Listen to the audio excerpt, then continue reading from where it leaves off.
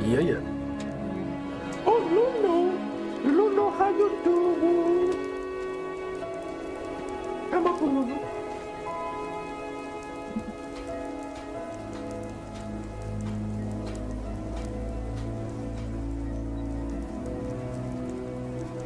All right. XVI. Oh my gosh, we're almost done with the book. I think I could finish the book today.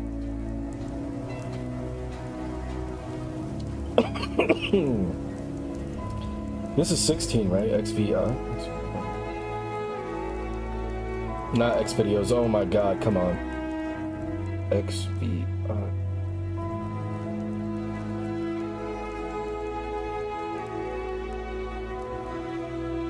It is 16, okay.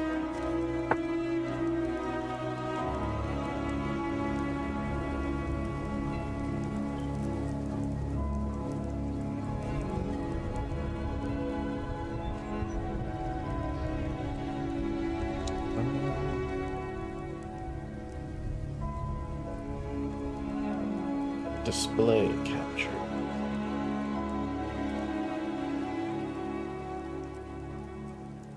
I still haven't gotten the Elgato to work yet because I still don't know how it works. Alright. Chapter 16, A Thief in the Night. Now the days passed slowly and wearily. Many of the dwarves spent their time piling and ordering the treasure, and now Thorin spoke of the Arkenstone of Thrain, and bade them eagerly to look for it in every corner. For the Arkenstone of my father, he said, is worth more than a river of gold in itself, and to me it is beyond price. The stone of all the treasure that I name unto myself, and I will be avenged on anyone who finds it and withholds it. Uh-oh. Nah, Bilbo, don't give it to him, bitch-ass dwarves. Bilbo heard these words and he grew afraid, wondering what would happen if the stone was found wrapped in an old bundle of tattered oddments he used as a pillow. All the same, he did not speak of it, for as the weariness of the days grew heavier, the beginnings of a plan has come to his little head. Oh, Bilbo doing some shit. Where's Gandalf? Hold on.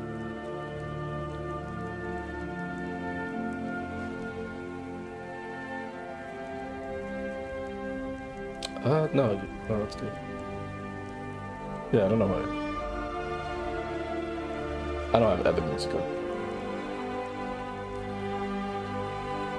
Things have gone on like this for some time, and the Ravens brought news that Dane and more than 500 dwarves hurrying from Iron Hills were now within about 2 days' march of Dale coming from the northeast. But they cannot reach the mountain unmarked, said Roic, and I fear lest there be a battle in the valley. I do not call this council good. Though they are a grim folk, they are not likely to overcome the host that besets you. Even if they did so, what will you gain? Winter and snow is hastening behind them. How shall you be fed without the friendship and goodwill of the lands about you? The treasure is likely to be your death, though the dragon is no more. But Thorin was not moved. Winter and snow will bite both men and elves, he said, and they may find their dwelling in the waste grievous to bear. With my friends behind them, and winter upon them, they will perhaps be in softer mood to parley with. These guys are actually crazy. That night, Bilbo made up his mind. The sky was black and moonless. Oh, Luna left. At night, Bilbo made up his mind. The sky was black and moonless. As soon as it was full dark, he went to a corner of his inner chamber just within the gate, and drew from his bundle a rope, and also the Arkenstone wrapped in a rag. Then he climbed to the top of the wall. Only Baldur was there, for it was his turn to watch, and the dwarves kept only one watchman at night. It is mighty cold, said Baldur. I wish we could have a fire up here, as they have in the camp. It is warm enough inside, said Bilbo. I dare say, but I am bound here till midnight, grumbled the fat dwarf. Sorry business altogether, not that I ventured to disagree with Thorin. May his beard grow ever longer, yet he was ever a dwarf with a stiff neck.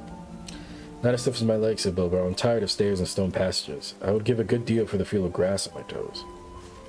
I would give a good deal for the feel of a strong drink in my throat, and for a soft bed after a good supper. I can't give you those while the siege is going on. But it is long since I watched, and I will take your turn for you if you like. There is no sleep in me tonight. You are a good fellow, Mr. Baggins, and I will take your offer kindly. If there should be anything to note, rouse me first, mind you. I will lie in the inner chamber to the left, not far away. Off you go, said Bilbo. I will wake you at midnight, and you can wake the next watchman. As soon as Baldur had gone, Bilbo put on his ring. Damn, that's kind of risky. You don't know if he's coming back? Fastened his rope, slipped down over the wall, and was gone. He had about 5 hours before it. Baldur would sleep. He would sleep at any time, and ever since the adventure in the forest, he was always trying to recapture the beautiful dreams he had then. And all the others were busy with Thorin. It was unlucky that any, even Philly or Killy, would come out on the wall until it was their turn. It was very dark, and the road... It was very dark in the road after a while. When he left the newly made path and climbed down towards the lower course of the stream, it was strange to him. What the hell is this sentence?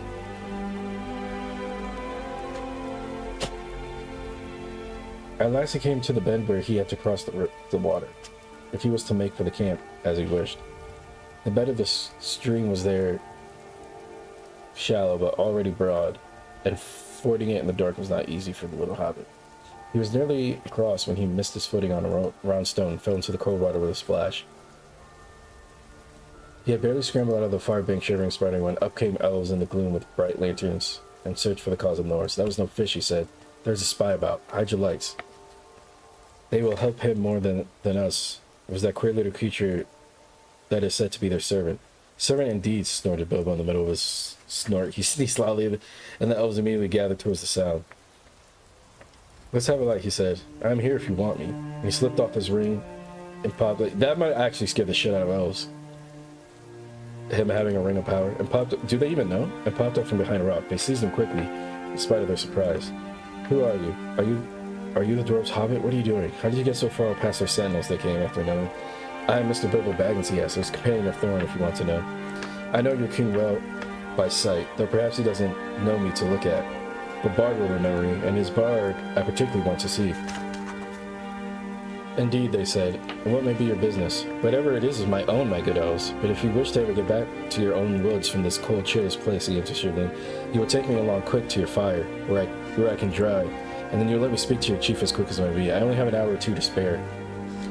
This is how it came about that some 2 hours after his escape from the gate, Bilbo was sitting beside a warm fire in front of a large tent, and there sat too, gazing curiously at him, both the Elven King and Bard. A hobbit in elvish armor, partially wrapped in an old blanket, was something new to them. Really, Bilbo was saying in his best business manner, things are impossible. Personally, I'm tired of the whole affair. I wish I was back in the west of my own home, where folk are more reasonable. But I have an interest in this matter, 1/14 share to be precise, according to the letter, which fortunately I believe I've kept. He drew from the pocket his old jacket, which he still wore over his mouth, crumpled and much folded. Thorin's letter that had been put under the clock in his mantelpiece in May. Sharing the profits, mind you, he went. I am aware of that. Personally, I am only too ready to consider all your claims carefully and deduct what is right from the total before putting my own claim. However, you don't know Thorin Oakenshield as well as I do now. I assure you he is quite ready to sit on a heap of gold and starve as long as you sit here. Well, let him, said Bard. Such a fool deserves to starve. Quite so, Bilbo, and I see your point of view. At the same time, winter is coming on fast. Before long, you will be having snow and whatnot, and supplies will be difficult, even for elves, I imagine. Also, there's other difficulties. You have not heard of Dane, the dwarves from the Iron Hills. We have, a long time ago, but what has got to do with us, said the king. I thought as much. I see I have some information for you. I have some information you have not. Dane, I may tell you, is now less than 2 days' march off, and has at least 500 grim dwarves with him. A good many of them have experience in the dreadful dwarf and goblin wars, but you have no doubt have heard. When they were here, there may be some serious trouble. Oh shit. Oh. Why do you tell us this? Put the mic high. I can never tell if it's actually muffled by the book. Why are you telling us this? Why are you betraying your friends? Or are you threatening us? Said the Bard bitterly. My dear Bard, squeaked Bilbo, don't be so hasty. I never met such suspicious folk. I am merely trying to avoid trouble for all concerned. Now I will make you an offer. Let us hear it, he said. You may see it, he said. It is this, and he drew forth the Arkenstone, and threw away the wrapping. The Elven King himself, whose eyes were used to things of wonder and beauty, stood up in amazement. Even Bard gazed marveling at it in silence.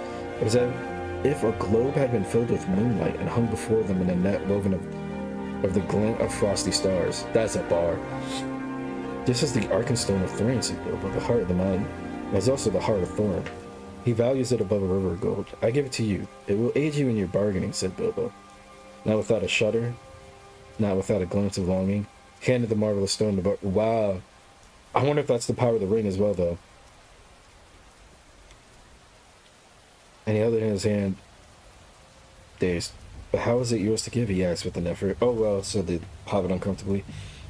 It isn't exactly, but, well, I'm letting you... I'm willing to let it stand against all my claim. Don't you know? I may be a burglar, or so they say. Personally, I never felt like one. But I am an honest one. I hope, more or less. Anyway, I'm going back now, and the dwarves can do what they like to me. I hope you'll find it useful.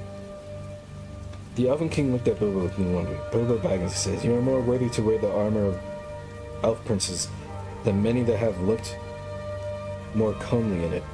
But I wonder if Thorin Oakenshield will see it so.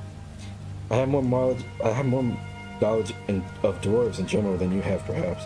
I advise you to remain your house, and here you shall be honored and thrice welcome. Thank you very much, I'm sure, he said with a bow, but I don't think I ought to leave my friends like this. After all, we have gone a lot through together, and I promise to wake old Bomber at night, too. Really, I must be going, and quickly. Yo, Bilbo got that dog in him. Nothing they could say would stop him. So an escort was provided for him as he went. Both the king and Bard saluted with honor. As they passed through the camp, an old man wrapped in dark cloak rose from the tent door where he was sitting and came towards them. Well done, Mr. Baggins, he said, clapping Bilbo on the back. Oh, there he is. There's always more about you than one expects. It was Gandalf. That's awesome. For the first time in many a day, Bilbo was really delighted, but there was no time for all the questions they immediately asked to wish. All in good time, said Gandalf.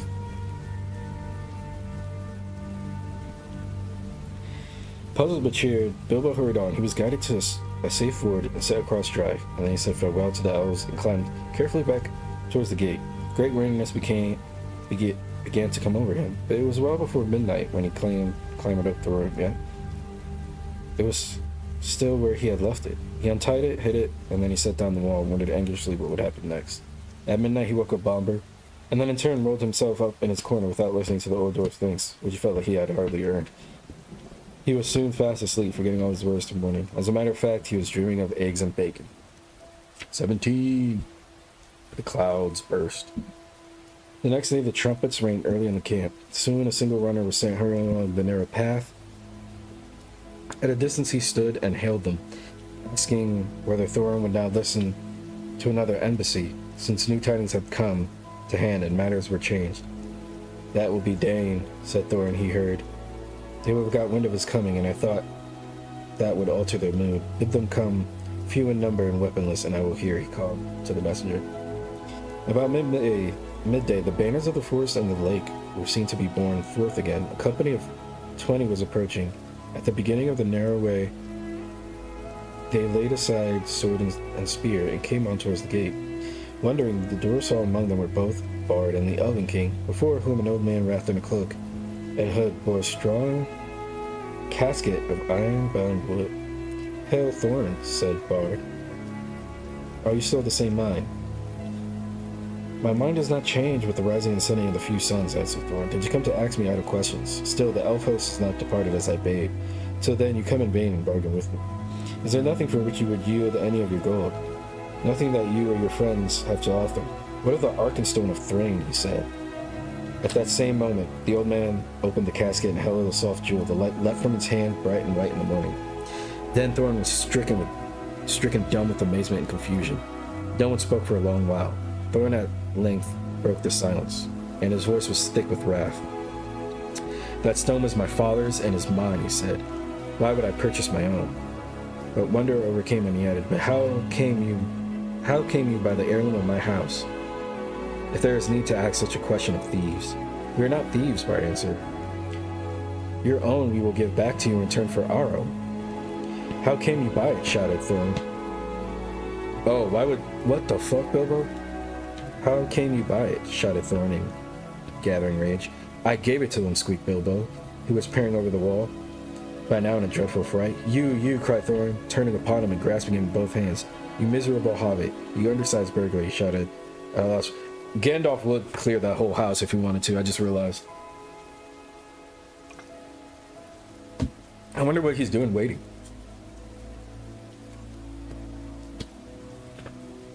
Okay, yeah, correct, you miserable idiot.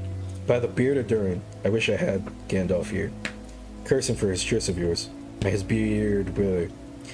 As for you, I will throw you to the rocks, he cried and lifted over the man. Stay, your wish is granted, said a voice. The old man with the casket threw aside his hood and cloak. Here is Gandalf, and none too soon, it seems. If you don't like my burglar, please don't damage him. Put him down and listen first to what he has to say. You all seem in league. Yo, these dwarves suck, bro. What the fuck? You all seem in league, said Thorin, dropping Bilbo on top of the wall. Never again will I have dealings with any wizard of his friends. What have you to say, you descendant of rats? Dear me, said Bilbo. I'm sure this is all very uncomfortable.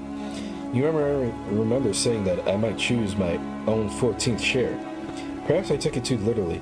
I have been told that dwarves are sometimes politer in word than in deed. The time was, all the same, when you seemed to think that I have been of some service, descendant of rats indeed.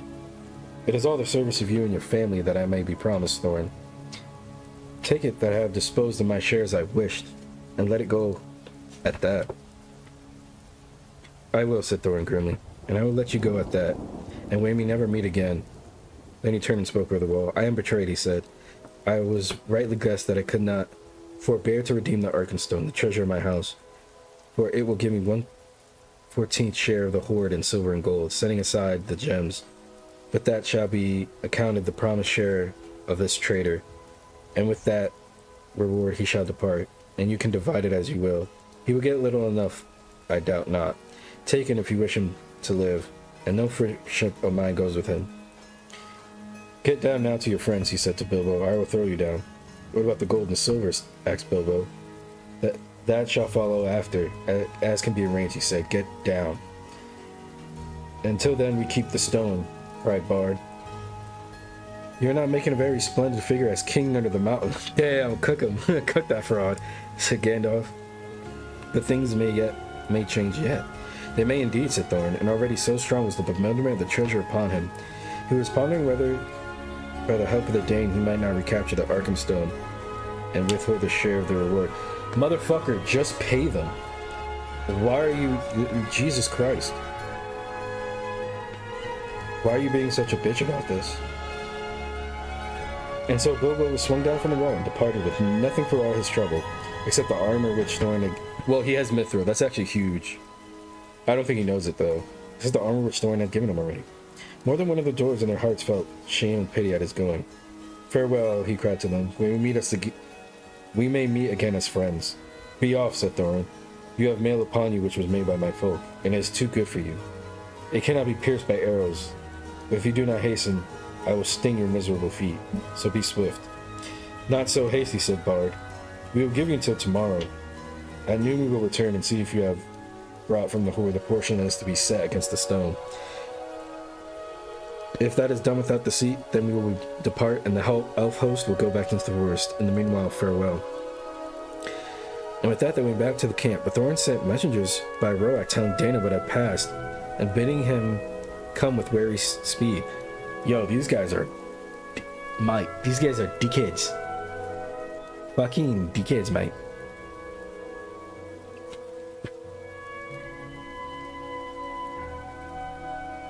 The day passed, and the night. The next day the wind shifted west, and the air was dark and gloomy. The morning was still early when a cry was heard in the camp. Runners came in to report that a horse of dwarves had appeared around the eastern spur of the mountain, and it was now hastening to Dale. Dane had come. He had hurried on through the night, and so had come upon them sooner than they expected. Each one of his folk was clad in a hauberk of steel mail that hung to his knees, and his legs were covered with hose of a fine and flexible metal mesh. The seeker whose making was possessed by Dane's people. What the fuck? The dwarves were exceedingly strong for their height, but most of these were strong even for dwarves. In battle, they wielded heavy two-handed mattocks. but each of them had also a short broadsword in his side and a round shield slung at his back. Their beards were forked and plated and thrust into their belts. Their caps were of iron, and they were shod with iron, and their faces were grim. Trumpets called men and elves to arms. Before long, the dwarves could be seen coming up the valley at a great pace. They halted between the river and the eastern spur, but a few held on their way. Crossing the river drew near the camp, and there they laid down their weapons and held up their hands in sign of peace. Wait, what? Bard went out to meet them? And with him went Bilbo? We are sent from Dane, son of Nain, they said. When questioned, we are hastening to our kingsmen in the mountain, since we learned that the kingdom was renewed. But who are you that sit in the plain as foes before defended walls? This, of course, in the polite and rather old-fashioned language of such occasions, meant simply, you have no business here. We are going on, or make way, or we shall fight you. You meant to push on between the mountain and the loop of the river, for the narrow land there did not seem to be strongly guarded. Bard, of course, refused to allow the doors to go straight onto the mountain. He was determined to wait until the gold and silver has been brought out in exchange for the Arkenstone, for he did not believe that this would be done if once the fortress was manned with so large and warlike a company. They had brought with them a great store of supplies, for the dwarves can carry very heavy burdens, and nearly all of Dane's folk, in spite of their rapid march, bore huge packs on their backs, in addition to their weapons. They would stand a siege for weeks, and by that time, yet more dwarves might come, and yet more, for Thorin had many relatives. Also, they would be able to reopen and guard some other gate, so that the besiegers would have to encircle the whole mountain, and for that they did not have sufficient numbers. These were in fact precisely their plans, for the raven messengers had been busy between Thorin and Dane, but for the moment the way was barred, so after angry words the dwarf messengers retired muttering in their beards. Bard had sent messengers at once to the gate, but they found no gold or payment. Arrows came forth as soon as they were within shot, and they hastened back in dismay. In the camp, Gandalf, are you gonna do some shit, brother? In the camp, all was now astir, as if for battle, for the dwarves of Dane were advancing along the eastern bank. Fools, laughed Bard, to come thus beneath the mountain's arm. They do not understand war above ground, whatever they may know of battle in the mines. There are many of our archers and spearmen now hidden in the rocks upon the right flank. Dwarf men may be good, but they will soon be hard put to it. Let us set on them now from both sides before they are fully rested. But the Elven King said, long will I tarry, ere I begin this war for gold. Oh, what was that? Something unplugged. Are we good? Stream's still up. Oh, is it the mic? No? Mic's plugged. Long will I tarry ere I begin this war for gold. The doors cannot pass us unless we will, or do anything that we cannot mark. Let us hope still for something that will bring reconciliation. Our advantage in numbers will be enough, if in the end it must come to unhappy blows. But he reckoned without the doors. The knowledge that the Arkenstone was in the hands of the besiegers burned in their thoughts. Also, they guessed the hesitation of Bard and his friends, and resolved to strike while they debated. Suddenly, without a signal, they sprang silently forth to attack. Bows twanged and arrows whistled. Battle was about to be joined. Still more suddenly, a darkness came on with dreadful swiftness. A black cloud hurried over the sky. Winter thunder on a wild wind. He called a storm. Holy shit. On a wild wind rolled roaring up and rumbled in the mountain.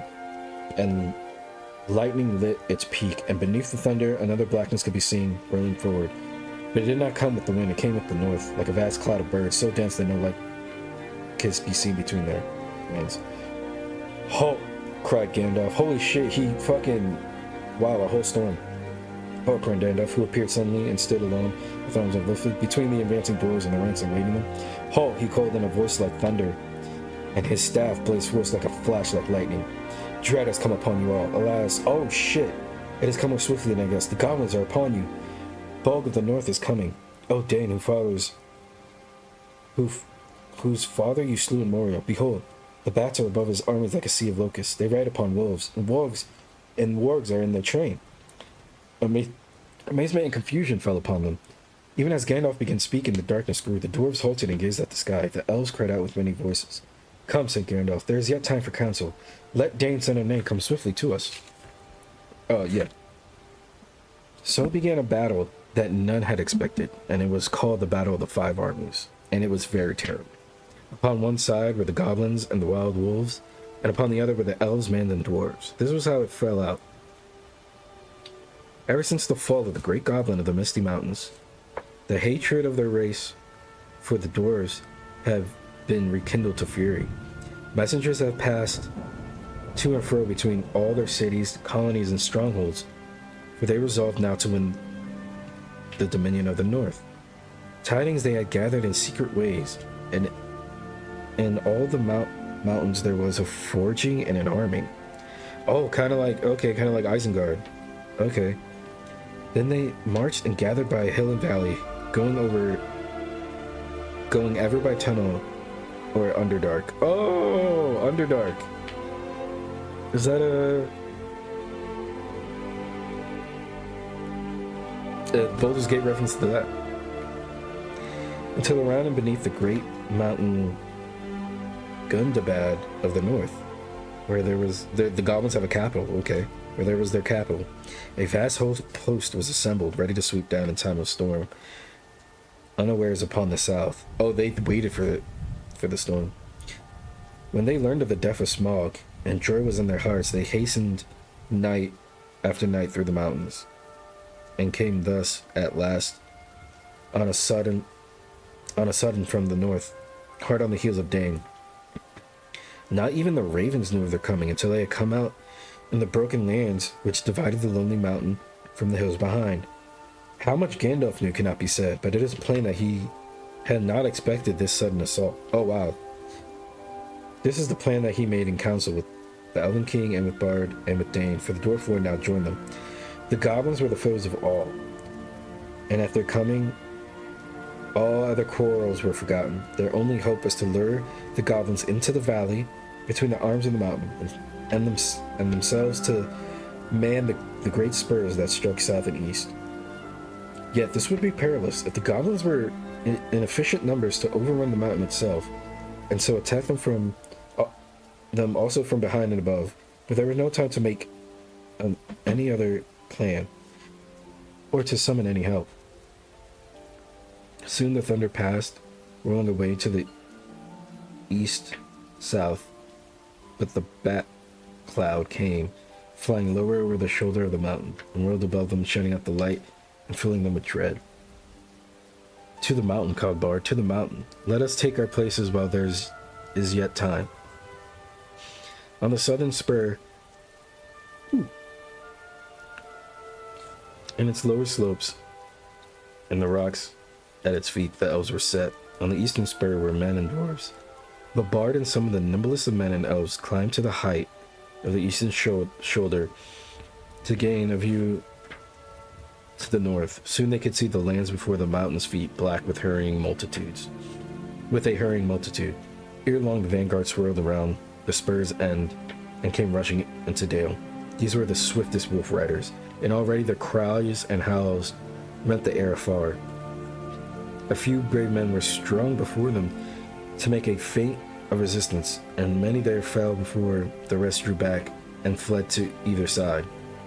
As Gandalf had hoped, the goblin army had gathered behind the resisting vanguard and poured now in rage into the valley, driving wildly up between the arms of the mountain, seeking for the foe. Their banners were countless, black and red, and they came on like a tide in fury and disorder. It was a terrible battle, the most dreadful of all Bilbo's experiences, and the one which at the time he hated most, which is to say was the one he was most proud of and most fond of recalling long afterwards, although he was quite unimportant in it. Actually, I might say he put on his ring early in the business, as his fucking right, and vanished from sight, if not from all danger. The magic ring of that sort is not a complete protection in a goblin charge. nor does it stop flying arrows and wild spears, but it does help in getting out of the way. And it prevents your head from being especially chosen for a sweeping stroke by a goblin swordsman. That's awesome. The elves are the first to charge, their hatred for goblins cold and bitter. Their spears and swords shone in the gloom with a gleam of chill flame. So deadly was the wrath of the hands that held them. As soon as the host of their enemies was dense in the valley, they sent against it in a shower of arrows, each flickering as it fled as if with stinging fire. Behind the arrows, 1,000 of the spearmen leapt down and charged. The yells were deafening. The rocks were stained black with goblin blood. Just as the goblins were recovering from the onslaught and the elf charge was halted, there rose from across the valley a deep-throated roar. With the cries of Moria and Dane Dane, the dwarves of the Iron Hills plunged in, wielding their mattocks upon the other side, and beside them came the men of the lake with long swords.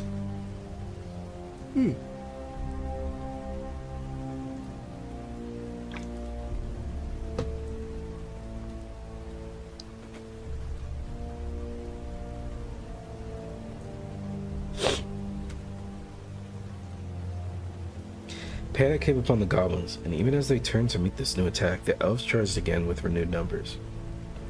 Already many of the goblins were flying back down the river to escape from the trap, and many of their own wolves were turning upon them and rending the dead and the wounded.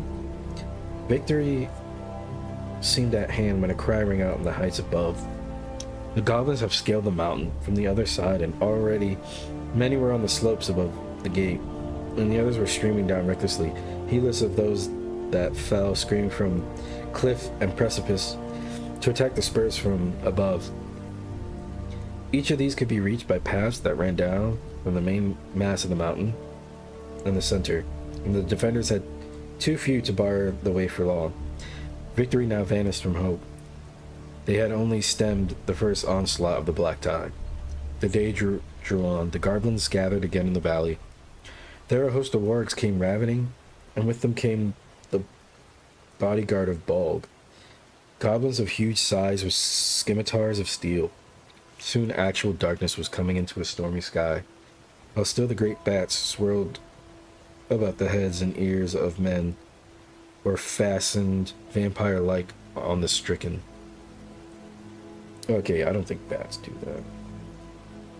War bats.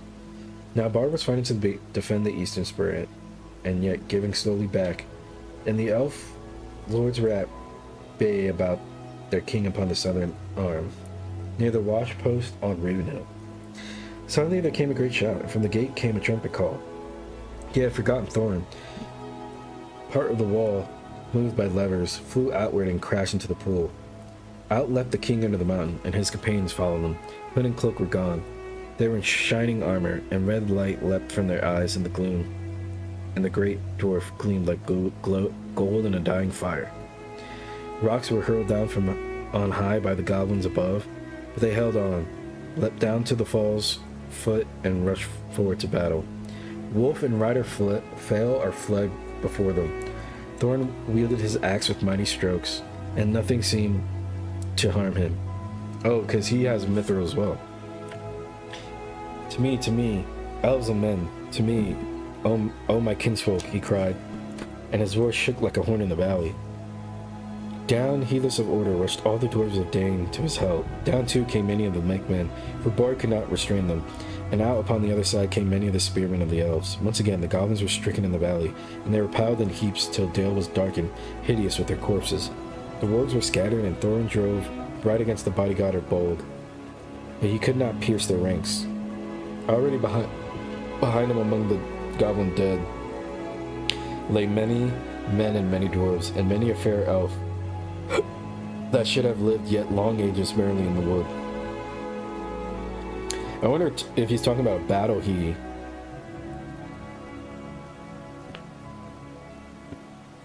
actually remembered IRL. Like, is he fighting the Germans on his side?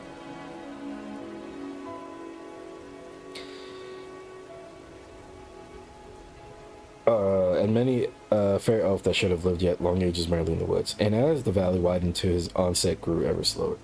His numbers were too few, his flanks were unguarded. Soon the attackers were attacked, and they were forced into a great ring, facing every way, hemmed all about with goblins, wolves returning to the assault. The bodyguard of Bull came howling against them, and drove in upon their ranks like waves upon cliffs of sand. Their friends could not help them, for the assault from the mountain was renewed and redoubled force, and upon either side men and elves were being slowly beaten down. On all this, Bilbo looked with misery. He had taken his stand on Raven Hill among the elves, partly because there was more chance of escape from that point, and partly with the more tickish part of his mind, because if he was going to be in a last desperate stand, he preferred, on the whole, to defend the Elven King. Gandalf, too, I might say, was there, sitting on the ground, as if deep in thought, preparing, I suppose, for some last blast of magic before the end. That did not seem far off. It would not be long now, thought Bilbo, before the goblins win the gate, and we are all slaughtered or driven down and captured. Really, it is enough to make one weep. After all one has gone through. I would rather old Smaug had been left with all the wretched treasure. Yeah, Smaug was one actually... That's actually crazy writing. That these vile creatures should get it. Poor old Bombur, Balin, Fili, and Killy and the rest come to a bad end, and Bard too, and the Lake Men and the Merry Elves. Misery me. I have heard songs of many battles, and I have always understood that defeat may be glorious. It seems very uncomfortable, not to say distressing. I wish I was well out of it. The clouds were torn by the wind, and the red sunset slashed the west. Seeing the sudden gleam in the gloom, Bilbo looked around. He gave a great cry, as he had seen a sight that made his heart leap. Dark shapes, small yet majestic against the distant glow. The eagles, he shouted. The eagles, he shouted. The eagles are coming. Bilbo's eyes were seldom wrong. Well, no, he has, like, foresight as well. That's me.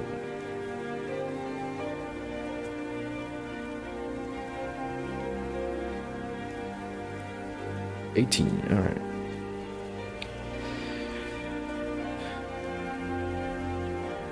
Bilbo's eyes were seldom wrong. The eagles were coming down the wind, line after line, in such a host as must have gathered from...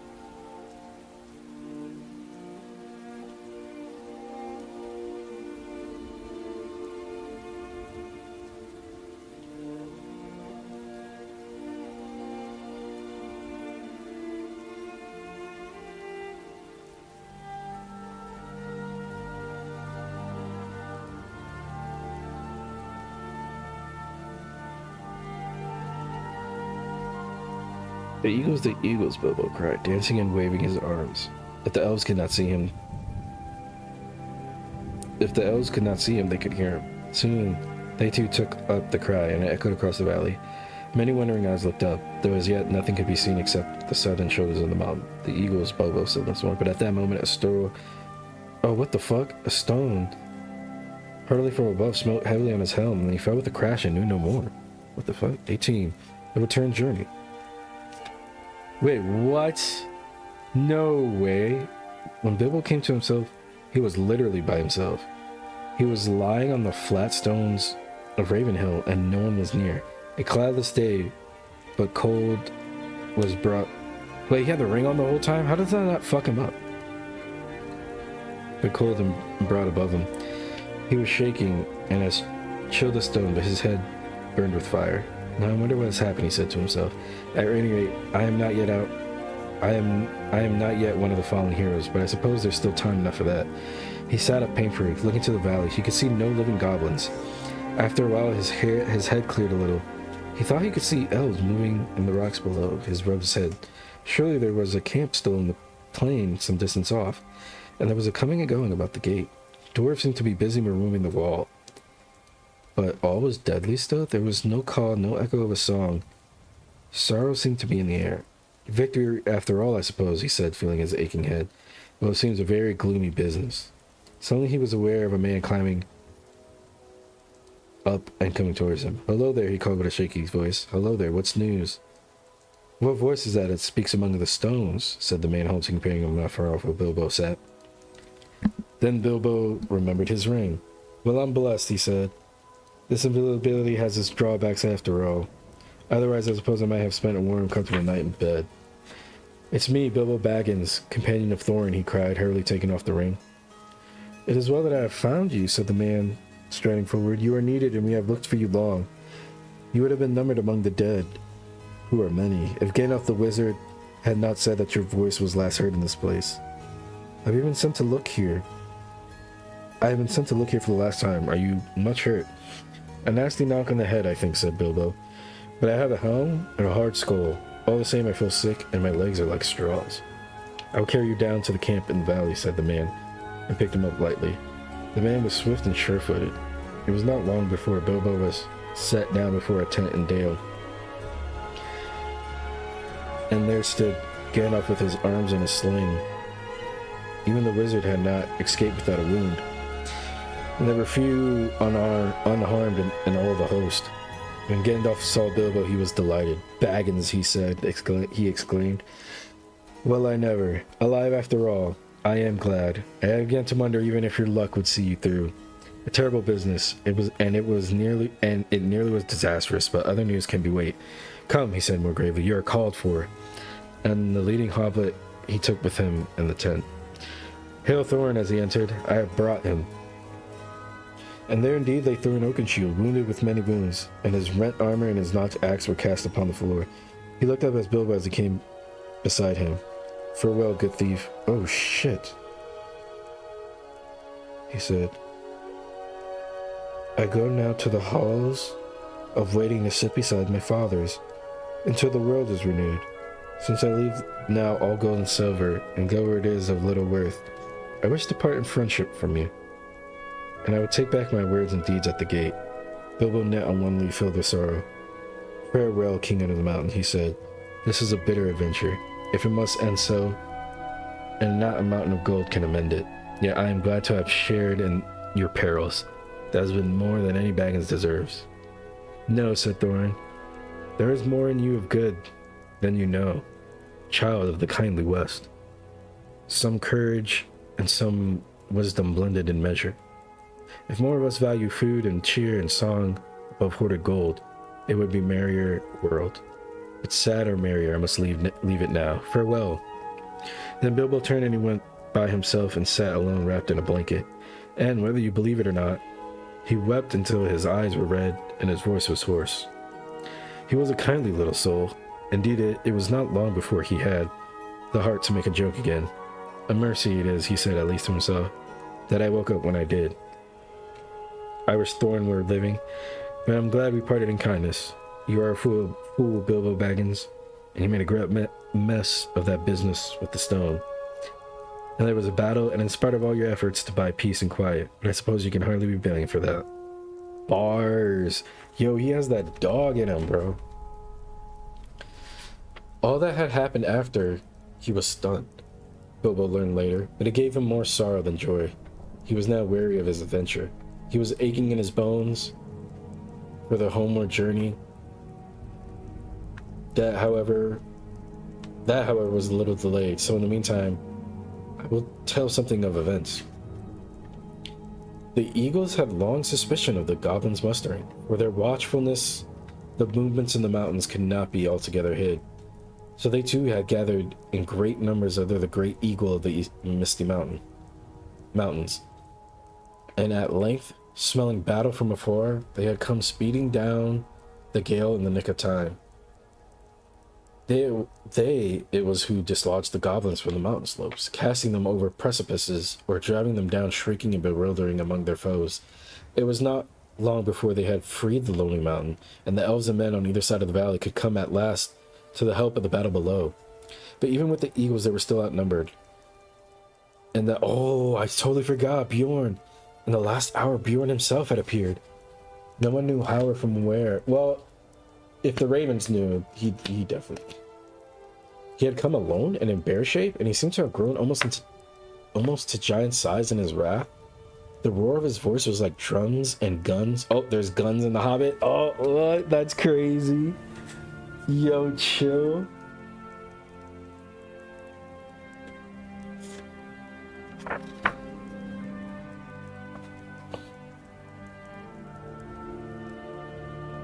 That is crazy.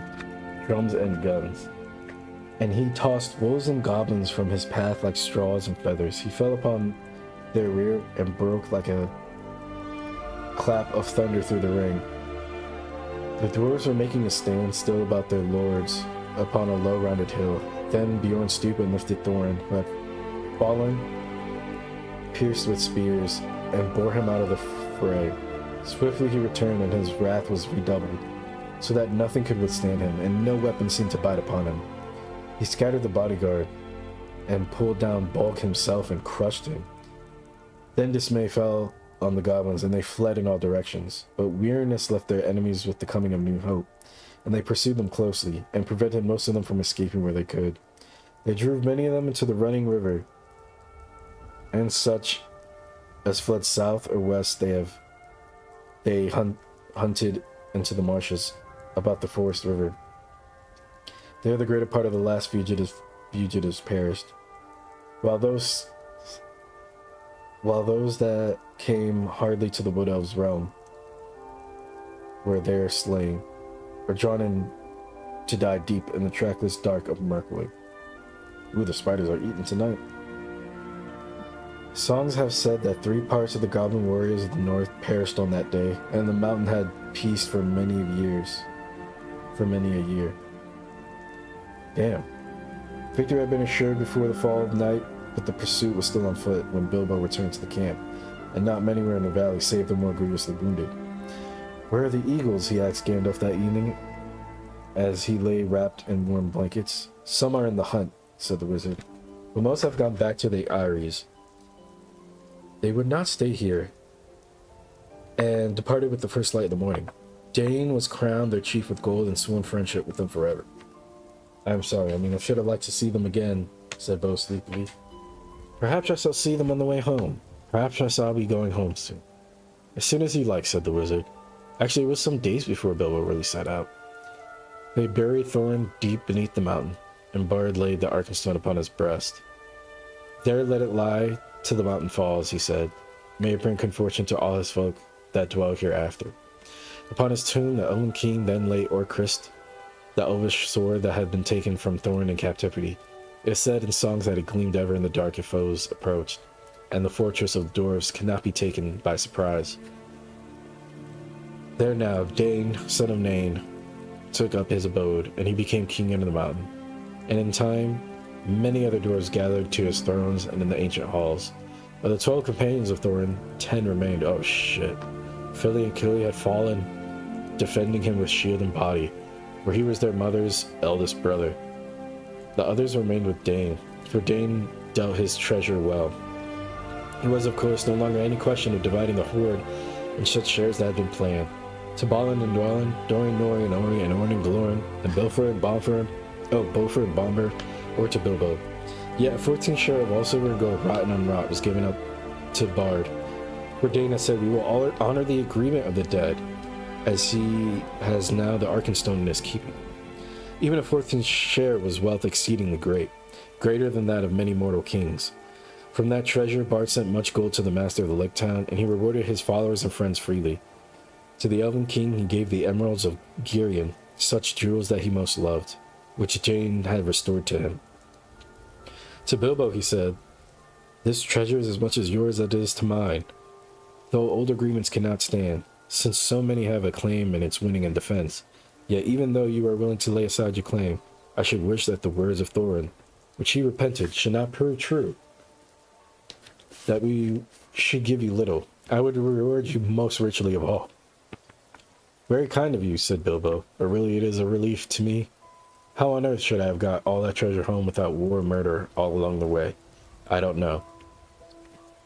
And I don't know what I should have done with it when I got home. I'm sure it's better in your hands. Bro, he is... Yo, this dude. He's fucking John Wick over here. In the end, he would only take 2 small chests. One filled with silver, the other filled with gold, such as one strong pony could carry. That will be quite as much as I can manage, he said. Yo, this book is hype as fuck. At last the time came for him to say goodbye to his friends. Farewell, Balin, he said. And farewell, Dwalin. And farewell, Durinoi, Ori, Oin, Gloin, Bilfer, Boofer, Bonfer, Bomber. May your beards never grow thin.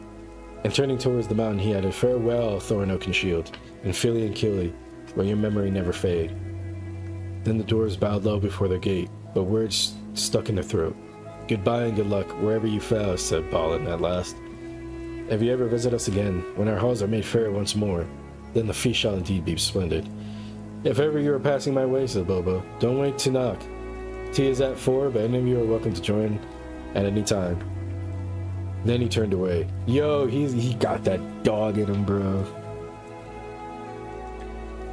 The elf host was on the march, and if it was sadly lessened, yet many were glad, for now the northern world would be merrier for many a long day.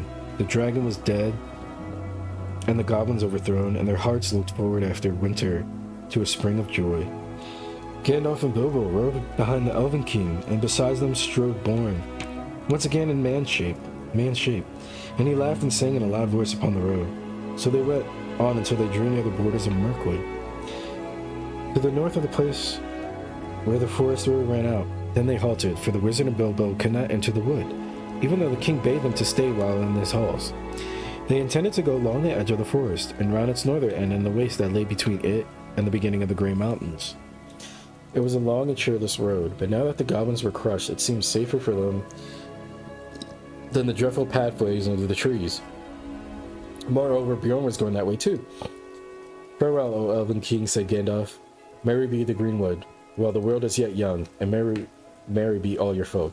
Farewell, old Gandalf, said the king. May ye ever appear where you are most needed and least expected. The oftener you appear in my halls, the better I shall be pleased.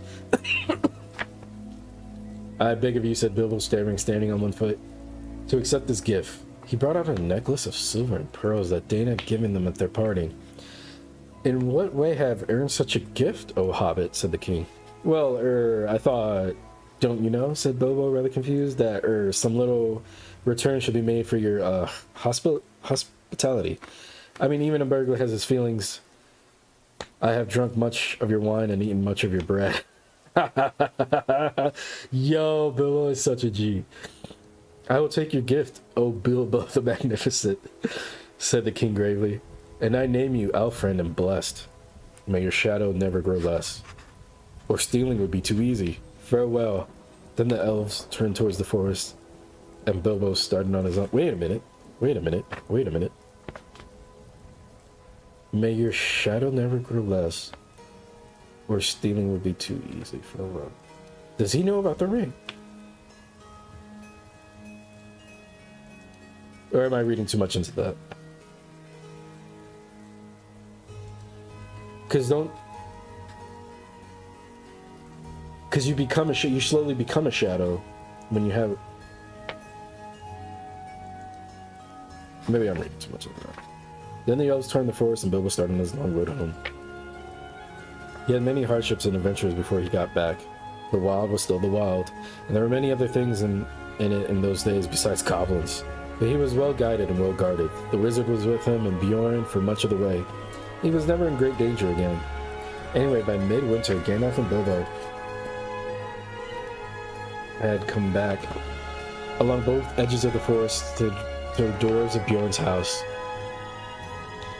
And there for a while they both stayed. Yuletide was warm and merry there, and men came from far and wide to feast at Bjorn's bidding. The goblins of the Misty Mountains were now few and terrified, and hidden in the deepest holes they could find, and the wargs had vanished from the woods, so that the men went abroad without fear.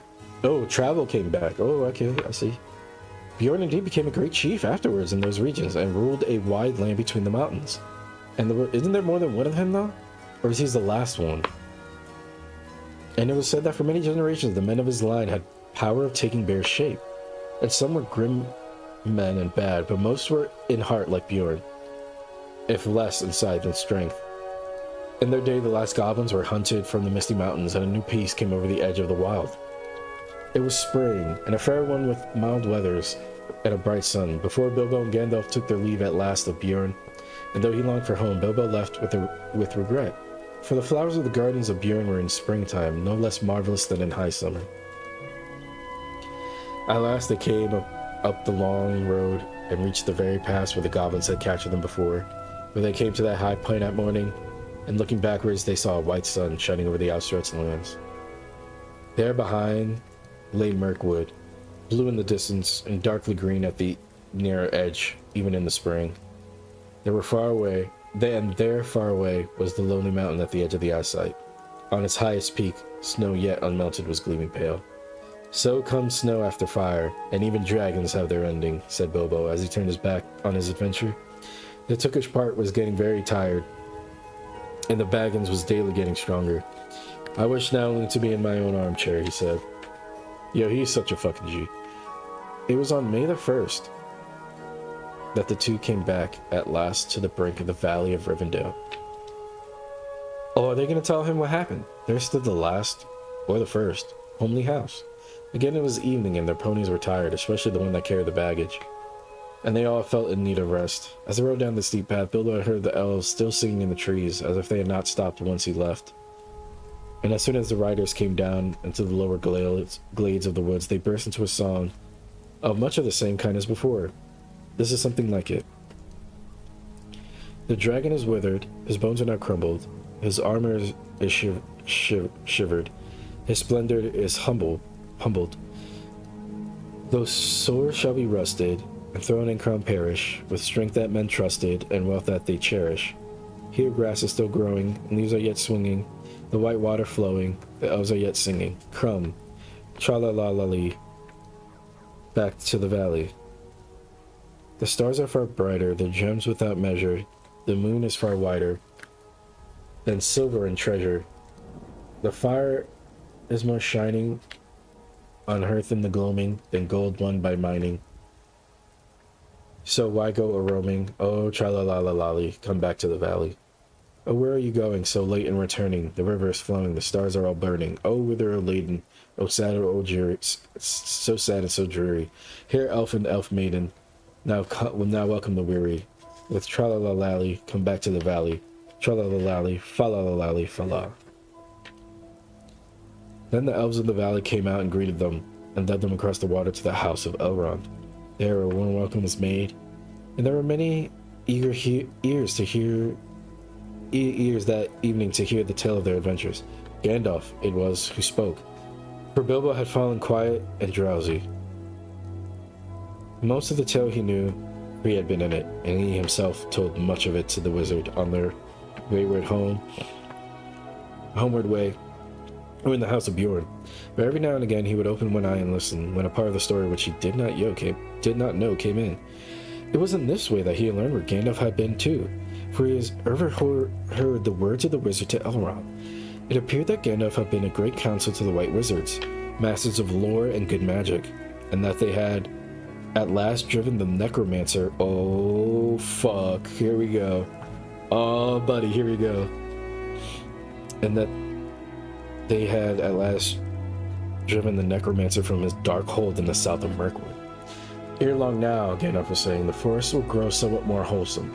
The north will be freed from that horror many long years, I hope. Yet I wish you were banished from the world. It would be well indeed, said Elrond, but I fear that will not come about in this age of the world, or for many after. Holy shit. When the tale of their journeyings was told, there were other tales and yet more tales.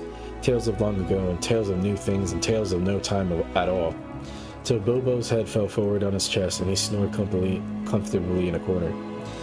He woke to find himself in a white bed, and the moon shining through the open window. Below it, many elves were singing loud and clear on the banks of the stream. Sing all ye joyful, Now sing all together.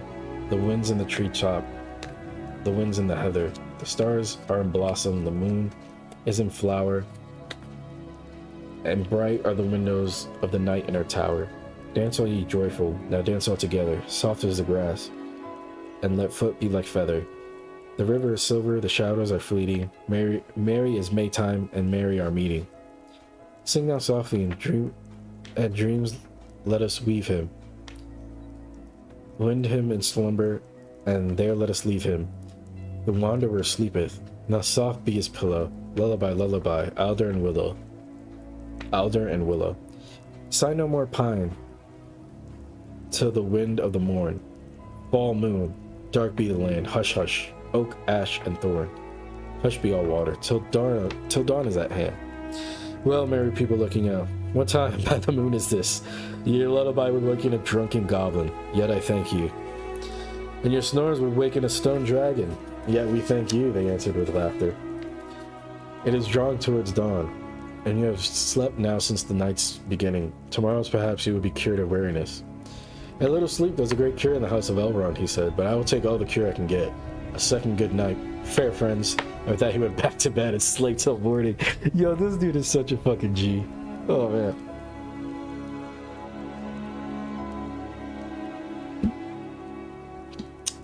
But the necromancer is not gone. Weariness fell from him soon in that house, and he had many a merry jest and dance, early and late, with the elves of the valley. Yet even that place could not long delay him now, and he thought always of his own home. After a week, therefore, he said farewell to Elrond, giving him such small gifts as he could accept. He rode away with Gandalf. Even as they left the valley, the sky darkened in the west before them, and the wind and rain came to meet them. Merry as Maytime, said Bilbo, as the rain beat into his face. But our back is to legends, and we are coming home. I suppose this is the first taste of it. There is a long road yet, said Gandalf. But it is the last road, said Bilbo.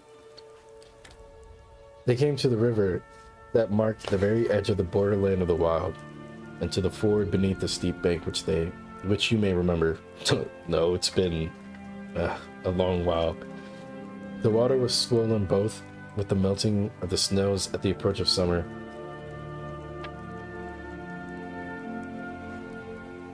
Where was I? Oh yeah, and with the day-long rain. But they crossed with some difficulty and pressed forward. As the evening fell on the last stage of the journey, this was much as it has been before, except that the company was smaller and more silent. Also, this time there were no trolls. At each point of the road, Bilbo recalled the happenings and the words of a year ago. It seemed to him more like 10. So that, of course, he quickly noted the place where the pony had fallen in the river, and they had turned aside for their nasty adventure with Tom and Bert and Bill. Not far from the road, they found the gold of the troll. Oh wow, they found more gold. Gold of the trolls which they had buried and still had been untouched. I have enough to last me my time, said Bilbo when he had dug it up. Yeah, better take this, Gandalf. I dare say you can find a use for it. Indeed I can, said the wizard. But share and share alike. You may find you have more needs than you expect. What do you know? What the fuck do you know, wizard? Tell me everything. So they put the gold in bags and slung them on ponies, who were not at all pleased about it. After that, their going was slower, for most of the time they walked. But the land was green, and there was much grass through which the hobbit strolled along contentedly. He mopped his face with a red silk handkerchief. No, not a single one of his own had survived. He had borrowed this one from Elrond. For now June had brought summer, and the weather was bright and hot again. As all things come to an end, even this story, a day came at last when they were in sight of the country where Bilbo had been born and bred, where the shapes of the land and the trees were as well known to him as his hands and toes. Coming to a rise, he could see his own hill in the distance, and he stopped suddenly and said, "Roads go ever on, over rock and under tree, by caves where never sun has shone, by streams that never find the sea, over snow by winter sown, and through the merry flowers of June, over grass and over stone, and under mountains in the moon. Road goes ever on, under cloud and under star, yet feet that wandered have gone, turn at last to home afar. Eyes that fire and sword have seen, and horror in the halls of stone, look at last on meadows green, and trills in the hills they long had known. Gandalf looked at him. My dear Bilbo, something's the matter with you. You are not the hobbit that you were. And so they crossed the bridge and passed the mill by the river and came right back to Bilbo's own door.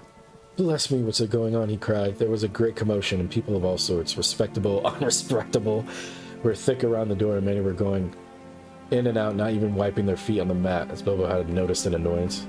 If he was surprised, they were more surprised still. He had arrived back in the middle of an auction. There was a large notice in the black and red hung at the gate, stating that on June the 22nd, Merce Grubb in the Burrows was sell by auction the effects of the late Bilbo Baggins, Esquire of Bag End Underhill, Hobbiton. That's crazy. Sale to commence at 10 o'clock sharp. It was now nearly lunchtime, and most of the things had already been sold for various prices from next to nothing to old songs. It is not unusual at auctions. Bilbo's cousins, the Saxville Bagginses, were in fact busy measuring his rooms to see if their furniture would fit. In short, Bilbo was presumed dead, and not everybody that said was so sorry to find the presumption wrong. The return of Mr. Bilbo Baggins created quite a disturbance, both under the hill and over the hill, and across the water. It was a great deal more than 9 days' wonder. The legal bother indeed lasted for years. It was quite a long time before Mr. Baggins was in fact admitted to be alive again. What the fuck? The people who had got especially good bargains at the sale took a deal of convincing, and in the end, to save time, Bilbo had to buy back quite a lot of his furniture. That's crazy. Many of his silver spoons mysteriously disappeared and were never accounted for. Personally, he suspected the Saxville Bagginses. On their side, they never admitted that the returned Baggins was genuine, and they were not on friendly terms with Bilbo ever after. They really had wanted to live in his nice hobbit hole so very much. Indeed, Bilbo found he had lost more than spoons. He had lost his reputation. It is true that forever after he remained an elf friend and an honor of dwarves and wizards and all such folk as ever passed his way, but he was no longer quite respectable. Oh my god. He was in fact held by all hobbits of the neighborhood to be queer, except by his nephews and nieces on the Took side. But even they were not encouraged in their friendship by their elders. I am sorry to say he did not mind. He was quite content. I mean, he fucking... no words need to be said. He was quite content, and the sound of the kettle on their hearth was ever more musical than it had ever been in the quiet days before that unexpected party. His sword he swung over the mantelpiece. His coat of mail was arranged on a stand in the hall until he lent it to a museum. His gold and silver was largely spent in presents, both useful and extravagant, which to a certain extent accounts for the affection of his nephews and his nieces. His magic ring he kept a great secret, for he chiefly used it when unpleasant callers came. He took to writing poetry and visiting the elves, and though many shook their heads and touched their foreheads and said, "Poor old Baggins," and though few believed any of his tales, he remained very happy to the end of his days, and those were extraordinarily long. One autumn evening, some years after, Bilbo was sitting in his study writing his memoirs, and he thought in calling them There and Back Again, a Hobbit's Holiday, when there was a ring at the door. It was Gandalf, and a dwarf. The dwarf was actually Balin. Come in, said Bilbo, as soon as they were settled in chairs by the fire. And Balin noticed that Mr. Baggins' waistcoat was more extensive and had real gold buttons. Bilbo also noticed that Balin's beard was several inches longer, and his jeweled belt was of great magnificence. They fell to talking of their times together, of course, and Bilbo asked how things were going in the lands of the mountains, and soon to be they were going very well. Bard had rebuilt the town and dale, and the men had gathered to him from the lake and from the south and the west, and all the valley had become tilled again and rich, and the desolation was now filled with birds and blossoms in spring, and fruit and feasting in autumn, and Lake Town was refounded and more prosperous than ever, and much wealth went up and down the running river, and there was friendship in those parts between elves, dwarves, and men. The old master had come to a bad end. Bard had given him much gold for the help of the lake people, but in being the kind that easily catches such disease, he fell under the dragon's sickness, and took most of the gold and fled with it, and died of starvation in the waste, deserted by his companions.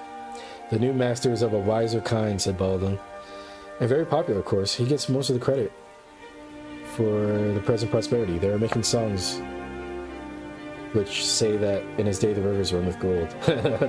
And the prophecies of the old songs turned out to be true after a fashion, said Bilbo. Of course, said Gandalf. Oh, that's it. Oh my gosh, we finished it. And the prophecy of those songs turned to be, of course, said Gandalf. And why should they not be proven true? Surely you don't disbelieve the prophecies. Because you had a hand in bringing them about yourself. You don't really suppose, do you, that all your adventures and escapes were managed by some mere luck, just for your sole benefit? You're a very fine person, Mr. Baggins, and I'm very fond of you. But you are only quite a little fellow in the wide world after all. Thank goodness, Bilbo laughed and handed him a tobacco jar. That is awesome. A whole lot Baggin, residence of Baggin, of Bilbo Baggins, Esquire.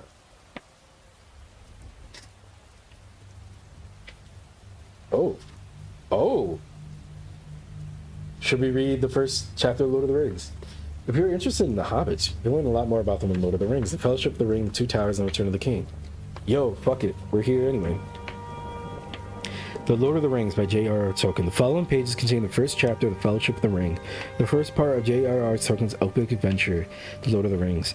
In a sleepy village in the Shire, young Frodo Baggins found himself faced with an immense task as his elderly cousin Bilbo entrusts the ring to his care. Frodo must leave his home and make a perilous journey across the Middle-earth to the cracks of Doom, where they destroy the ring and foil the Dark Lord's evil purpose. Oh my god, oh my god, oh my god. Chapter 1, A Long-Expected Party. I have the rest of them, by the way. I'm going to read them too. Yeah, the Fellowship of the Two Towers and then Return of the King. I don't have the Silmarillion, though. That's the only one I don't have. Mr. Bilbo Baggins of Bag End announced that he would shortly be celebrating his 11th birthday with a party of special magnificence. There was much talk and excitement in Hobbiton. Bilbo was very rich and very peculiar, and had been the wonder of the Shire for 60 years, ever since his remarkable disappearance and unexpected return. The riches he had brought back from his travels had now become a local legend, and it was popularly believed that, whatever the old folk might say, that the hill at Bag End, capitalized, was full of tunnels stuffed with treasure. And if that was not enough for fame, oh well, we know most of it is not. he had to buy a lot of his shit back. And if that was not enough for fame, there was also his prolonged vigor to marvel at. Time wore on, but it seemed to have little effect on Mr. Baggins. At 90, he was much the same as 50. At 99, they began to call him well preserved, but unchanged would have been near the mark. There were some that shook their heads and thought that it was too much of a good thing. It seemed unfair that anyone should possess, apparently, perpetual youth, as well as they had, reputedly, inexhaustible wealth. And it will have to be paid for, they said. It isn't natural, and trouble will come of it. Fucking losers. They're fucking like the Doors, fucking losers. But so far, trouble had not come. And as Mr. Baggins was generous with his money, most people were willing to forgive him his oddities and his good fortune.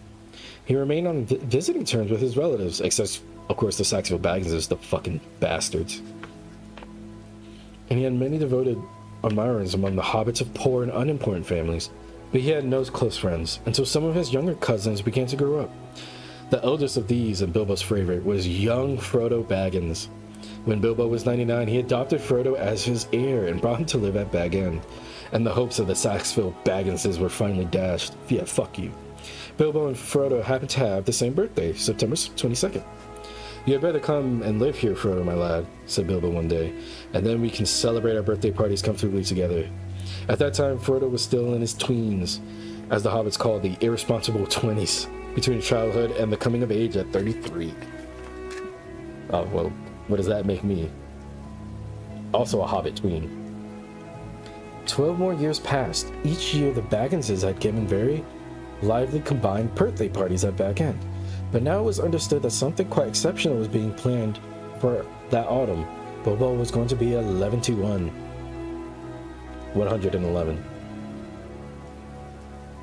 A rather curious number and a very respectable age for a hobbit. The old Took himself had only reached 130. And Frodo was coming to be 33. 33, an important number, the date of his coming of age. Tongues began to wag in Hobbiton and Bywater. The writing is different.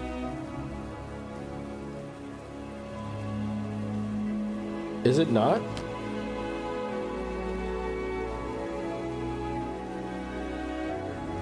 It's more... How do I explain this?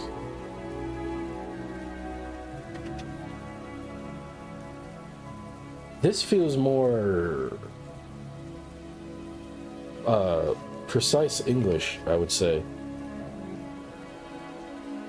Not a lot of thous, oughts, or ears, or it's mostly like regular English.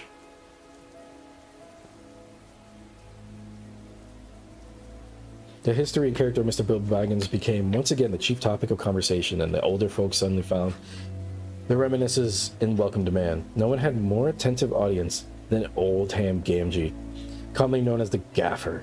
He's held forth at the Ivy Bush, a small inn on the Bywater Road. He spoke with some authority, for he had tended the garden at Bag End for 40 years and had helped Old Holman in the same job before that. Now that he himself was growing old and stiff in the joints, the job was mainly carried on by his youngest son, Sam Gamgee. Let's go.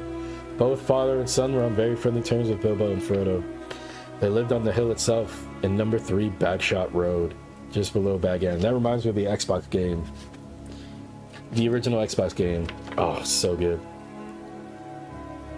I don't think I ever got past... Oh, I think I got soft locked.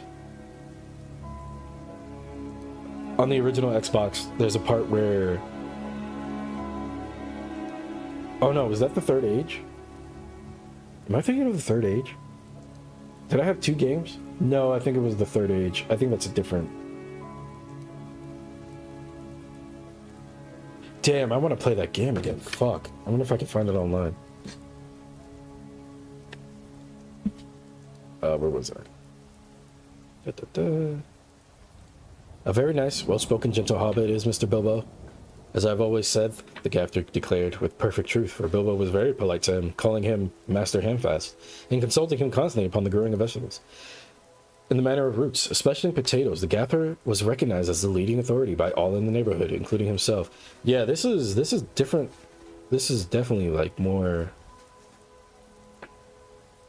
But what about this Frodo that lives with the old Noaks of Bywater? Baggins' his name, but he's more than half a brandy buck, they said. It beats me why any Baggins of Hobbiton would go looking for a wife away there in Buckland, where folks are so queer. And no wonder they're queer, put in Daddy Two-Foot, the Gaffer's next door menu. If they live on the wrong side of the Brandywine River, and the right aging agent of the Old Forest, that's a dark, bad place.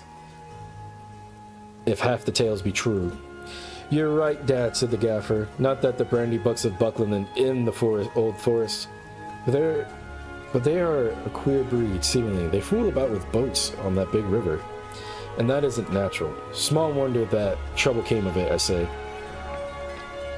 But be it as they may, Mr. Frodo is a nice and young hobbit as you could wish to meet, very much like Mr. Bilbo, and in more than looks. After all, his father was a Baggins, a decent, respectable hobbit. Drogo was that's I remember that.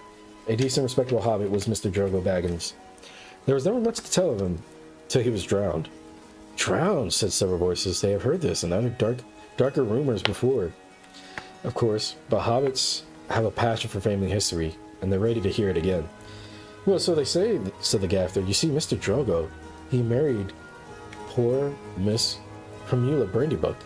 She was our Mr. Bilbo's first cousin on the mother's side. What the fuck? Her mother being the youngest of the Old Took's daughters. And Mr. Drogo was his second cousin. So Mr. Frodo is his first and second cousin. Once removed either way. As the saying is, if you follow me. No, I don't follow you. What the fuck? And Mr. Drogo was staying at Brandy Hall with his father-in-law, the old master Gorbadoc, as he had often did after his marriage, him being partial to his victuals and old Gorbadoc keeping a mighty generous table.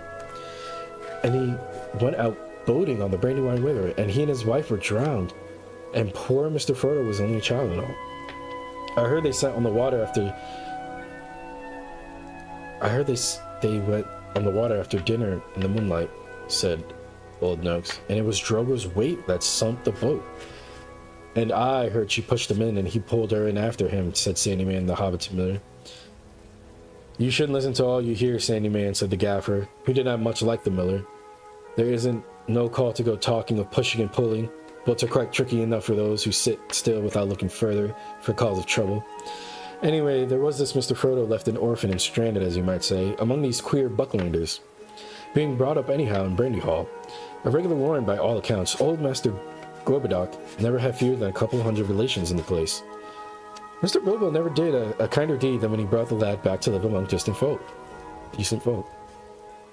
But I reckon it was a nasty knock for those Saxville Bagginses that they thought they were going to get Bag End. That time when he had went off and thought to be dead, and then he comes back and orders them off, and he goes on living and never looking any day older, bless him. And suddenly he produces an heir, and all the papers made out proper. The Saxville Bagginses won't ever see the inside of Bag End now. Or it is to be hoped not. Oh, wait, I forgot Frodo gives them. Yeah. I forgot about that. Because Gandalf tells him that the adventure will be too long to believe that he'll be back or something. Won't ever see the inside of Bag End, or so hope not. There's a tiny bit of money tucked away up in there, I hear tell, said this stranger. A visitor on business from Michael Delving and the West Farthing. Oh, there's more location names too.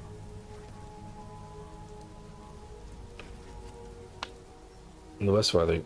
All the top of your hill is full of tunnels packed with chests of gold and silver and jewels. Spelled Jolls, by what I've heard. Then you heard more than I can speak to, answered the gaffer. I know nothing about jewels. Mr. Bilbo's free with his money, and there seems no lack of it. But I know of no tunnel making. I saw Mr. Bilbo when he came back, a matter of 60 years ago, when I was a lad.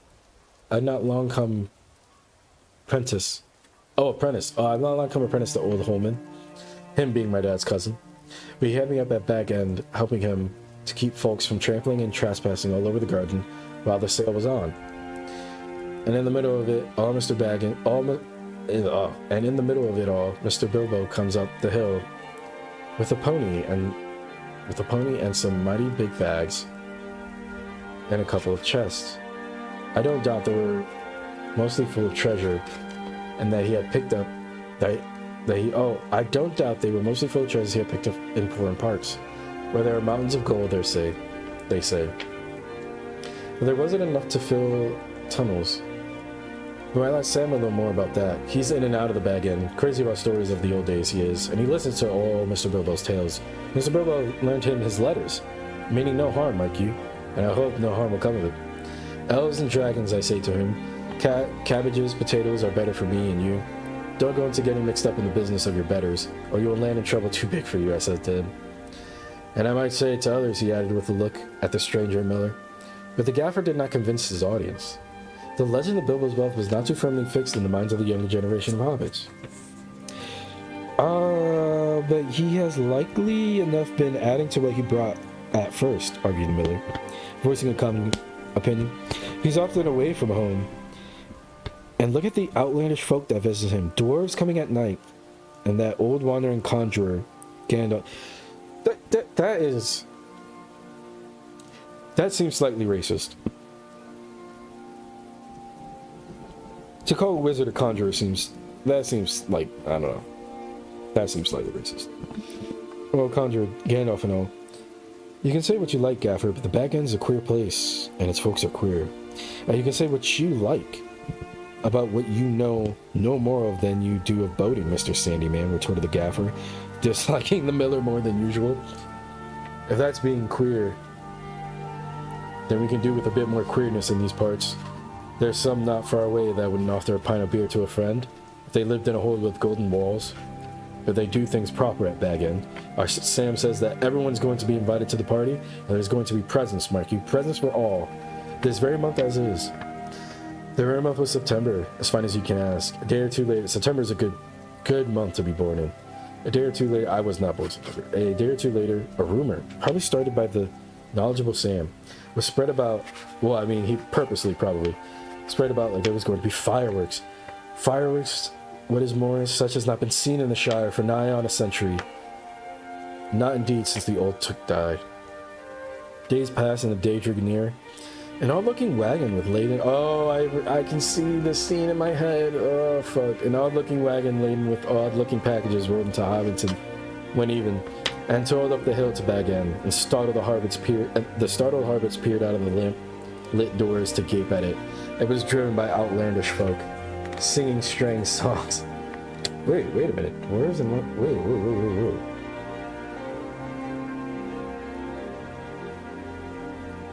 Why didn't they show the dwarves in the movie? Wait a minute. Wait a minute, wait a minute, wait a minute. Wait a minute. Let me pull up the other book.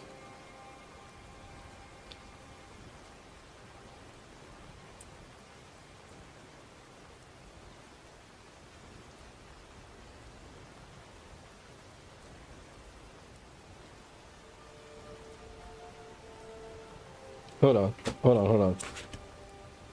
No, this has to be word for word, right? Nothing has changed. Hold on. Let me grab the other book. Fellowship of the Ring. Okay.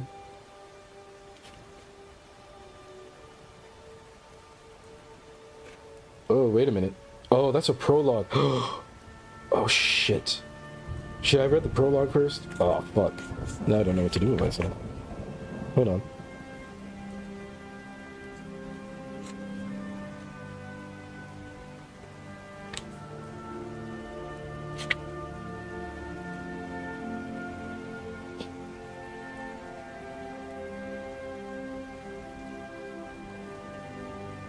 There are dwarves with him.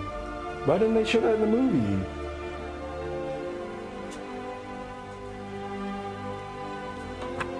I'm gonna read the prologue and then I'll probably skip this chapter. Actually, no, I'll probably read this chapter again anyway. Dwarves with long beards, a few of them remained in Baghdad at the end of the second week. September, a cart came through Bywater from the Ridge to the Brandywine Wood in broad daylight. An old man was driving it all alone. Oh, wait, never mind. Wait, what? Hold on. Go back.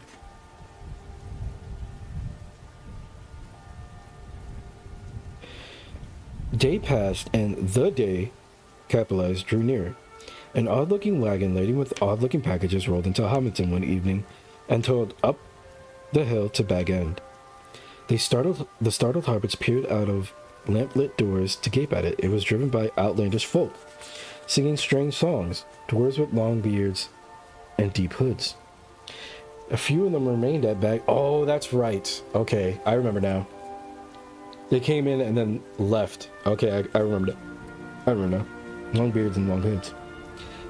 A few of them remained at Bag End. At the end of the second week in September, a cart came in through Bywater from the direction of the Brandywine Bridge in broad daylight.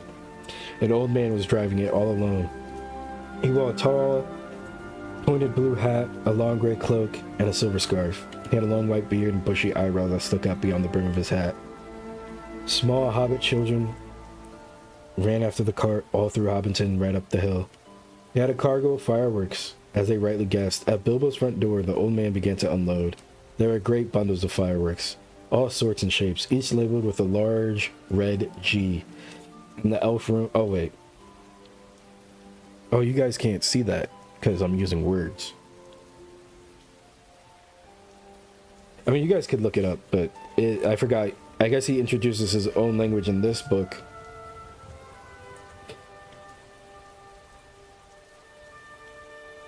That was Gandalf's mark, of course, and the old man was Gandalf the Wizard, whose fame in the Shire was due mainly to his skill with fire, smokes, and lights.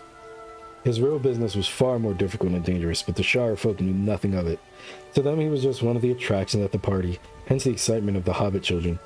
G for grand, they shouted, and the old man smiled. They knew him by sight, though he only appeared in Hobbiton occasionally, and never stopped long. But neither they nor any of the oldest... But neither they nor any of the oldest of their elders have seen one of his fireworks display. They now belong to a legendary past. When the old man, helped by Bilbo and some dwarves, have finished unloading... Wait, so there are dwarves! So they didn't show that in the movie. What the heck?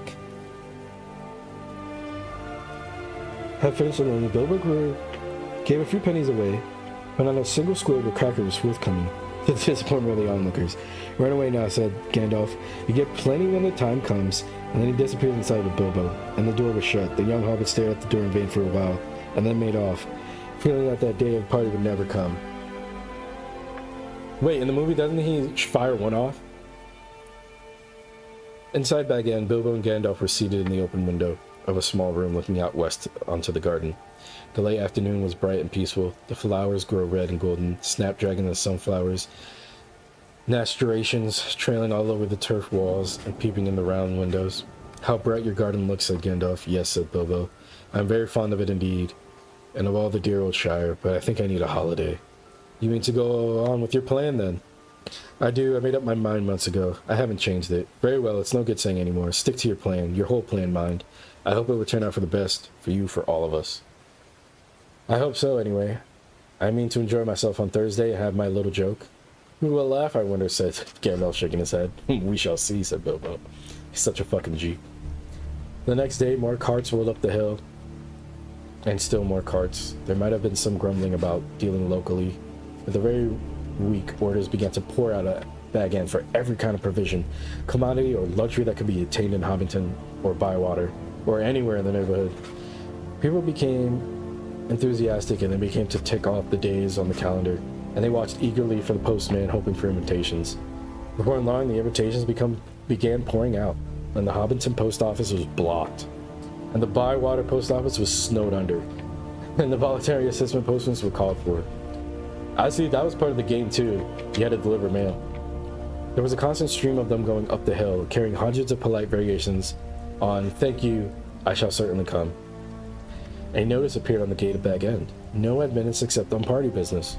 Even those who had, or pretended to have, party business were seldom allowed inside. Bilbo was busy writing invitations, ticking off answers, packing up presents, and making some private preparations of his own. From the time of Gandalf's arrival, he had remained hidden from view. One morning, the hobbits woke to find a large field south of Bilbo's front door, covered with ropes and poles for tents and pavilions. A special entrance was cut into the bank, leading into the road, and the white steps of a large white gate were built there. Okay, I might skip this. If I remember any of it, I'll probably skip this chapter in Lord of the Rings. The three hobbit families of Bagshot Row adjoining the field were intensely interested and generally envied. Old Gaffer Gamgee stopped even pretending to work in his garden. The tents began to go up. There was especially large pavilion so big that the tree that grew in the field was right inside it, and stood proudly near one end at the end of the chief table. Lanterns were hung on all its branches. More promising still, to the hobbit's mind, an enormous open-air kitchen was erected in the north corner of the field. A draught of cooks from every inn and eating house for miles around arrived to supplement the dwarves and the other odd folk that were quartered at Bag End. Excitement rose to its heights. Then the weather clouded over. That was on Wednesday, the eve of the party. Anxiety was intense. Then Thursday, September the 22nd, actually dawned. The sun got up, the clouds vanished, the flags unfurled, and the fun began. Oh wow, this is actually a few pages. Oh wow, okay. Oh, wait, what if I stop here? Yeah, let's do that instead. I'll stop here. Okay, yeah, I'll do that, and then we'll come back to it in Lord of the Rings. Hell yeah.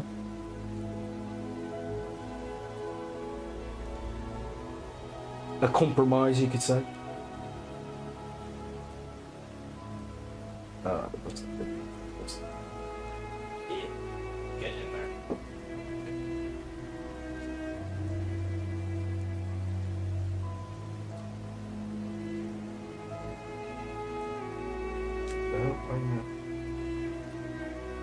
Why are they gonna ask? Hell yeah.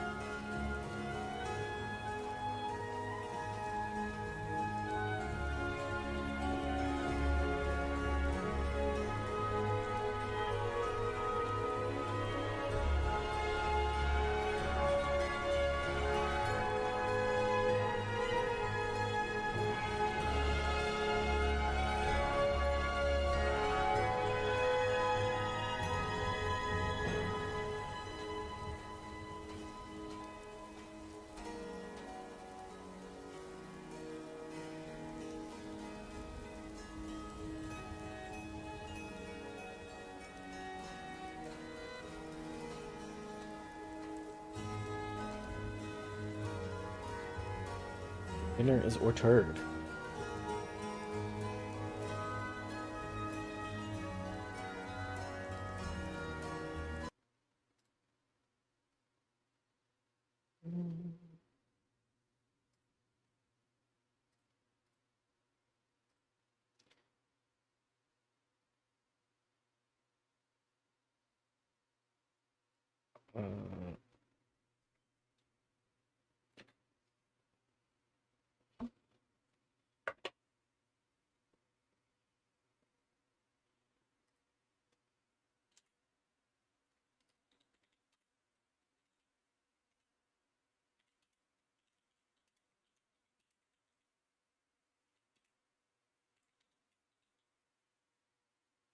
Uh, the Hobbit finale.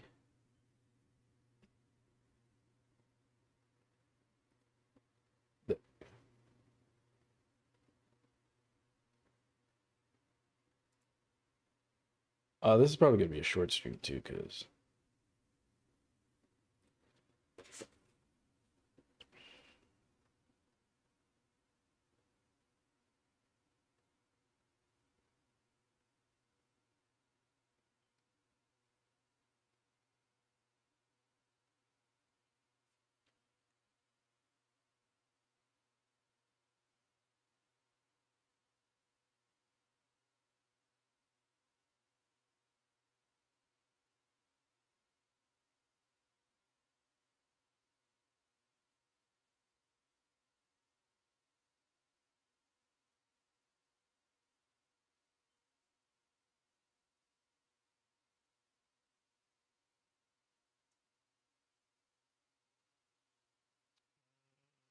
shit.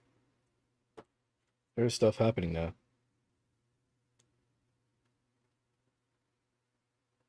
Hold on. I'm gonna put that back.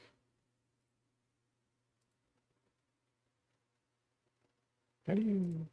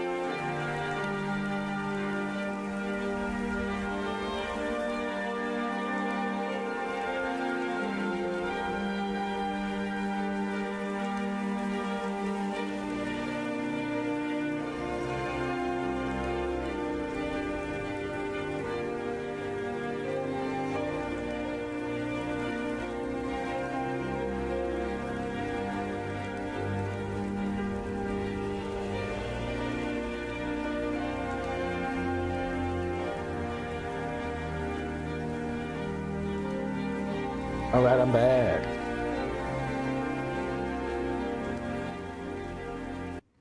I am back.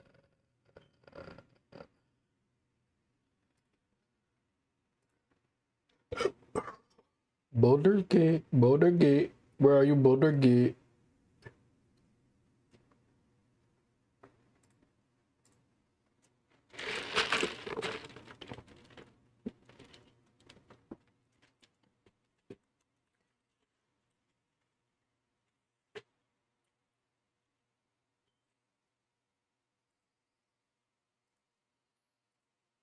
Was there a way to?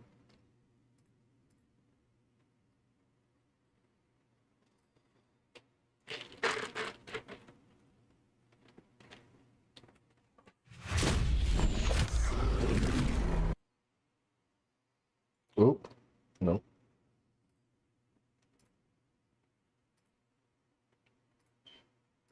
Boulder Gate, Boulder Gate.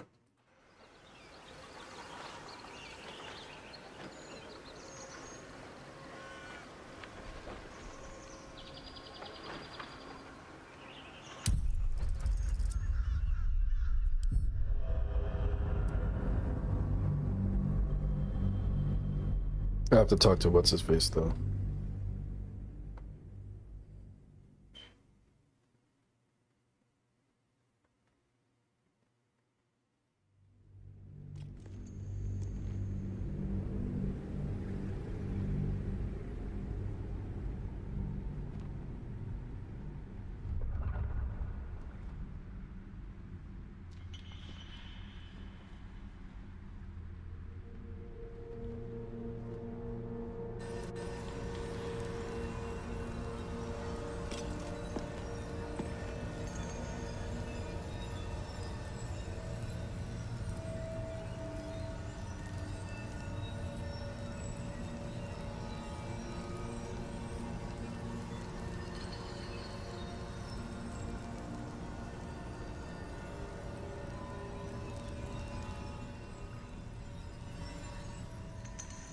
Go.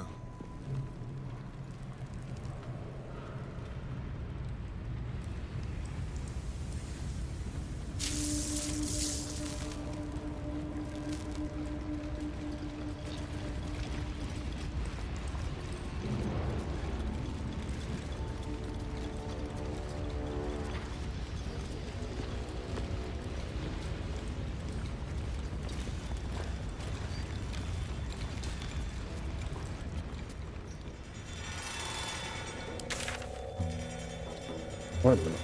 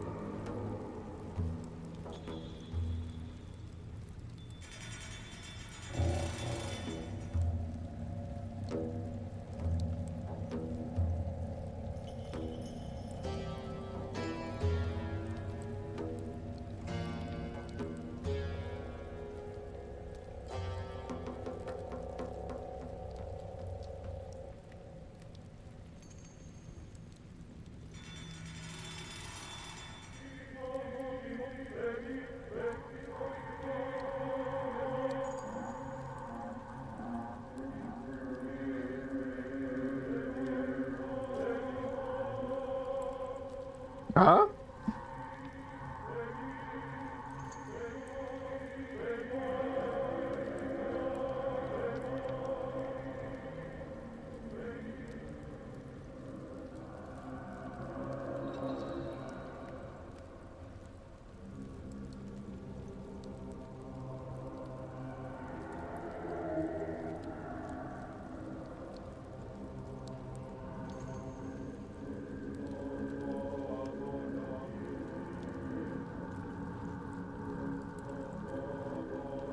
Yeah.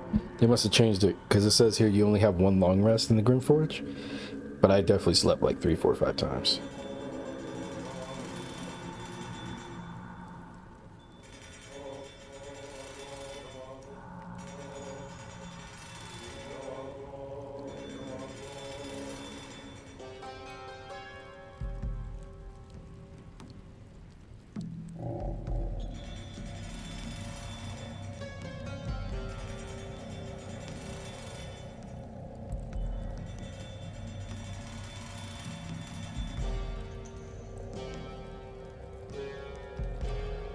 This is not...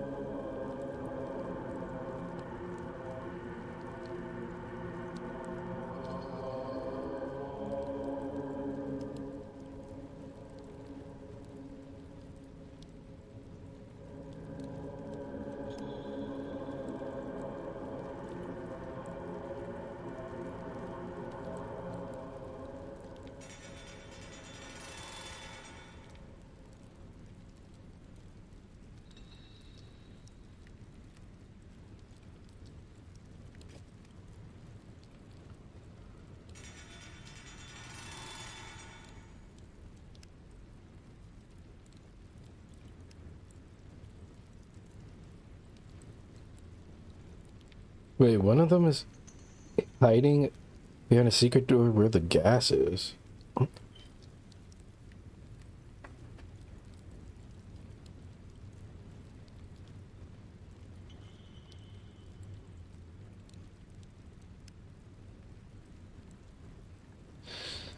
What?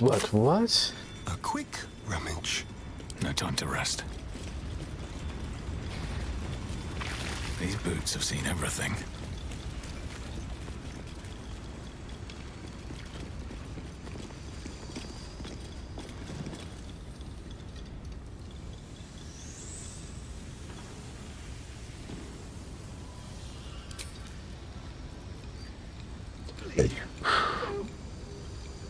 Man, can't be.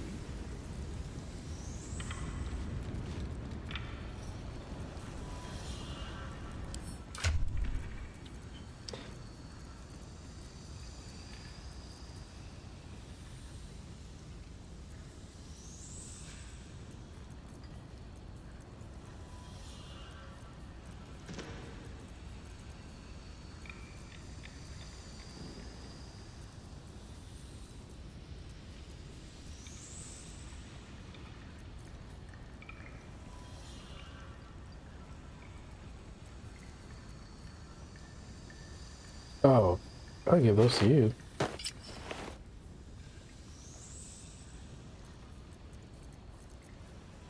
You has water. What do you want?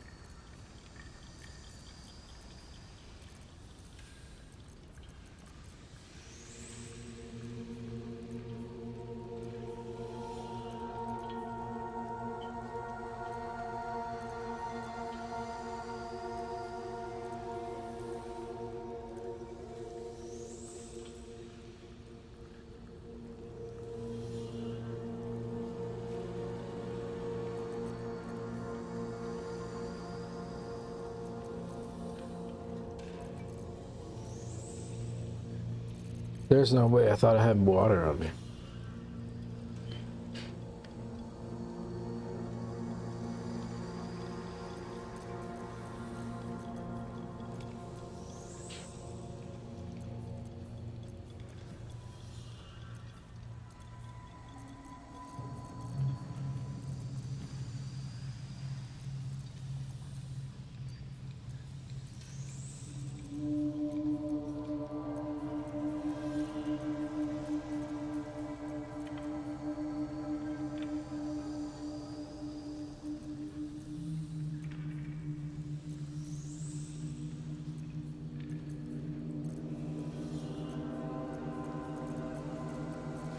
Oh, I do have water. Okay.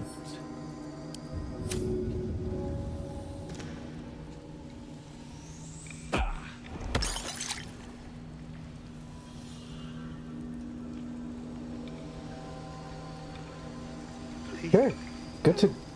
Good to know that. Man, can't be.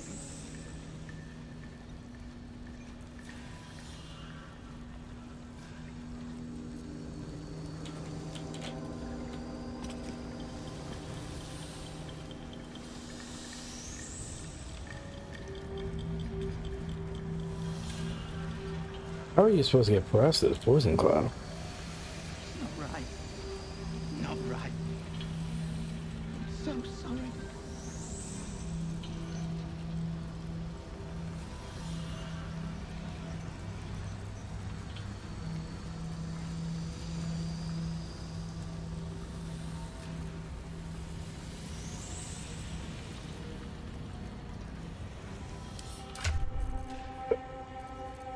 There was no way to do any of that.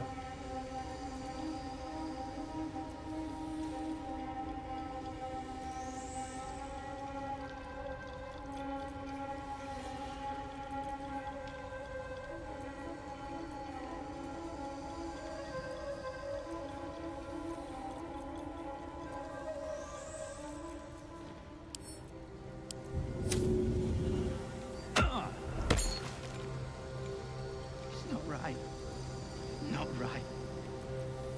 I'm so sorry.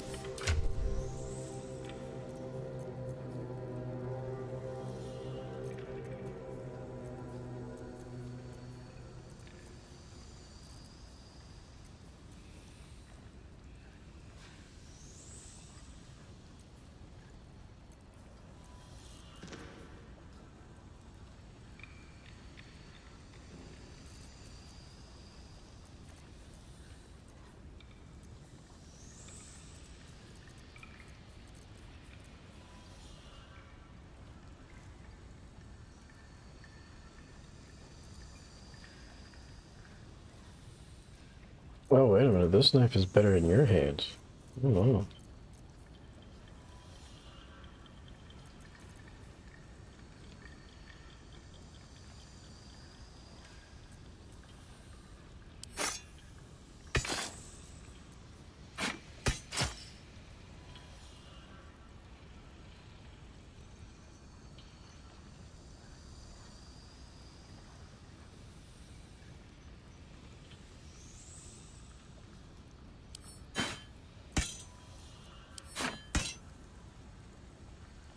Wait, I'm confused. What? How did it go from 0 to 9?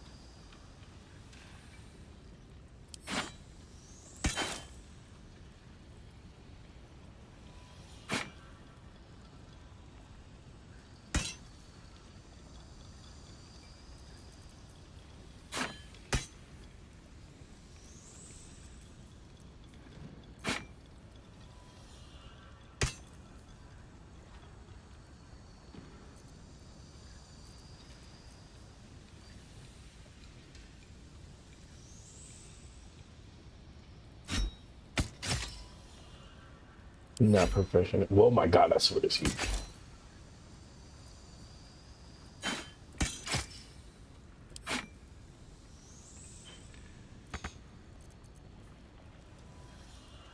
I don't know why this. Well.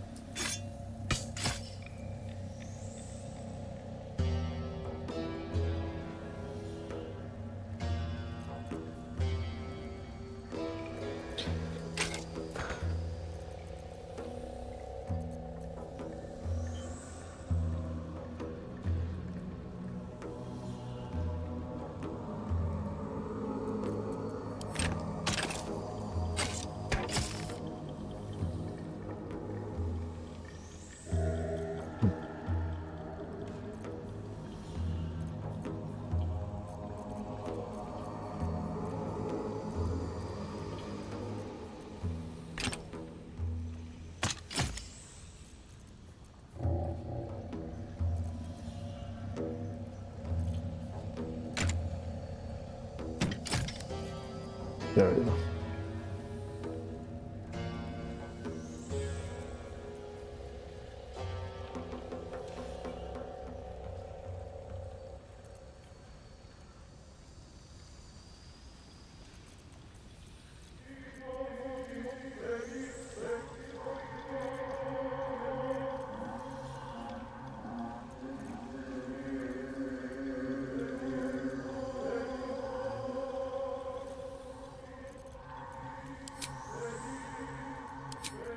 No close.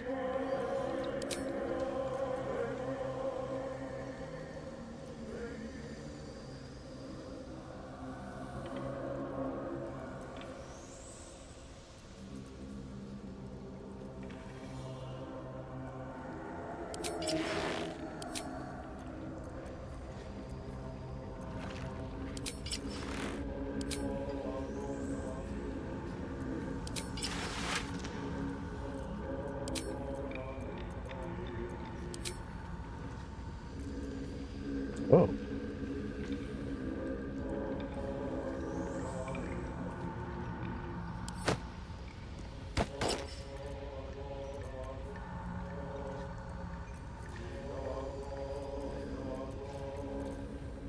Yeah, we're lacking on definitely lacking on helmets.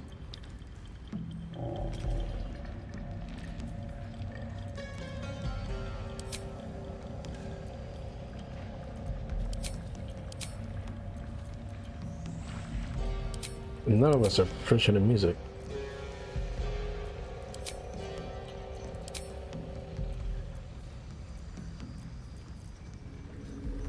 Is this like an extra thing?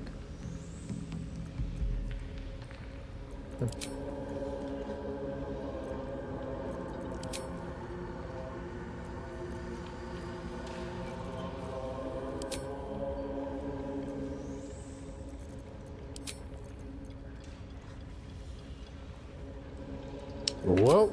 Not right. Not right. I'm so sorry. What's up for discussion?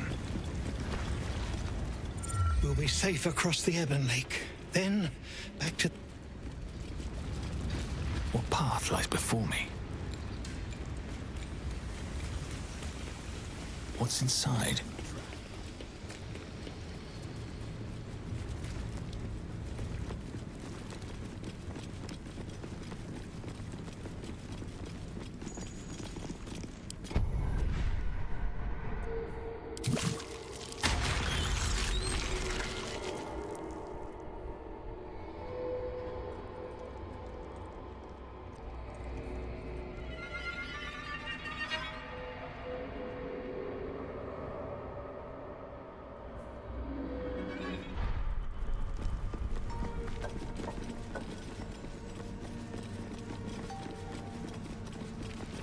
I'm saying.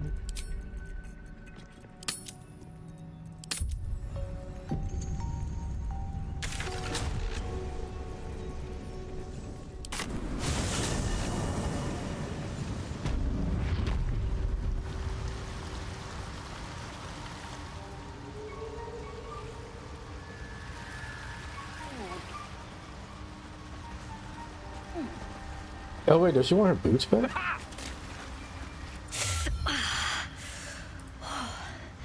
I'm coming along, just not fast enough. Any word on my people?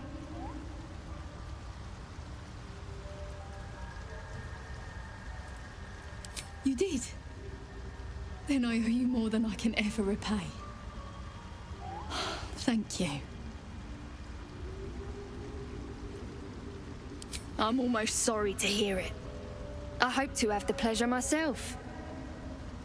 There's plenty more guarding my people, but I'd say you've made a fine start.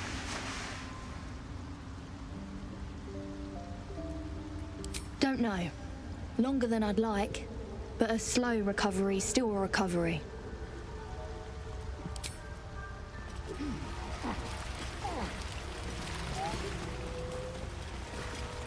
Peacebringer, be at home. You are one with Spore. Your throat tightens, then relaxes. The air is serene, your mind untroubled. The songs we sing now carry your spirit. I first named you Peacebringer. I now name you Kin Spirit. Thank you. Peacebringer, be at home.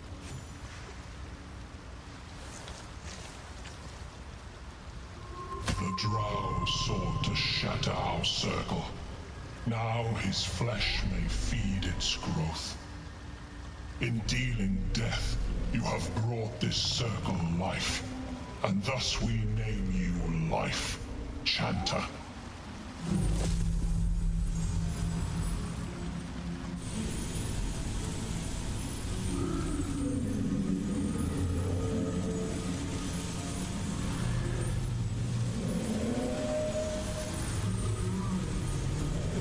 As our circle grows, so shall your song.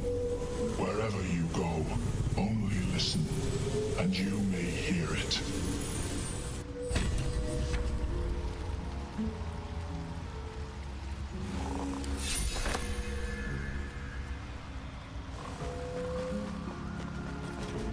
What did he give me? Also you. Blackets will be done.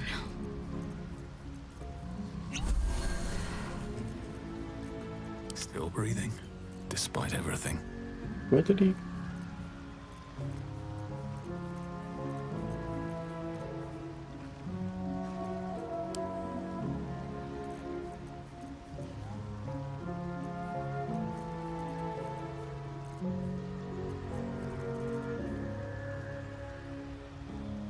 Oh, Envoy's Amulet.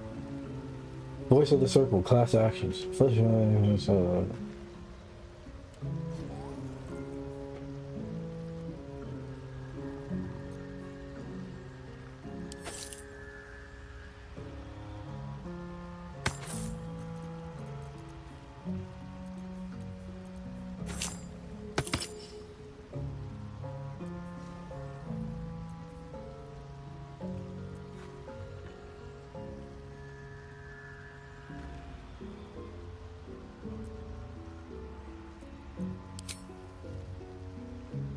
right.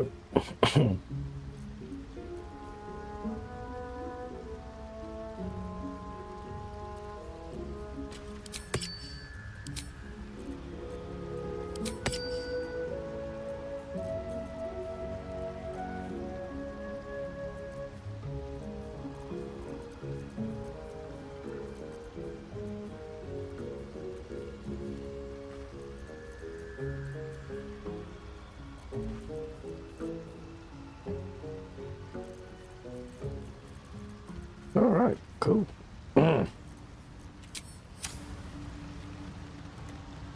Onward. Did I map out this section totally?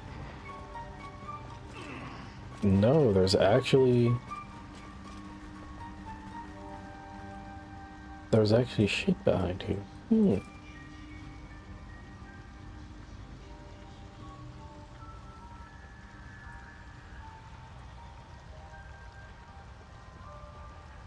There's also something over here.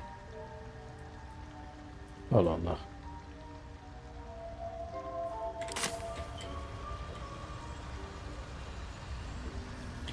How did we get there? It is behind us, actually. No? We have to go all the way. Or no, we can jump through here.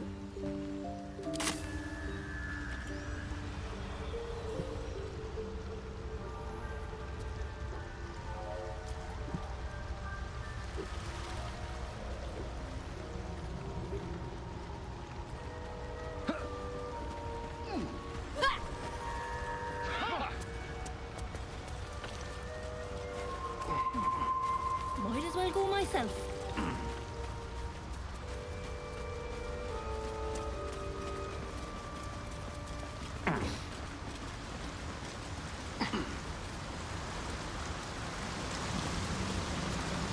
At least things have stayed interesting.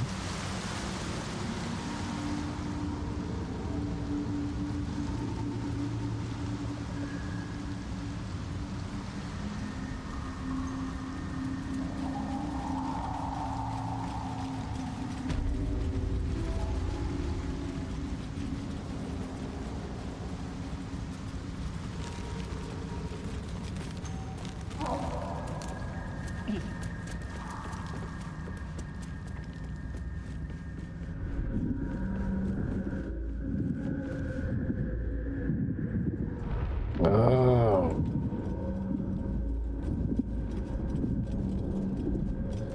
Oh shit.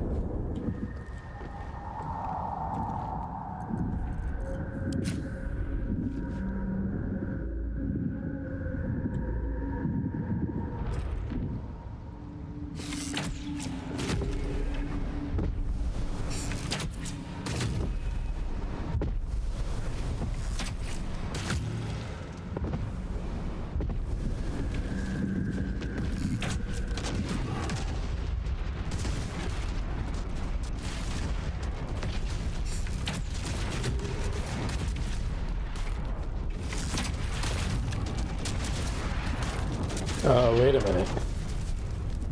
Is it still alive?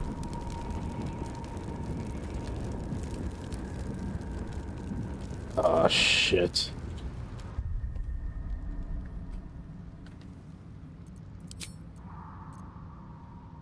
Oh, brother.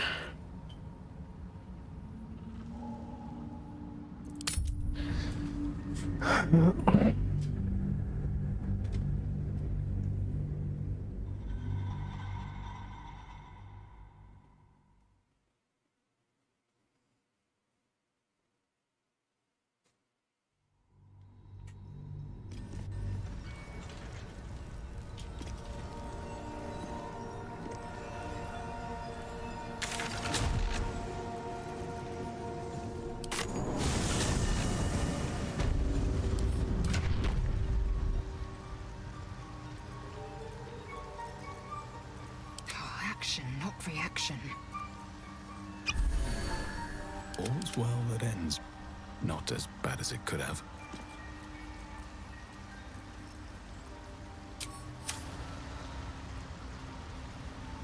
I have something to ask.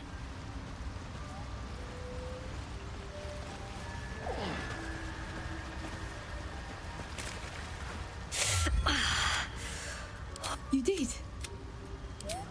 There's plenty more guarding my people. Don't know. Longer than I'd like.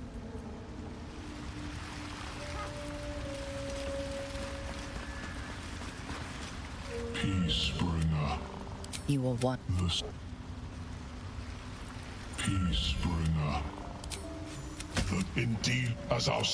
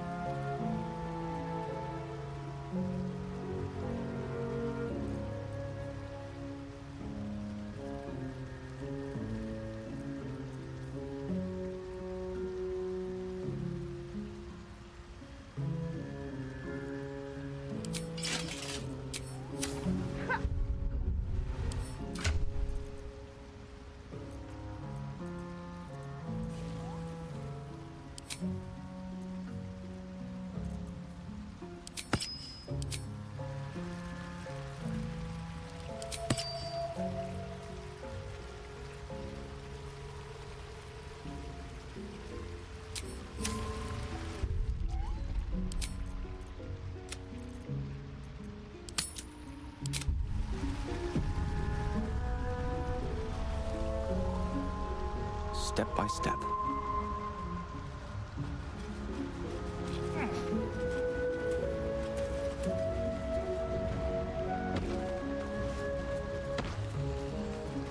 Have to be more watchful. Bloody worthless.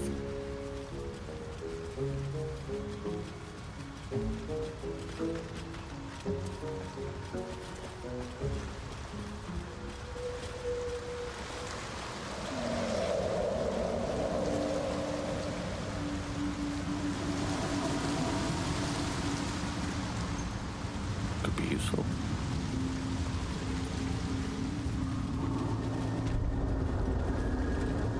Never a dull moment. Time to press ahead.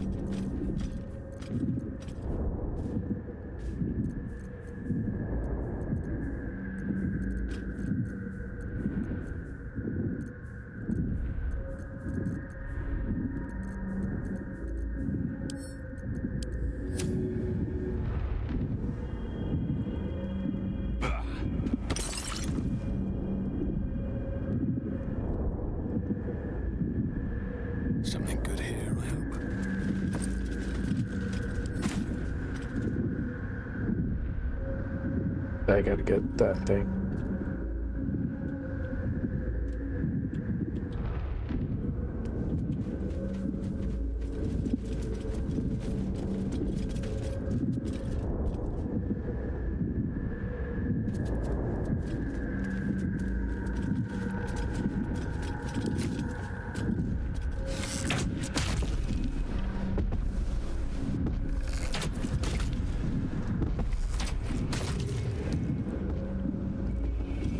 No.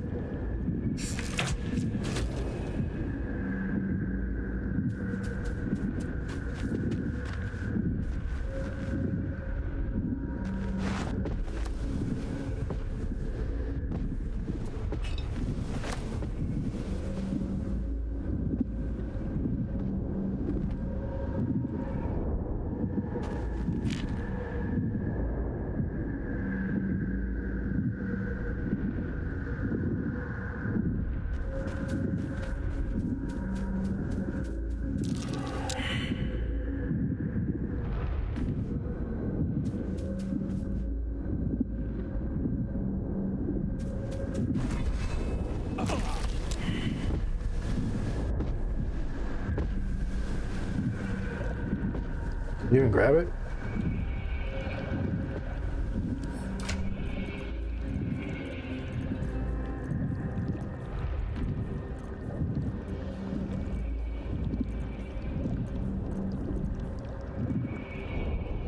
Oh, what is this?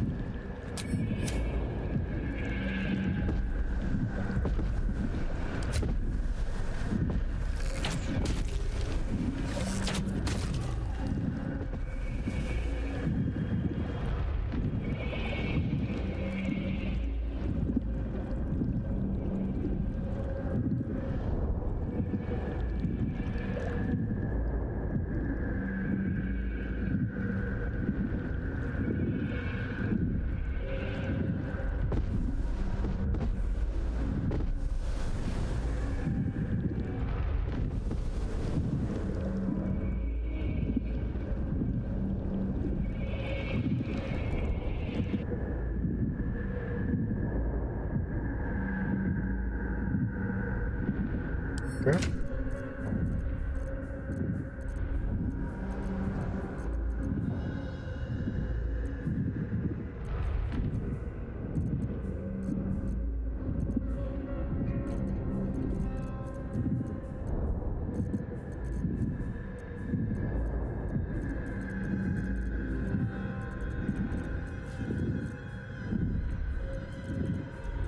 Oh, I did.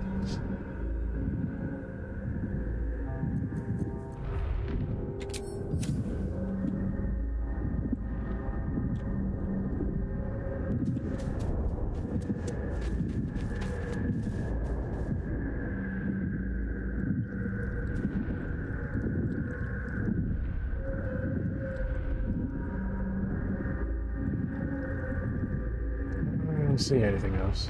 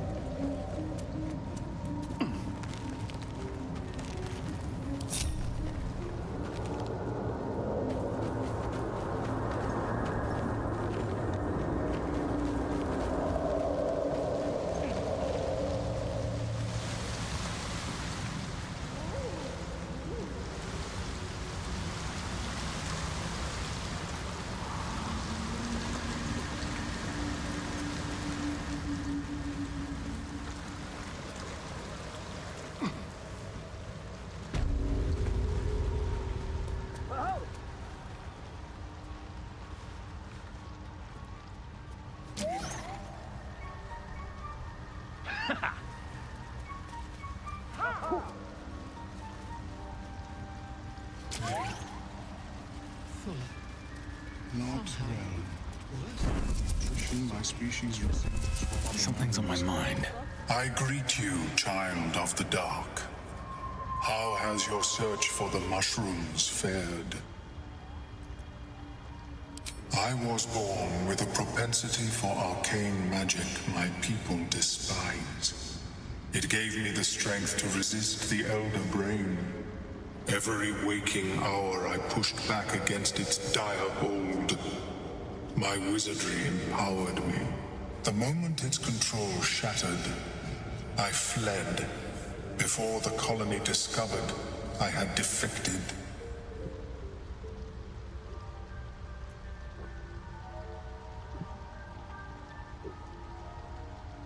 In the beginning, I had an arrangement with a lich. Excellent company, despite what one would expect. I required brains, he required souls. A perfect symbiosis. But our ambitions eventually splintered. I wished to better the world, and he preferred its rot. So I left his company. And thus I now feed from those who act against the society's goals. Perhaps the peoples of the Underdark will be less inclined to violence if they comprehend the cost, yes? That's true. A tongue of madness and the spores from a Timusk mushroom. You may find them in nature, or the nearby cleric's tower. Be cautious. Those that have taken root are quite dangerous.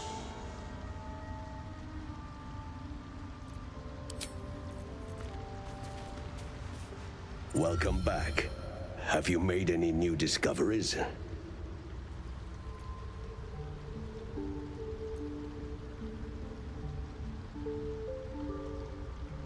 Yes, but it has abundant natural resources. Spores, water orbs, trillimac. I've studied them for years. There is rare magic in the Underdark too. Fairstress.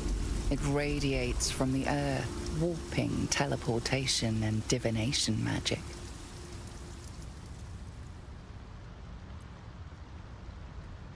This is not a wasteland. It is a glorious ecosystem.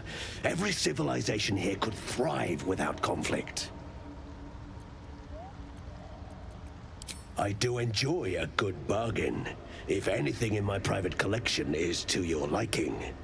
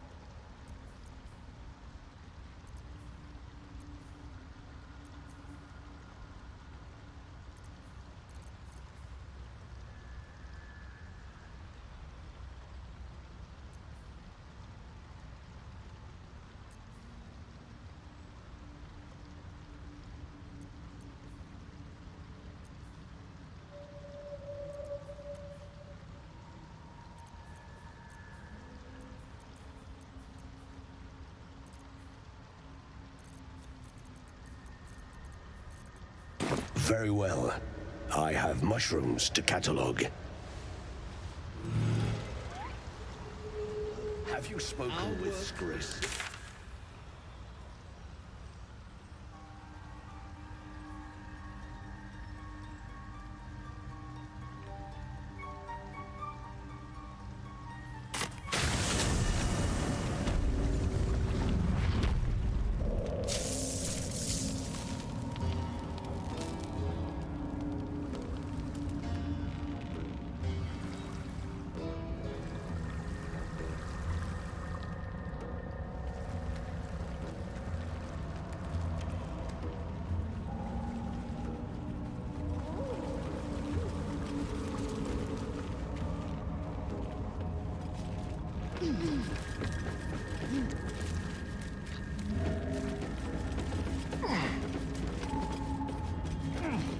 Oh shit, we can't get up here anymore?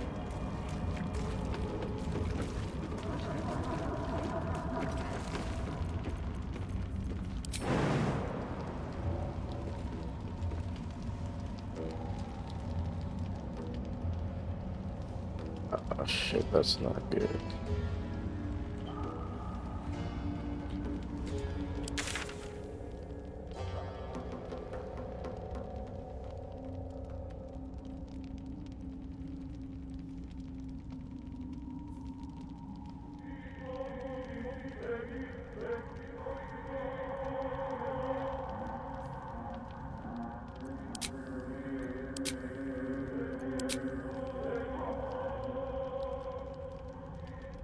I guess I have to go the long way. Oh well.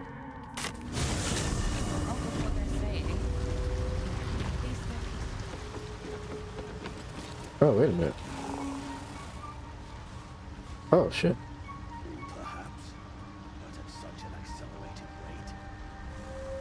Fuller, somehow you look worse than last I saw you. Thanks, boss. We'll be looking a lot worse if not. Thanks again for offing that drow. Only made it here because of you. But I can't stop thinking about the rest of us. Stuck in Moonrise with a bunch of sadists. Poor bastards. We've had some rest. Maybe we can still go back for the others. No, Lunkbug. Our work is bigger than any one of us.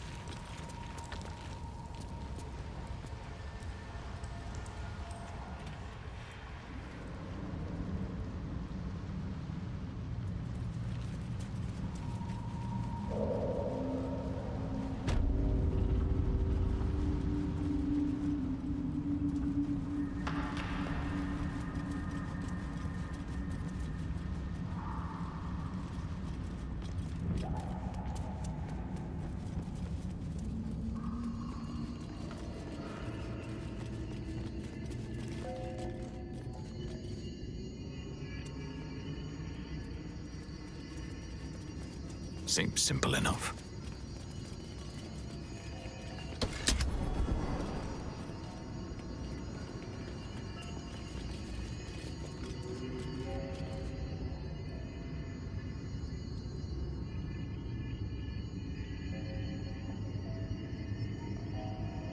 Don't mind if I do.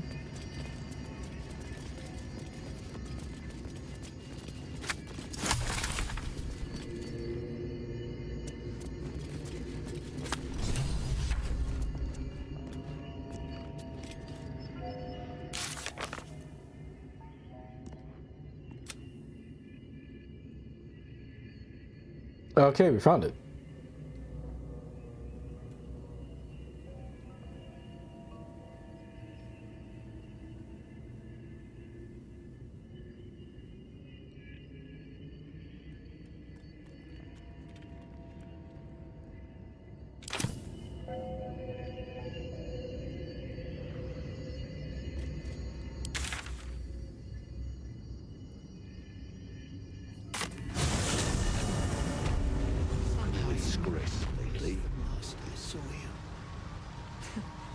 Thanks, Wash. We'll be looking a lot worse if not for help from a friend. Same as us, I expect. Oh, well, perhaps after I finish my research here, I'll join her.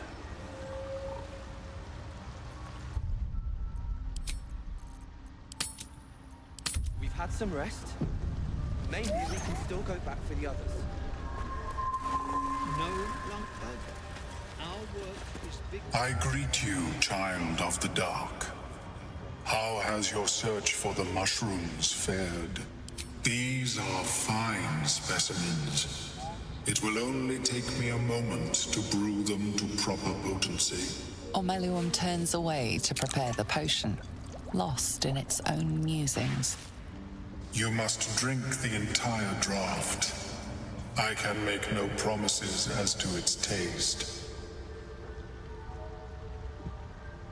I saved it, right? Oh, I saved it again.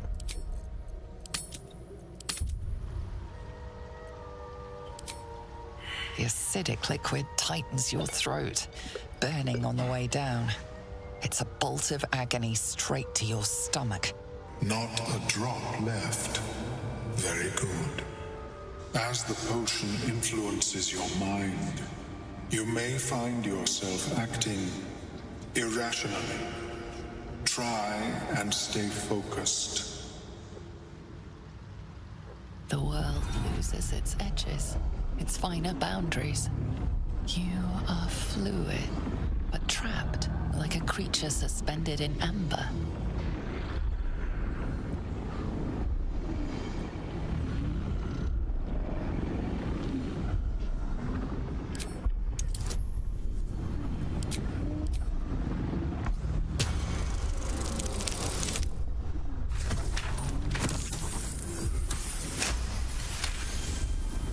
Dark holes bite at the edges of your vision, but the void cannot draw you in. The tadpole spasms, seizes. It's fighting the potion even harder than you are. Fear pierces your mind like knives of ice. The parasite digs deeper, as if it needs to hollow out your skull.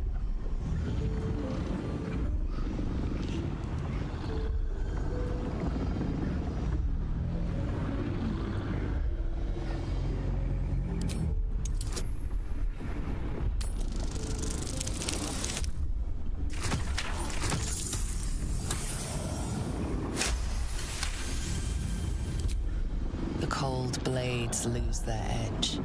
You are stalwart, turning that tide of fear against itself. The parasite swells with power, more power than you have ever felt before. It surges and twists, lashing out against that which would dare to intrude. The parasite in your mind quiets, pleased with itself. Ormeluum, are you well? That lava is like nothing I have ever observed before. Its power is unsettling.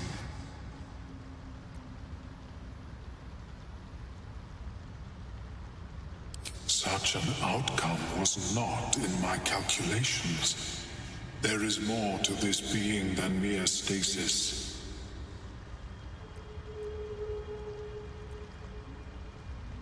Yet that power may grow beyond your control. I have another intermediate solution, if you are in need. I possess a ring of mind shielding.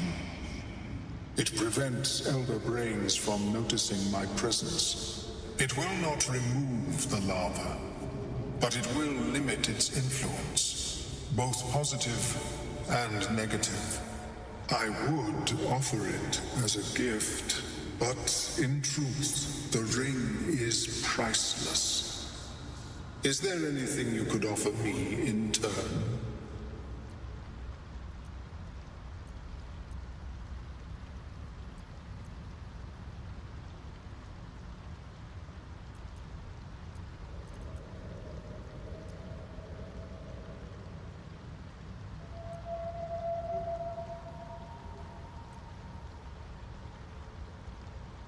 A fascinating topic indeed. What can you tell me?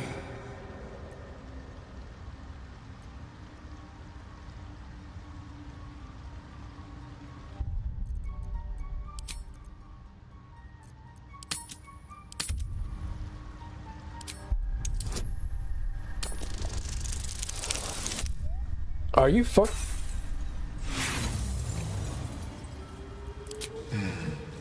I am afraid you have not offered any information I do not already possess.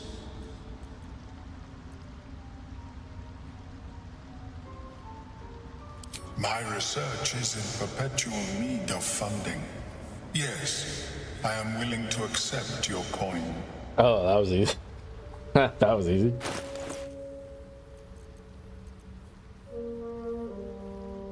That is cheap as fuck.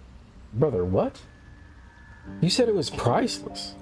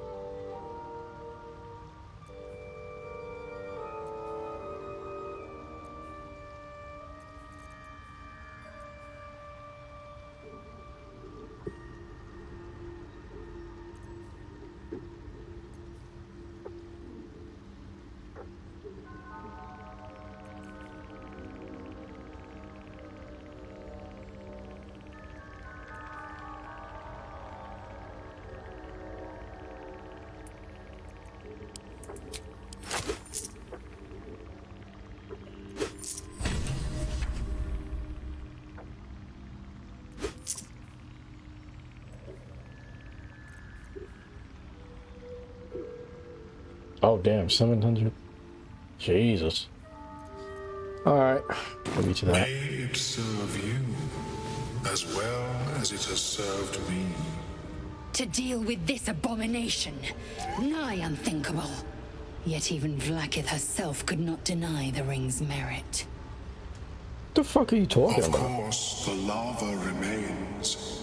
Be ever vigilant of its growth. I have never seen anything like it. Is my species evolving? Perhaps, We've had some rest. but at such an Maybe we accelerating can rate. still go back for the others. No, Longbow. Our work is bigger than any one of us.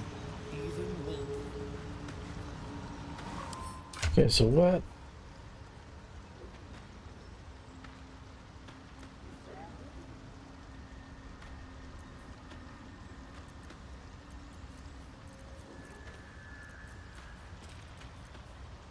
Oh, I got so much shit. Oh, there we go.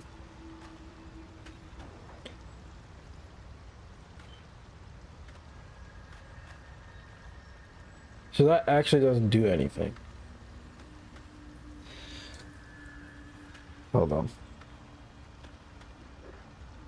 Do they do anything other than what their skill says?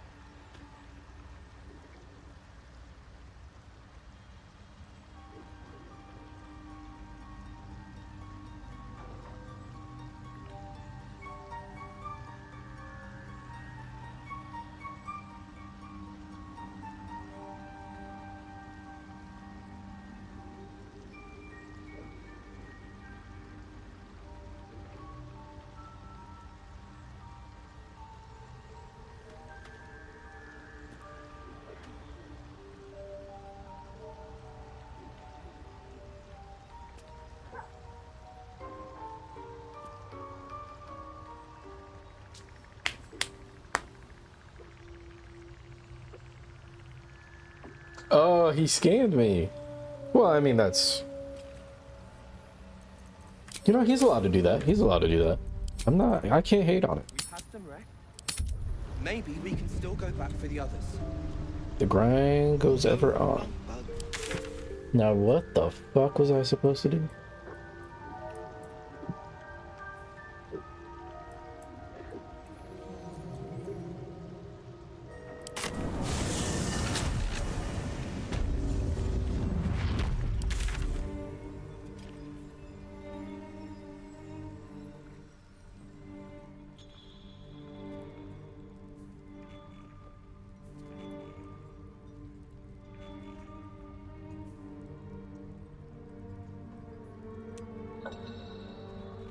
Reach the bonus of the grave.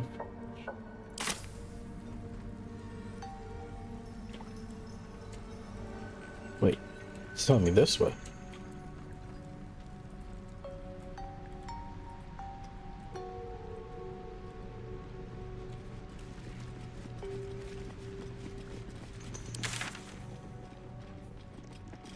Is it actually gonna send me over here? Also, what is the... what? The weapon?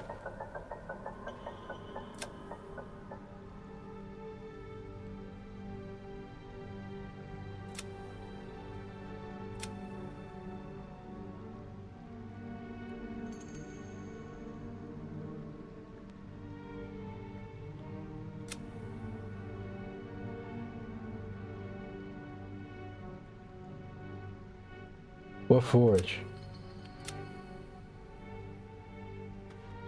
Wait, Nodaloid crash region? There's still stuff here?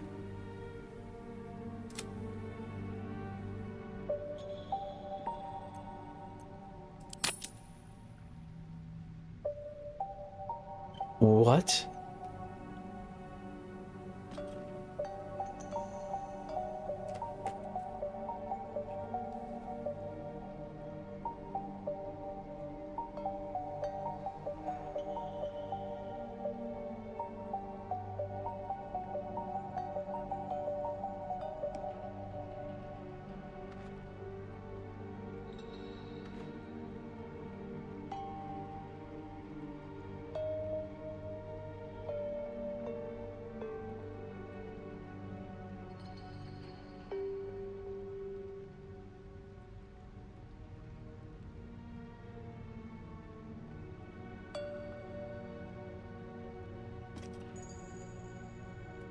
I'm confused. What?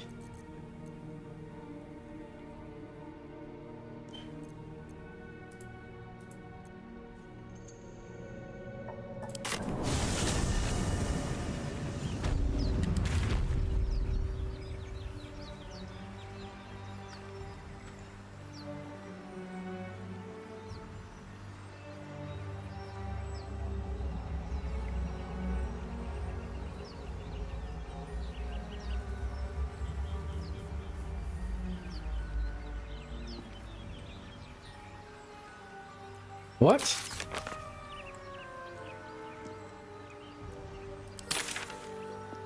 Oh. Okay. Fine favorite.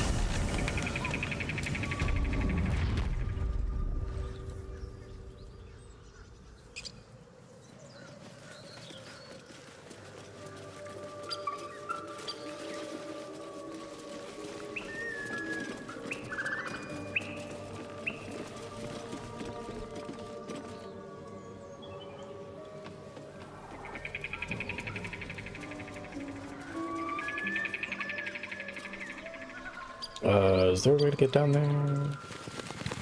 Is he the only fucking dude here? Oh! Why would you stand on? Why are you standing on? Wait, I think I can just go through.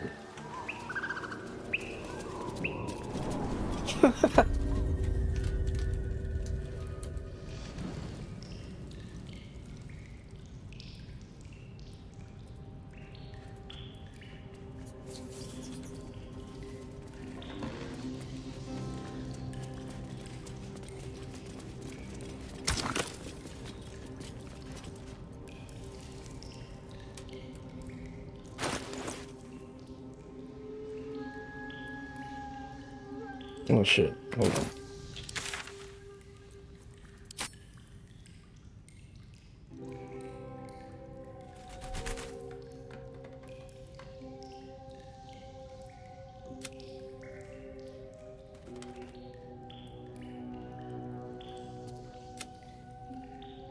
Susur bark, that's what it was, okay.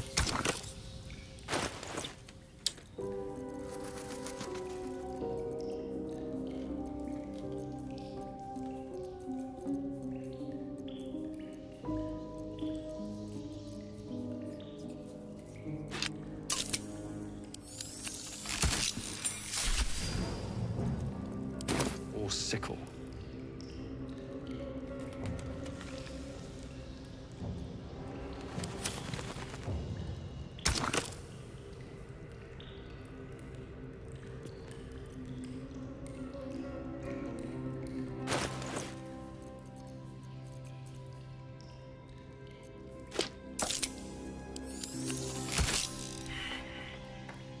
Okay.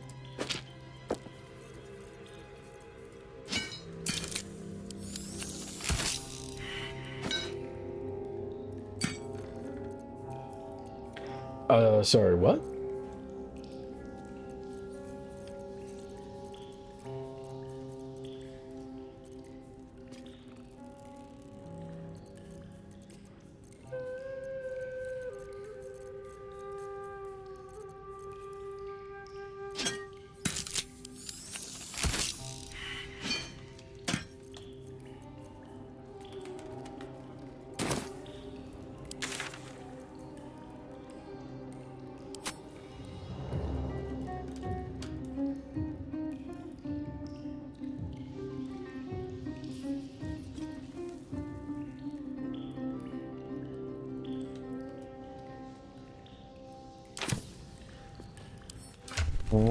Am I?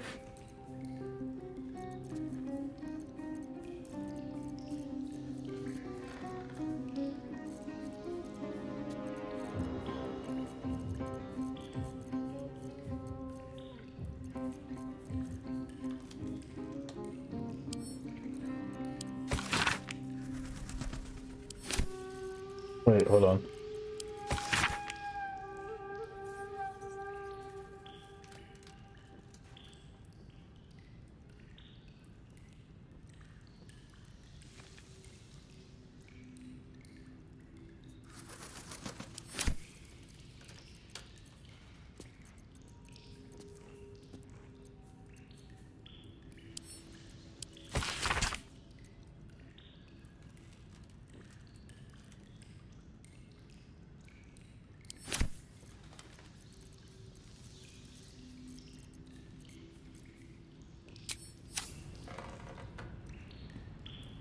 Ugh.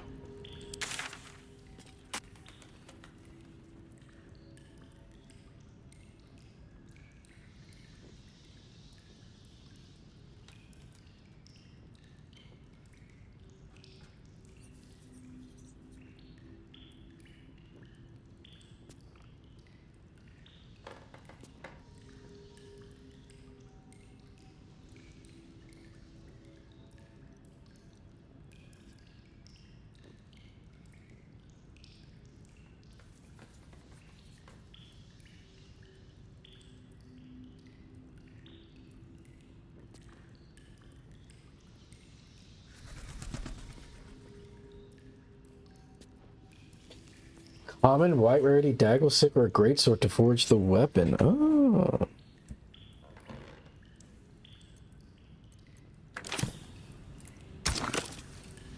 Do I even have anything like that?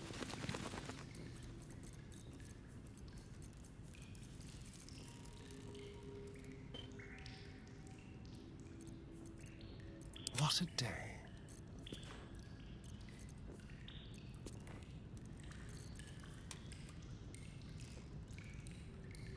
Mm.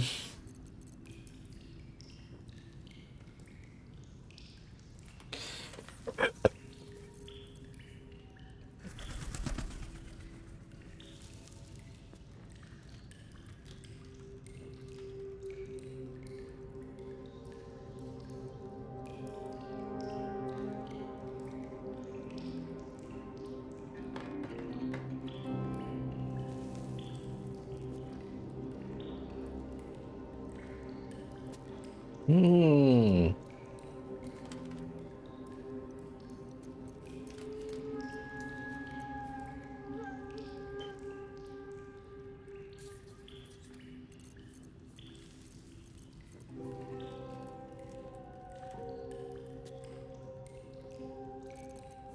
So it has to be a dagger. If I'm gonna give it a star, yeah.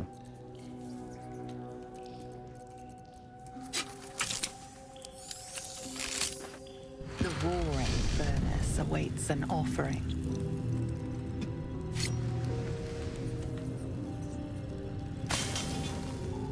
A candy-sweet scent wafts forth. The Susa bark infuses the weapon from within the flames. The flames sputter away. The dagger is yours for the taking.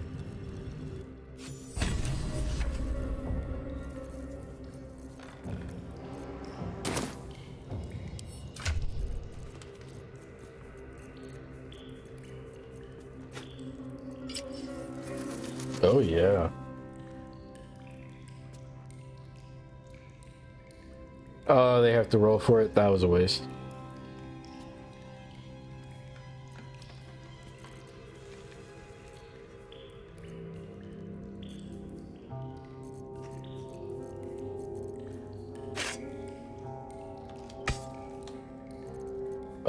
That was a waste.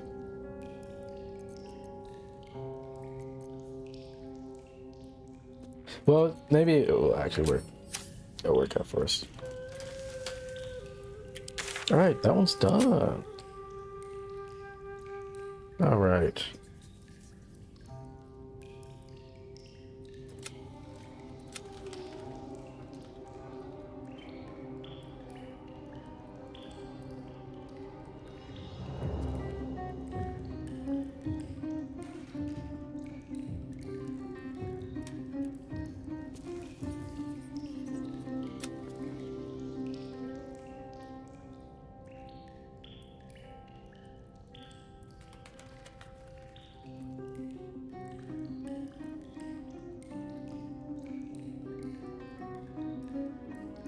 Okay, I think we go back now, because we can't do this. All this requires us to go through the Underdark.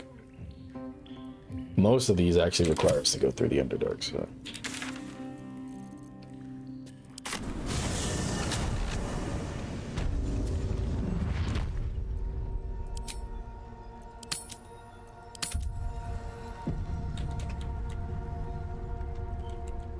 Let's get going. How much farther can I go? Oh, wait a minute, we should... Should we rest?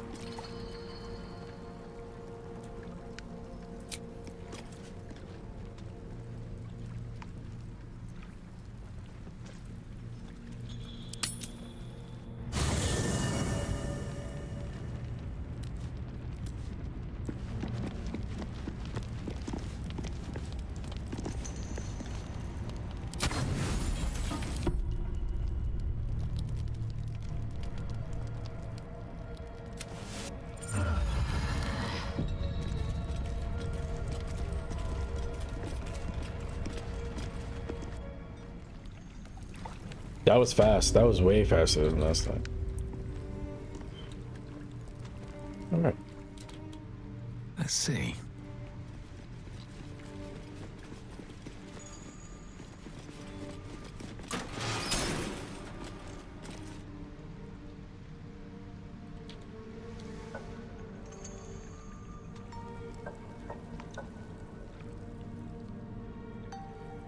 Okay, hold on.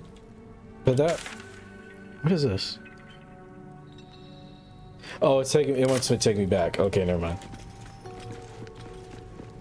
But also...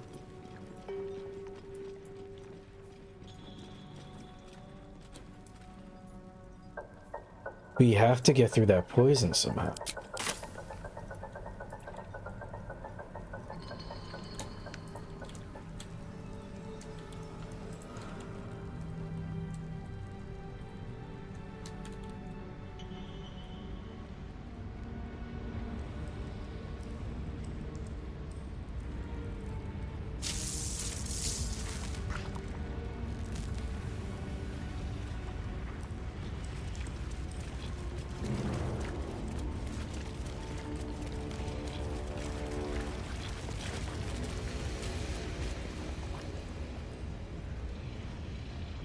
You're the only person here.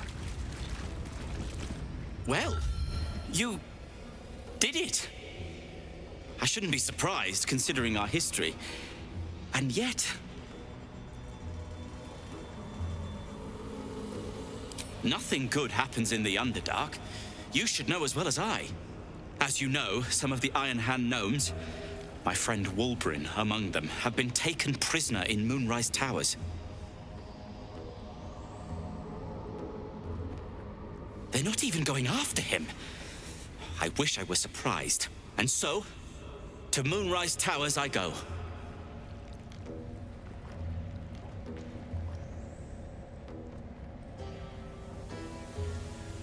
Rest at a Dwergar camp. I'd be safer among mind flayers.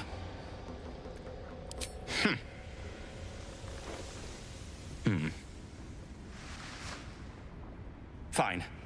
Show me where to go, and I'll try my luck. I'll have a better chance of rescuing Wulbrin if I'm at my best. And, thank you. Can we steal this shit now or no?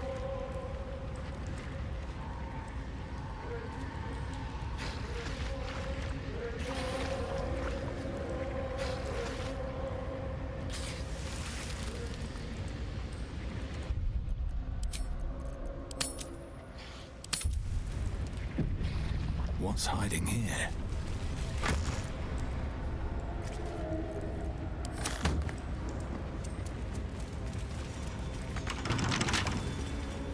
Someone there? Hardly a challenge.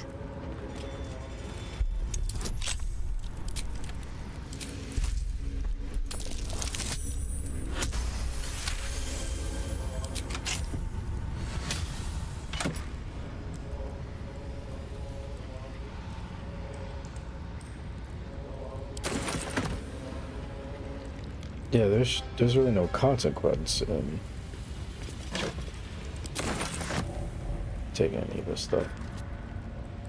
Certainly.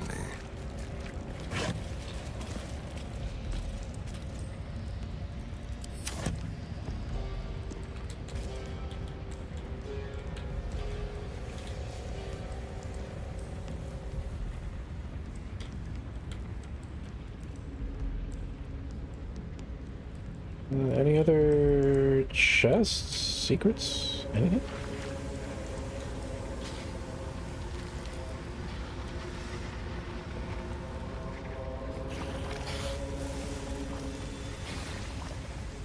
Why is that red?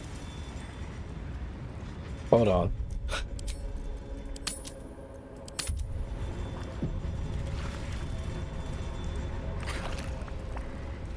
What is this?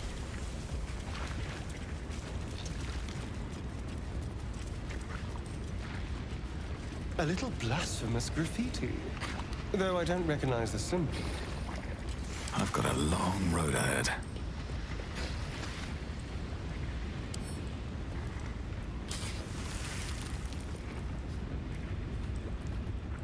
mind my step.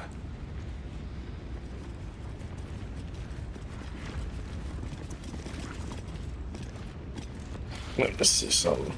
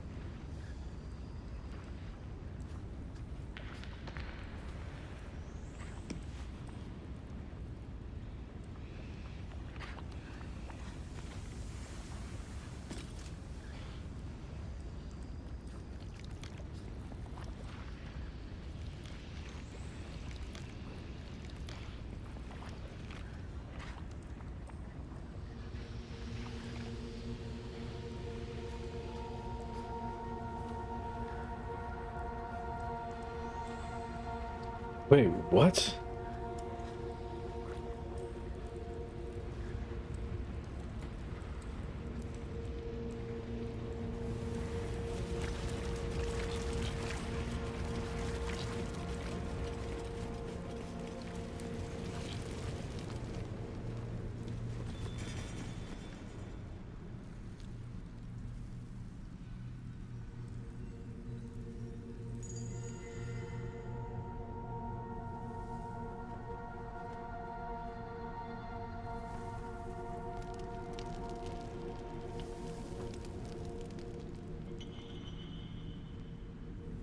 Oh, shit. I totally forgot about this. Do I even have any bombs left?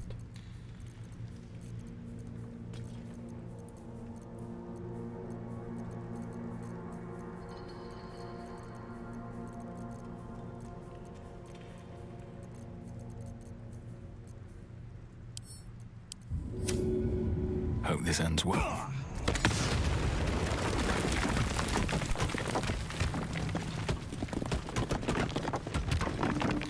Okay, we're getting to the real business now. Alright.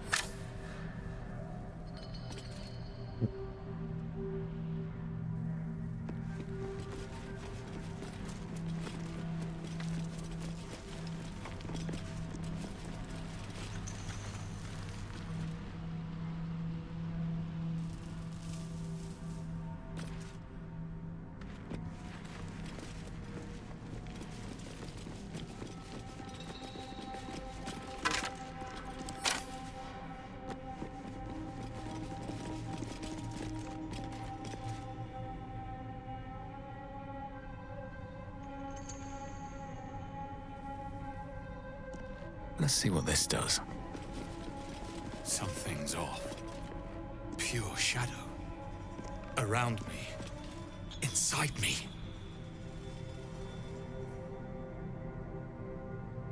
Can see in the dark out of range of 40 feet. Watch how you go. There's a trap.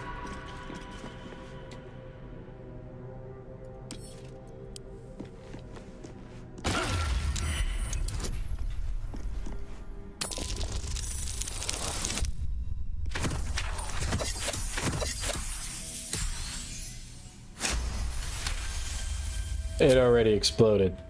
What a fucking waste. Oh god.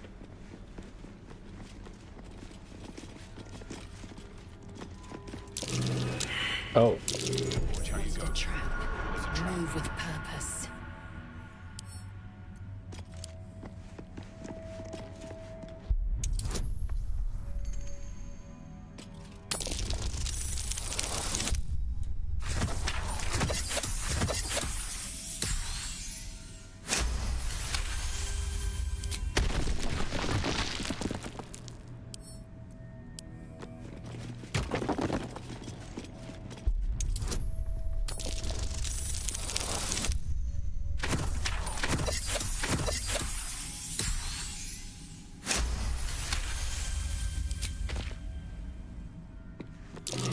Wary. This place is trapped.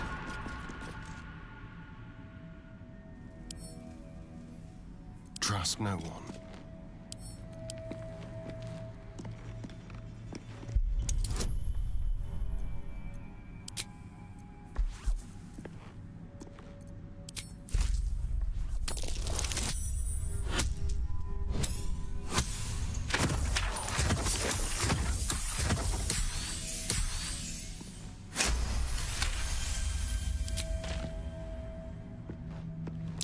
Be careful. There are traps about.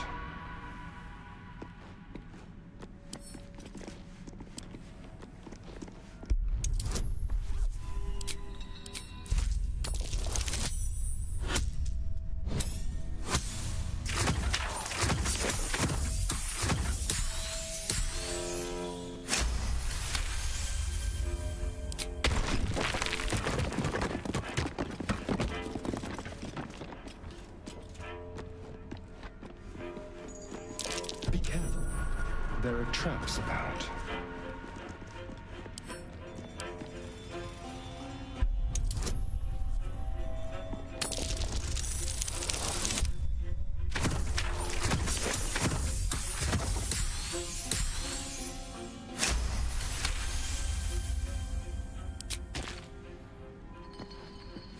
A trap.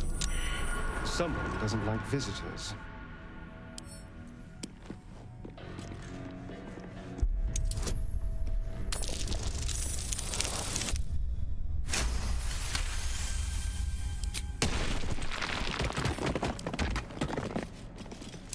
Watch how you go. There's a trap.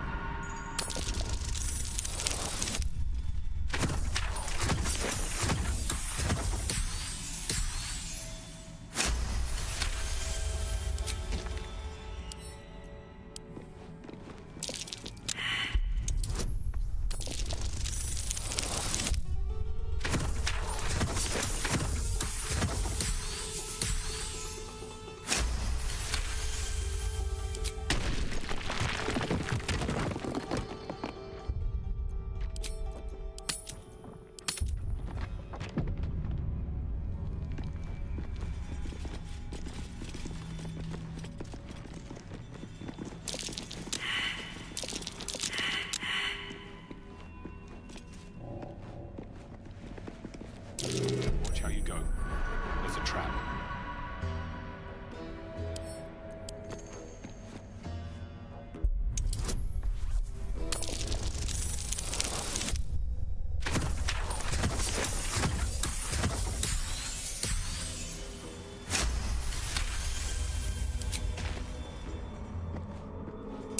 Be careful. There are traps about.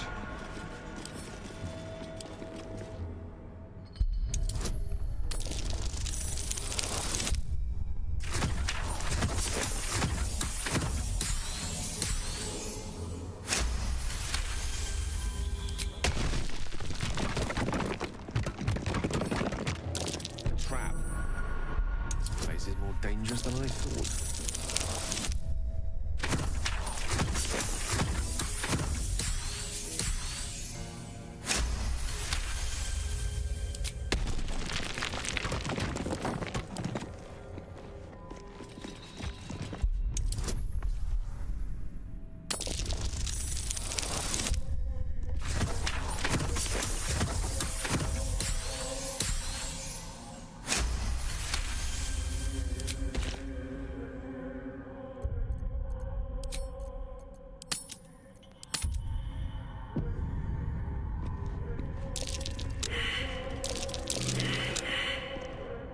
Let's go.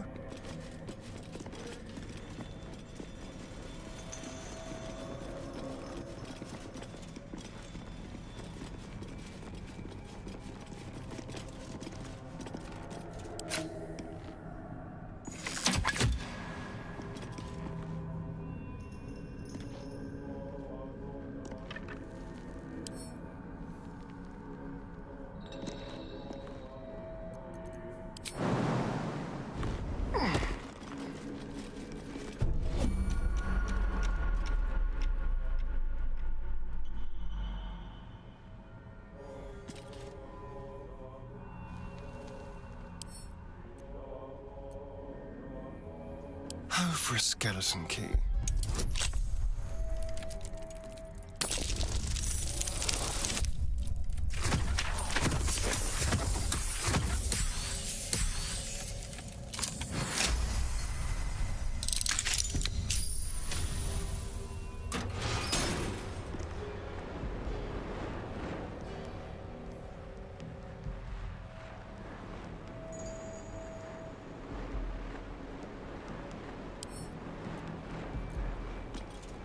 Enough waiting. I crave blood.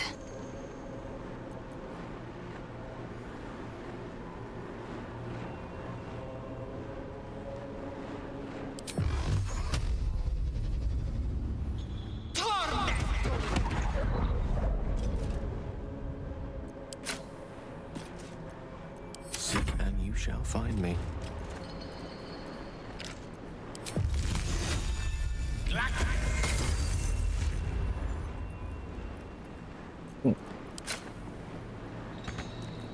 All right, what now? Another step forward. What the fuck are you doing, man?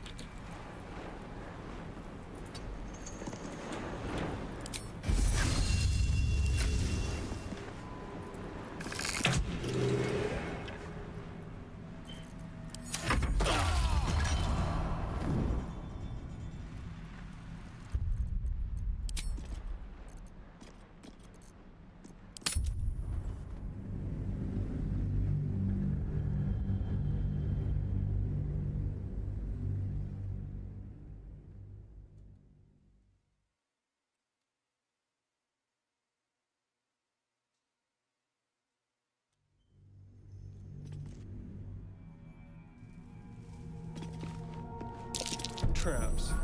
How considerate.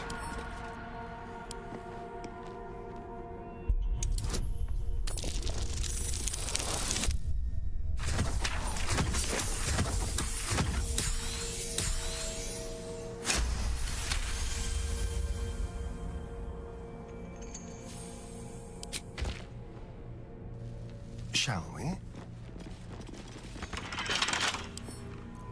Should be easy.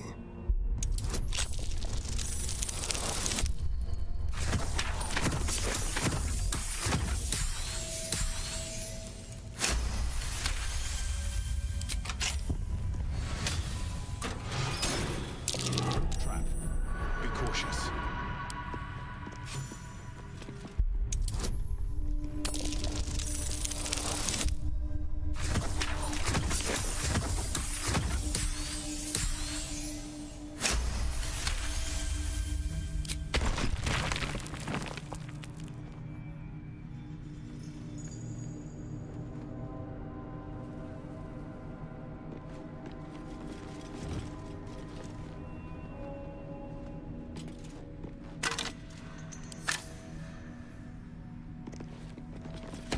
An idol of the Lady of Loss. Now found. Lovely.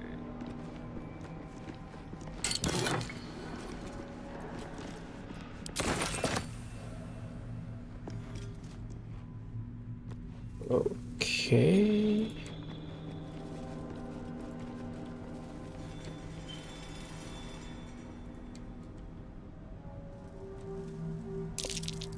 That's curious.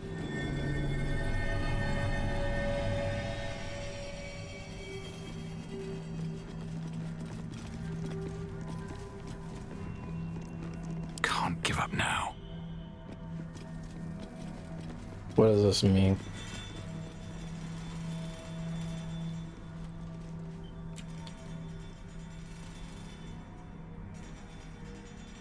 Have to keep going.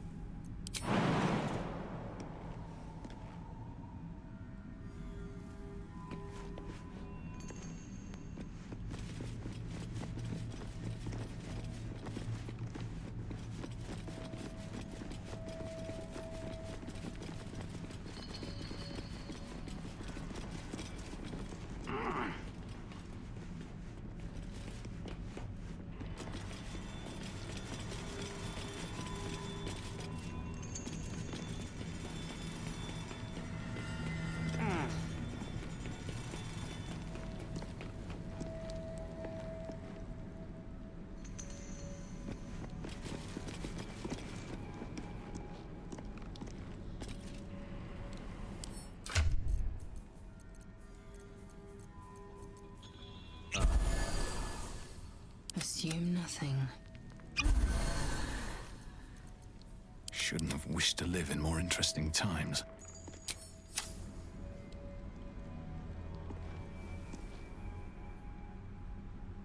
Very well.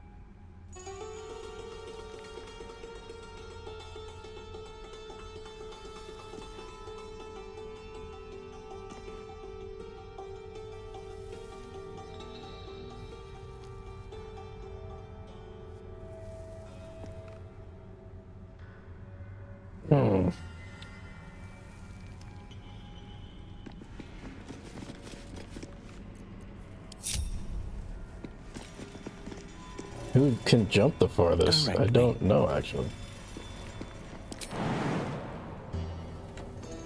How delicious.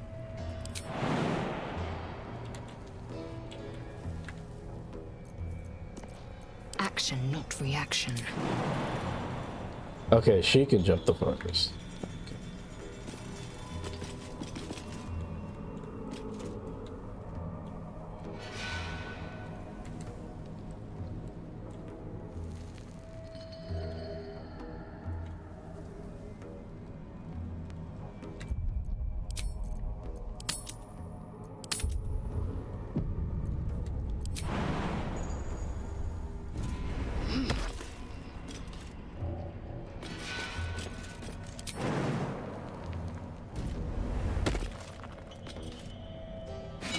An elaborate mold for casting or forging. It belongs to an...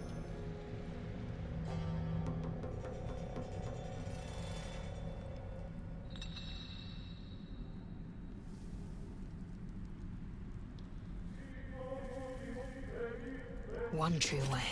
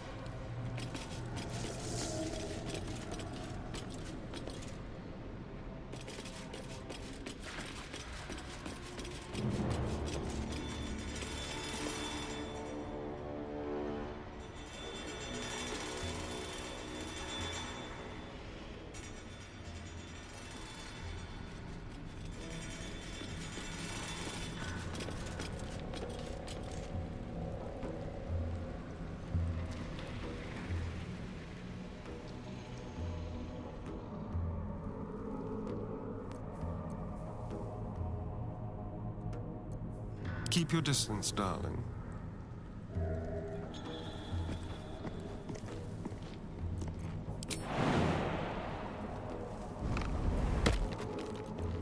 No rest for the wicked, I see.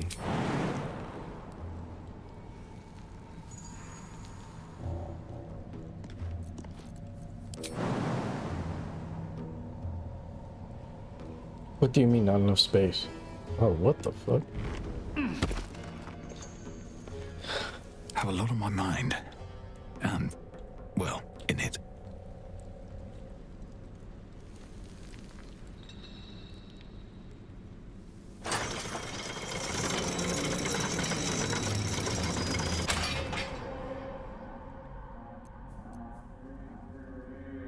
Charmed, I'm sure.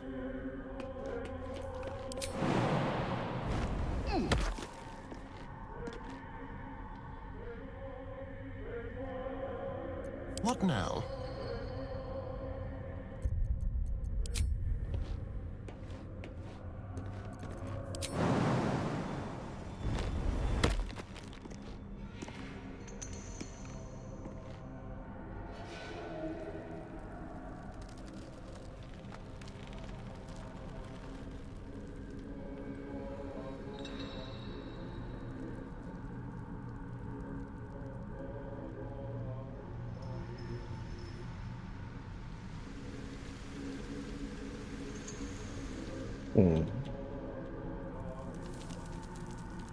On my way.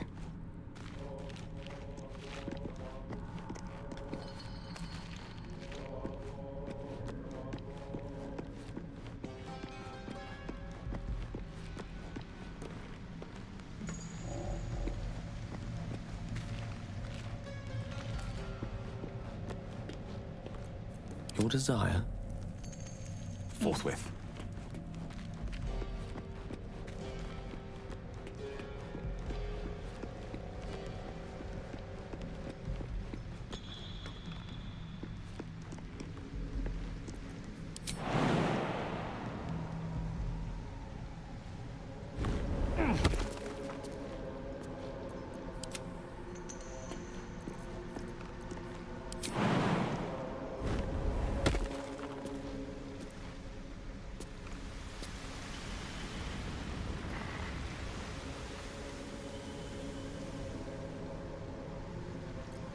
quite ready for you. Certainly.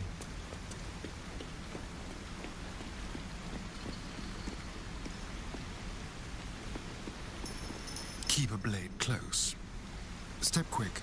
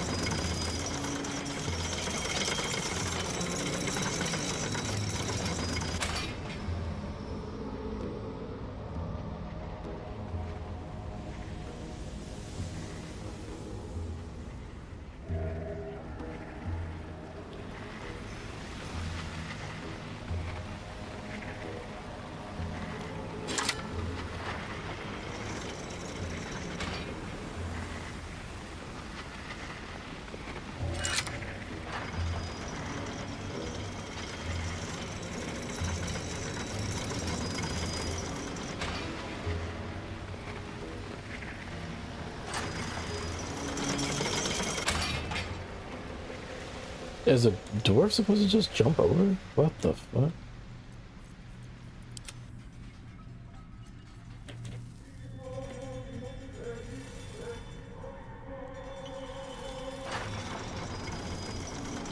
With haste.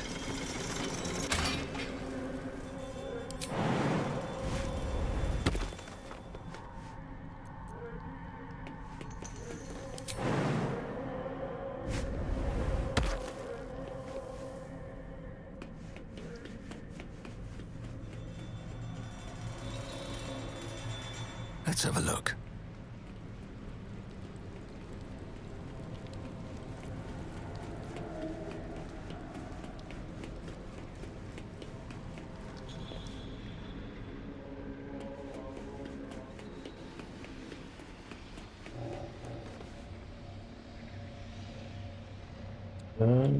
Can we jump on this thing?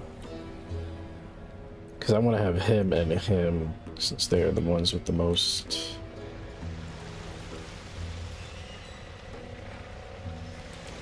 Oh, you can't jump on that.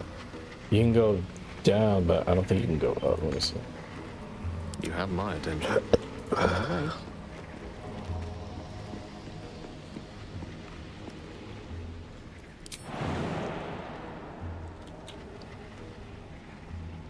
Yeah, you can't jump up there.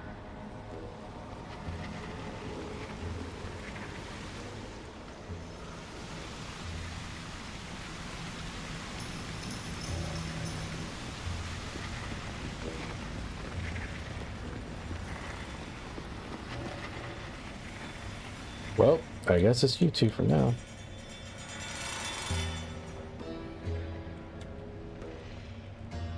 Oh, wait a minute. No one back home will ever believe this.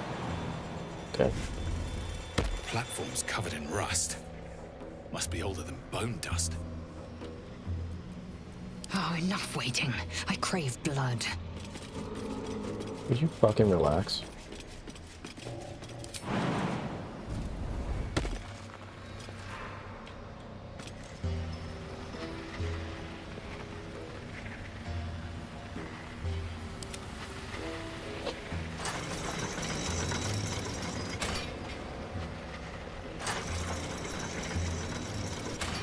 Oh, they don't even move anymore. They're like, eh.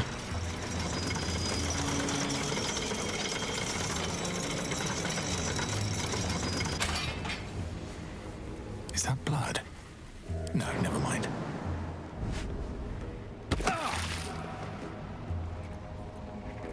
Eager for battle.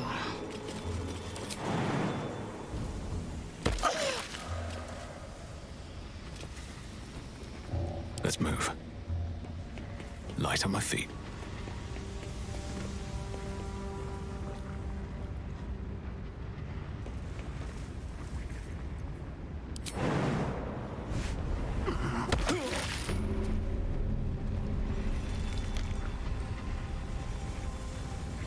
eager for battle. An efficient path.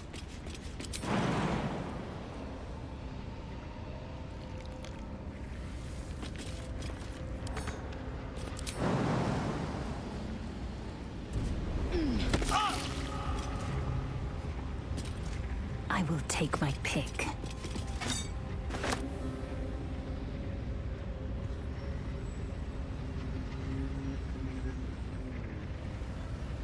Curious.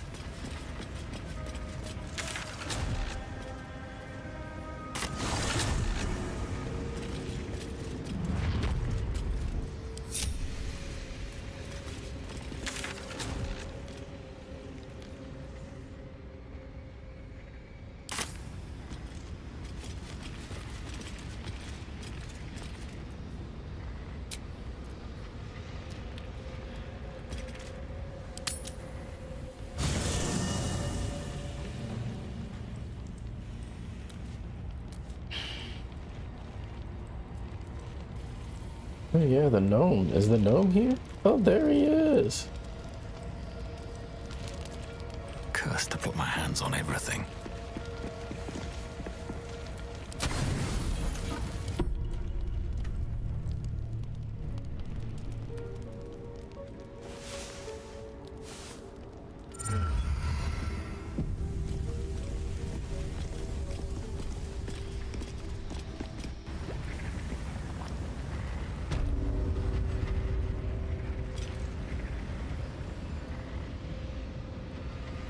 Okay, so it's still okay.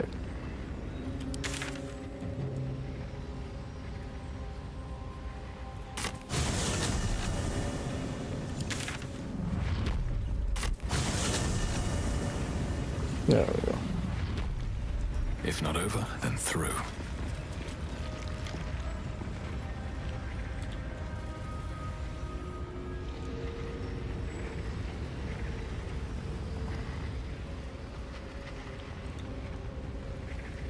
Jesus, what they're doing? Amassing a fucking army.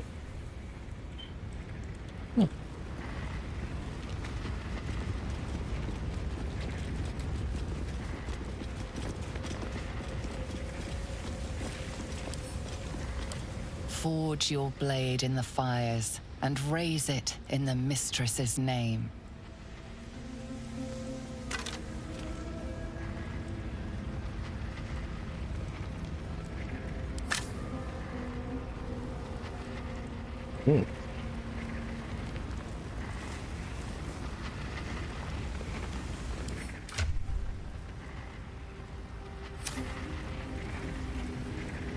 Which way to the nearest library?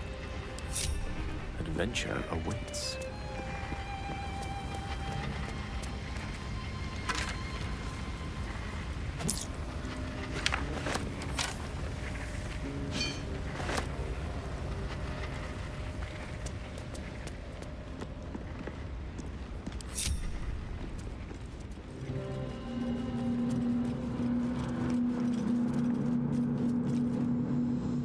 Color me curious.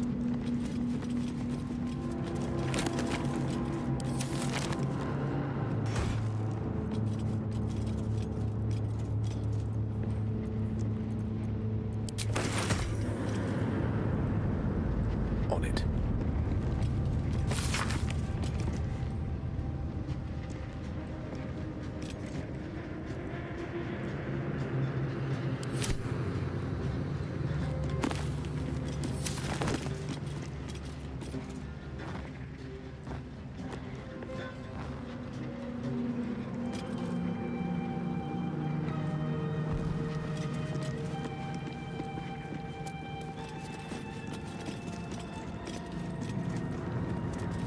What to do? Best be on my way.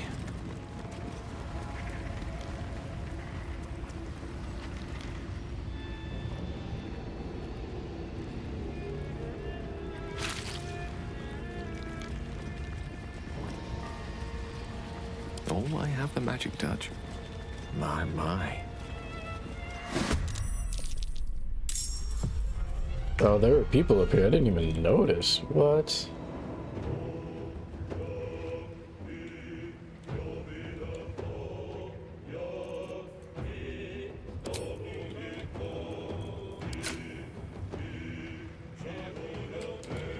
Okay, too far. Breathe deep and move. Wait, do I got a bomb? Oh no, fine. What is this?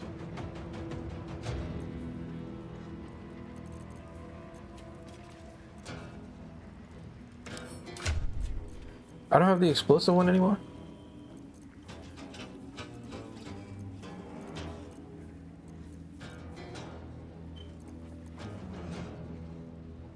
Sort of screams, what the fuck?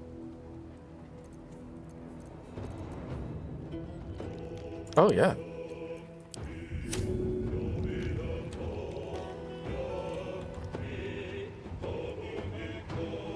Path is interrupted.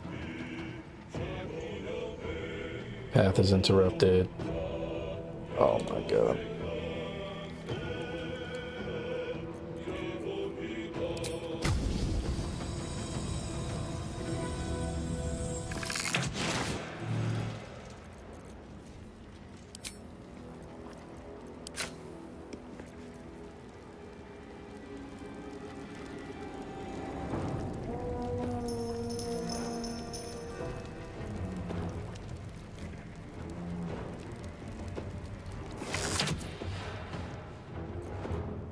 There's blood in the air.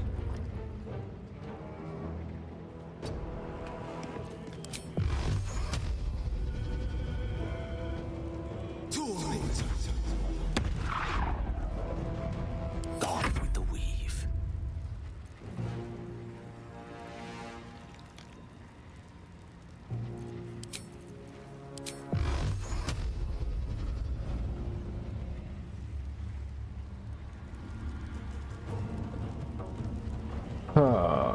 Who's really the dangerous one here?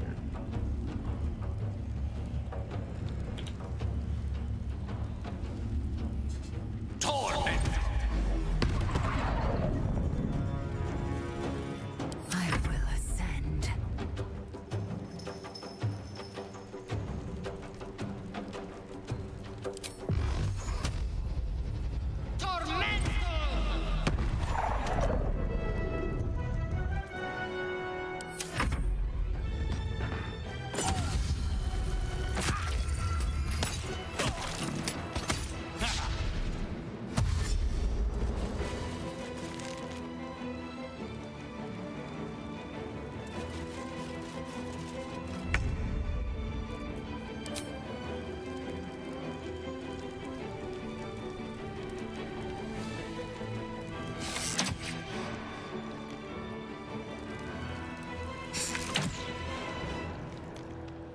Shall we cut and run?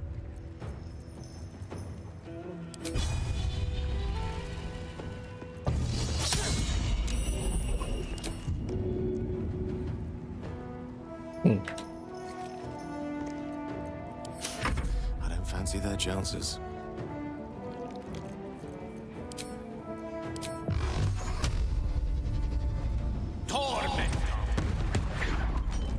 Victory awaits. I have to be able to hit this guy, man. Make way.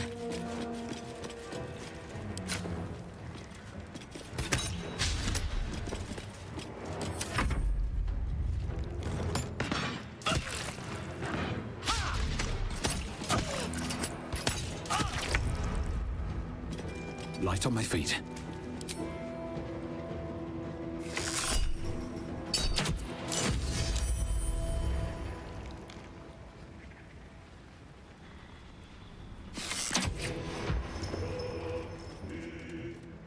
This is good.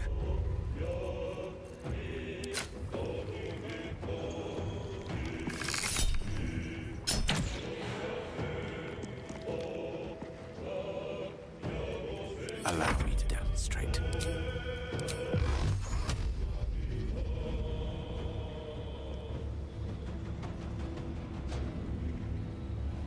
Torment!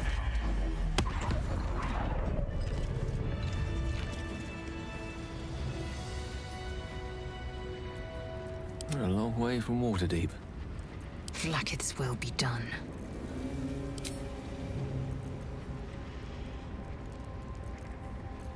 Oh, I took the...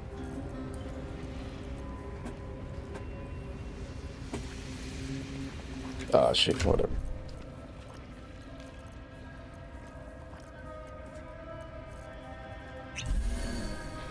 Elminster's not around, so might as well. Looking ahead. Good. No traps, please.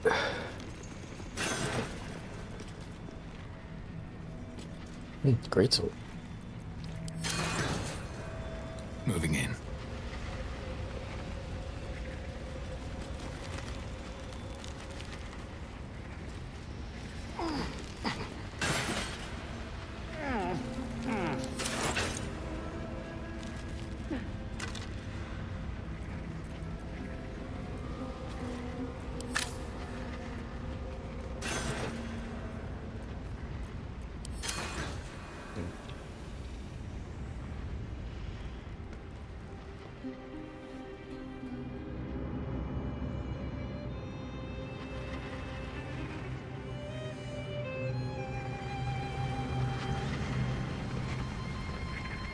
Ah, I see. Alright. Oh wait, we still didn't pick that thing up. What the fuck?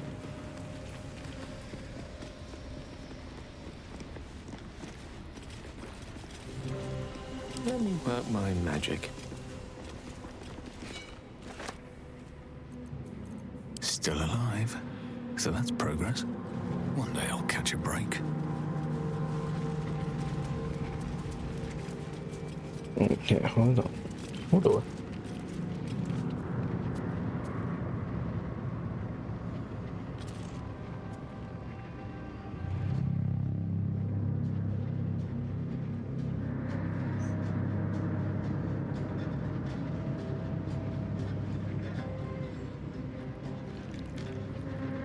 What the fuck?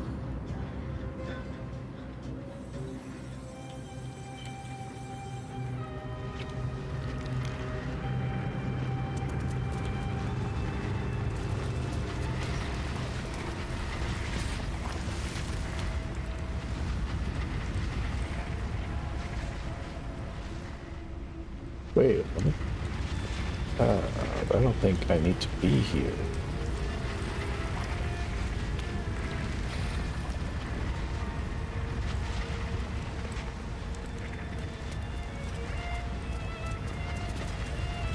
Okay.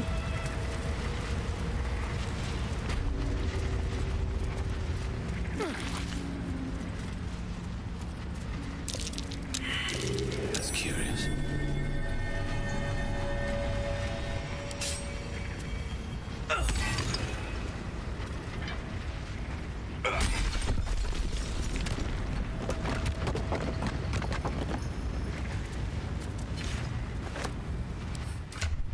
Don't touch me.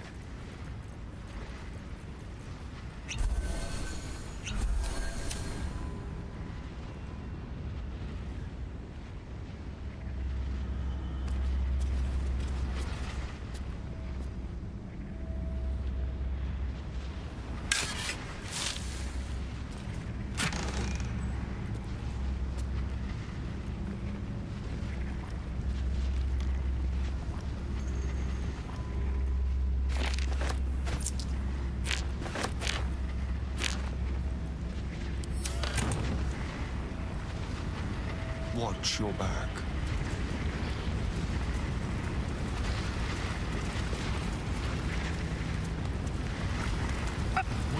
Too much to bear.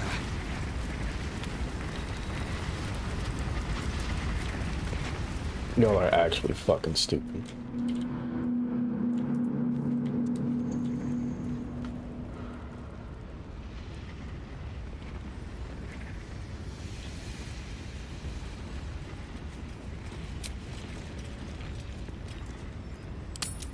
Holy. Better not be cursed. Uh-oh, he's gone. That is not good.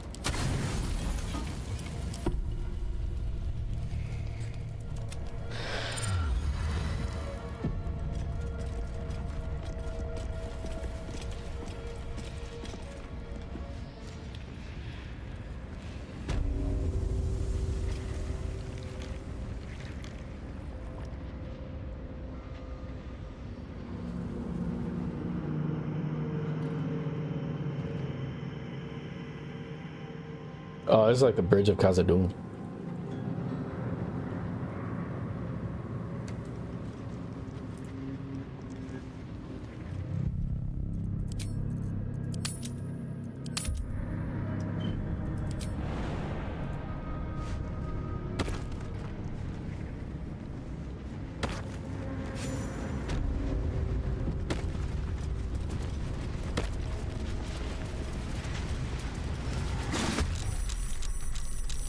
Ooh, that's not good.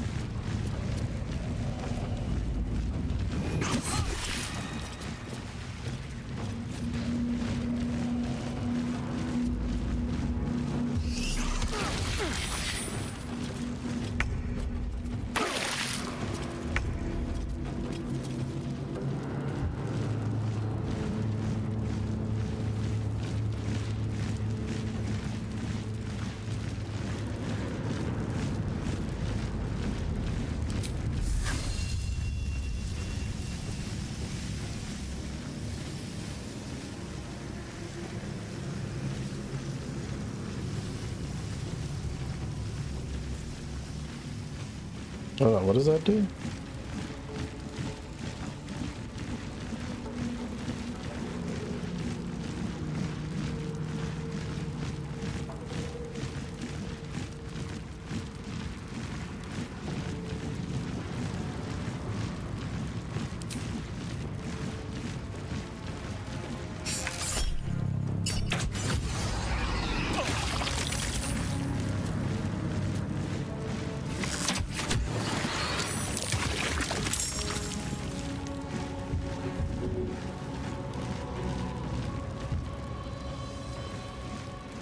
Okay.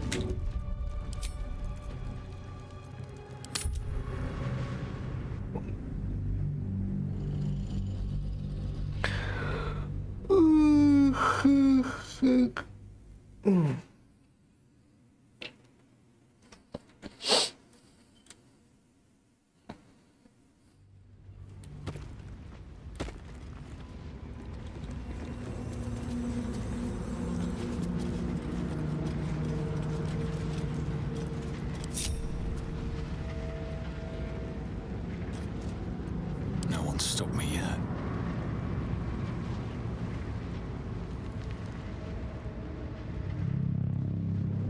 At the ready. Nope. Nope.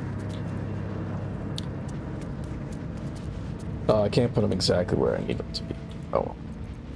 Salutations.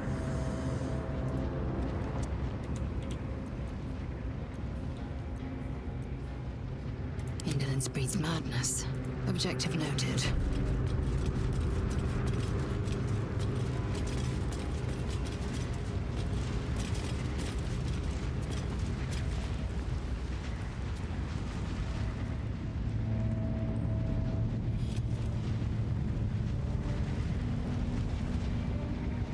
You would actually still get the height advantage. At least things have stayed interesting.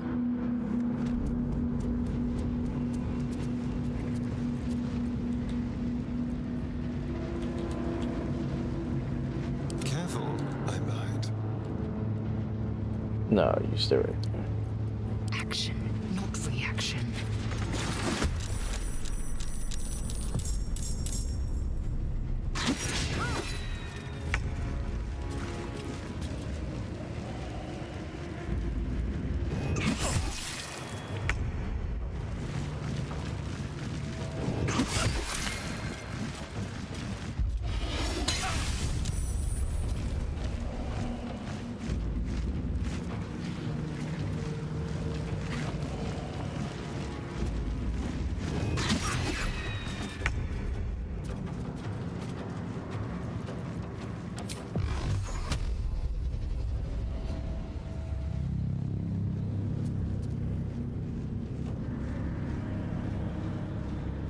Tormented! I wonder if this is worth the cost.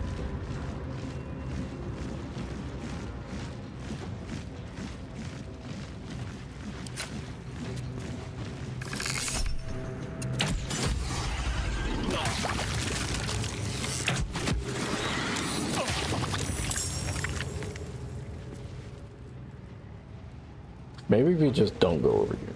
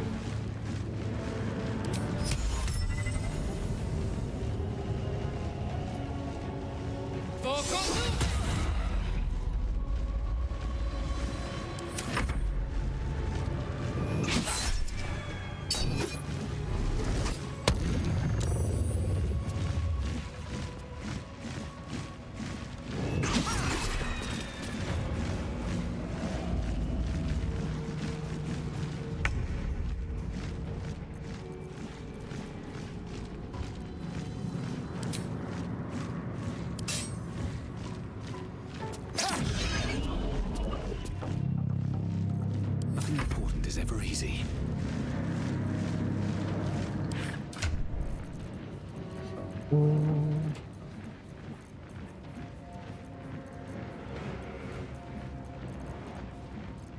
Where's all your potions, brother?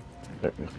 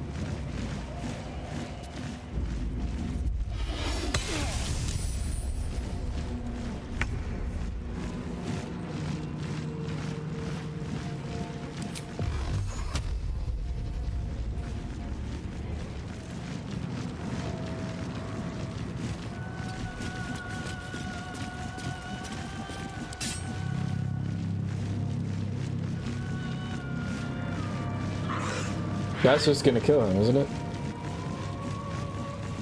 Taste my fury.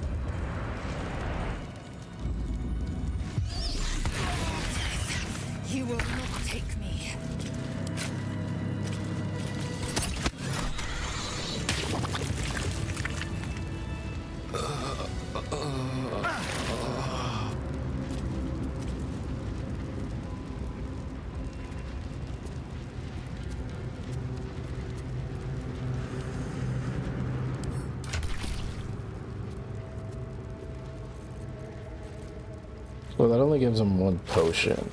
Huh.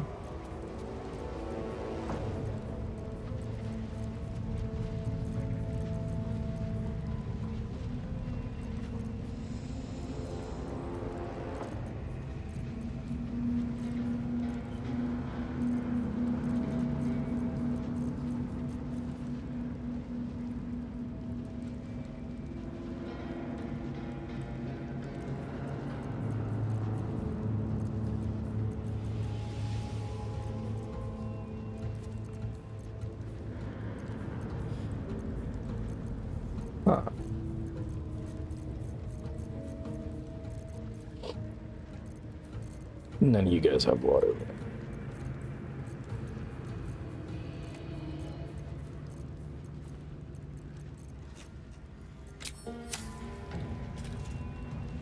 Oh, I still have to revive you.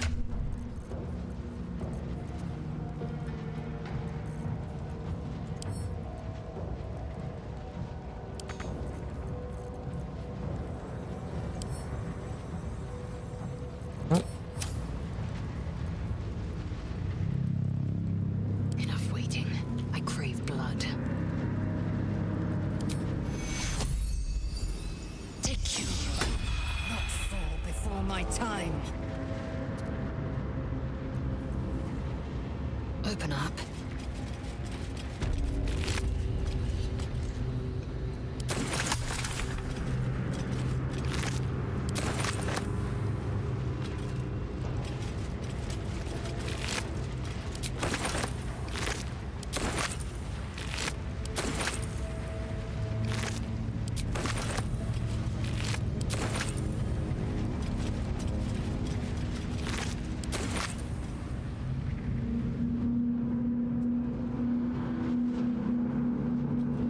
Quickly then.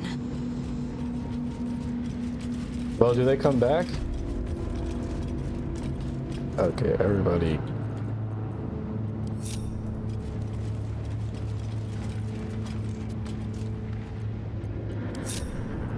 Ready and willing. Let's take a gander. Very well.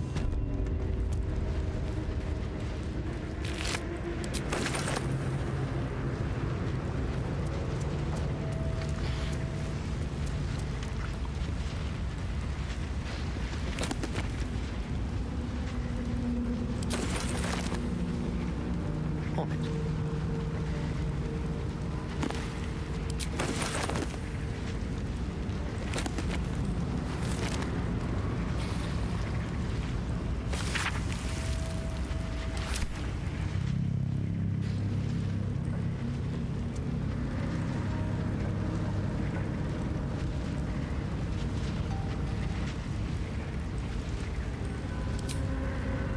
The world.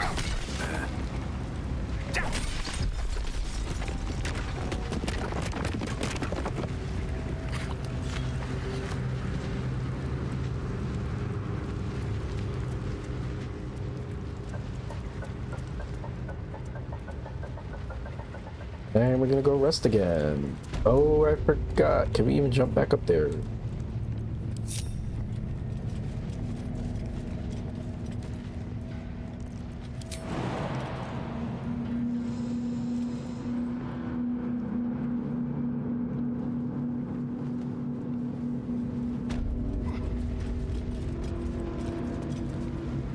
This must be the forge. What a feat of engineering it is.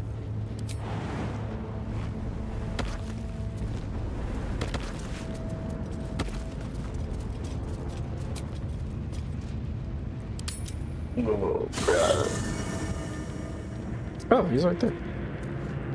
Okay, so he didn't leave. That's good. Here goes nothing.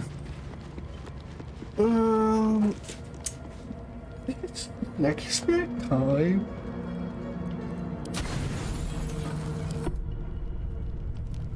And I have to pay. I have to pay, ladies and gentlemen. Oh, cutscene.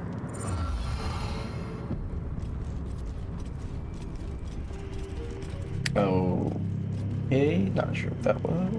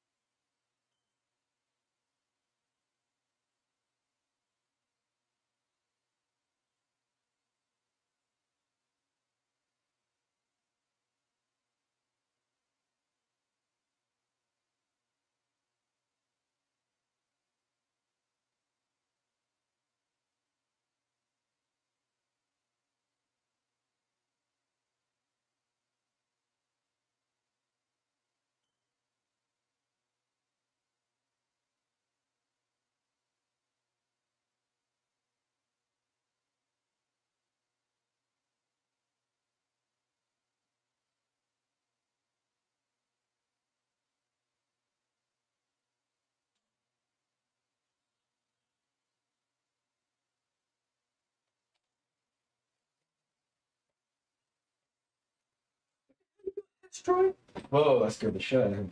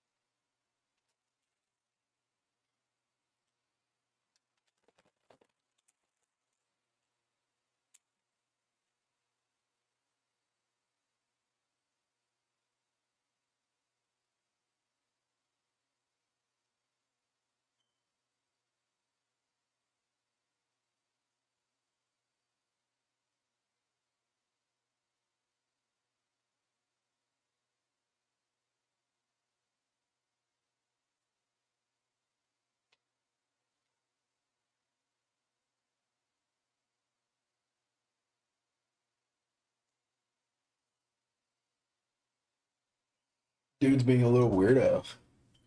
Little weirdo cat, dude. Little freaking weirdo. Dude's being a little weirdo.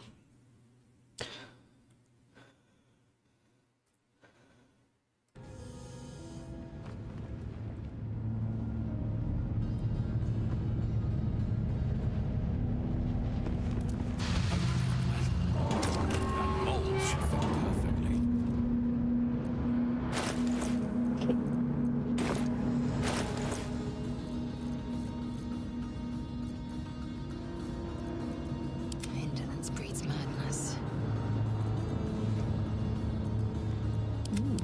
I applaud your taste.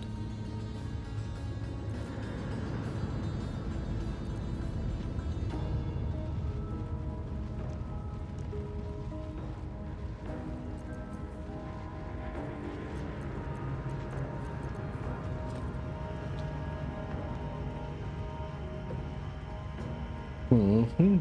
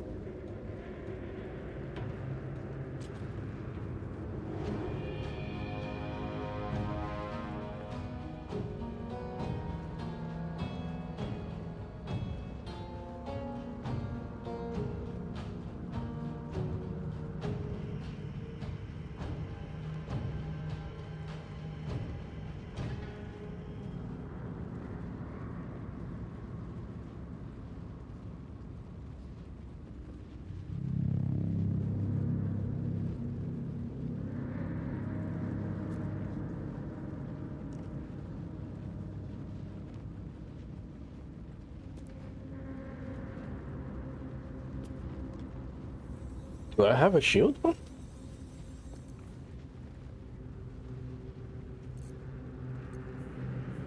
Watch your back.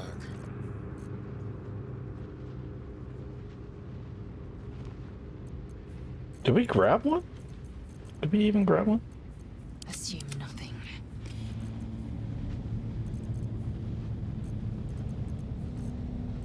All's well that ends. Not as bad as it could have. Oh my god, what is he doing? He's attacking my shit. Are we missing one?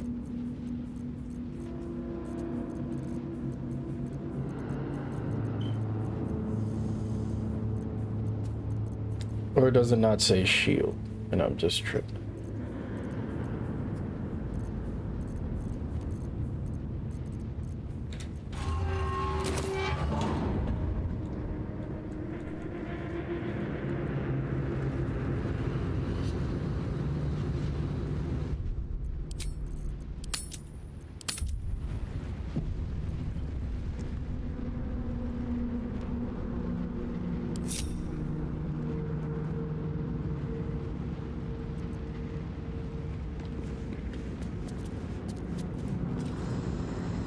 Indolence breeds madness.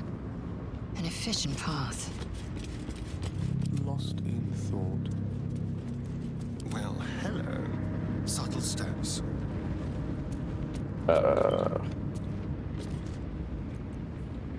Let's get going.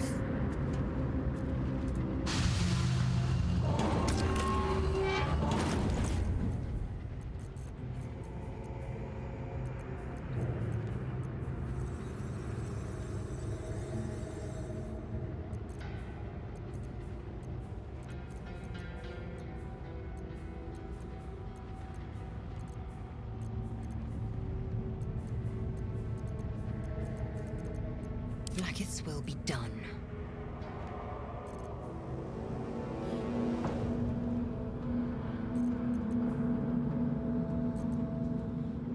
I don't need either of those.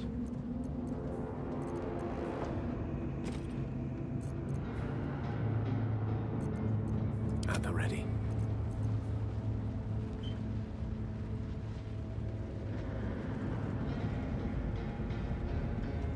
Split armor.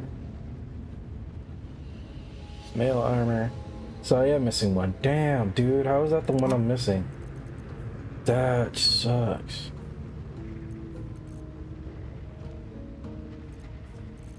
That fucking sucks.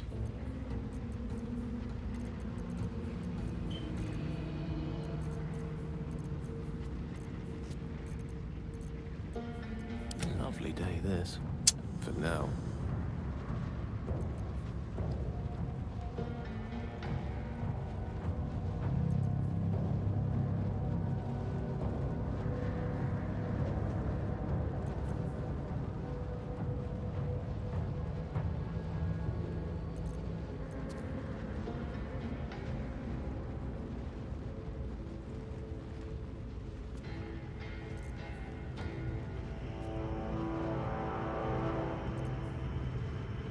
This pisses me off, man. God damn it.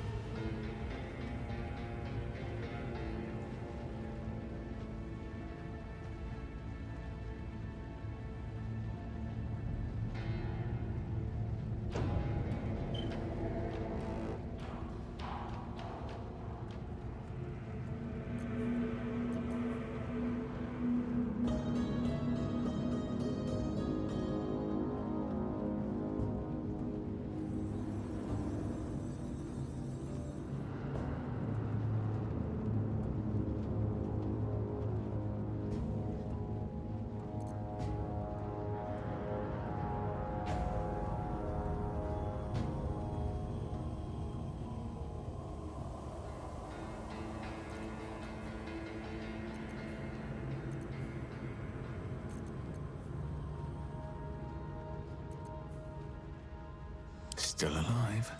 So that's progress. Assume nothing. Ah, excellent choice.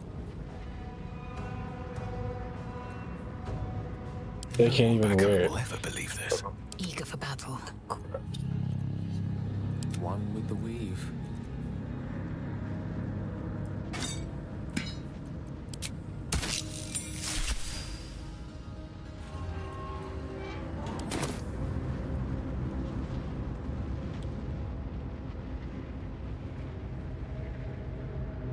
Easy enough. Nope. Go back. What to do? Won't budge. Indolence breeds madness.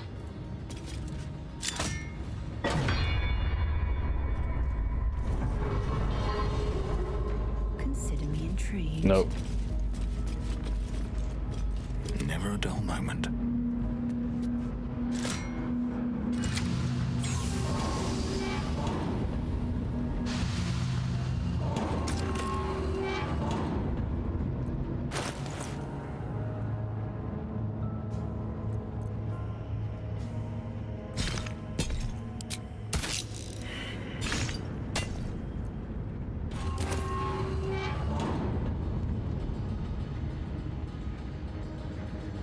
Oh, it spit it right out. What?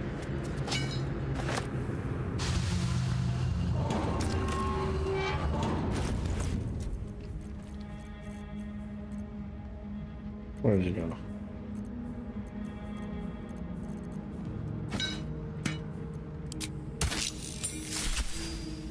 Okay.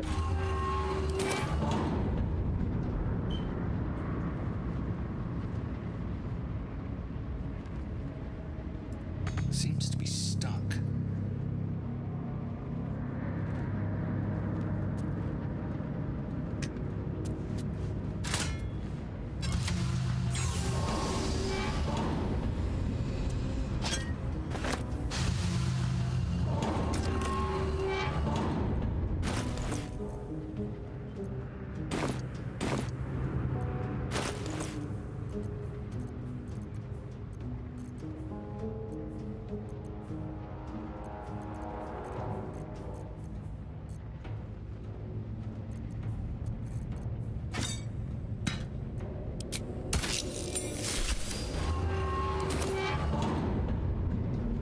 Is it broken?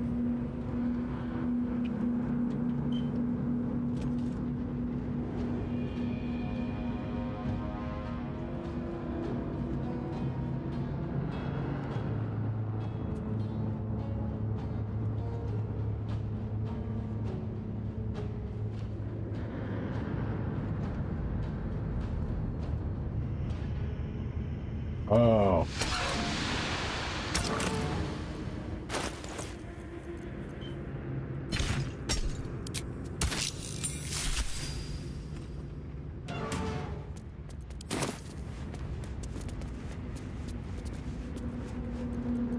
Enough waiting. I crave blood.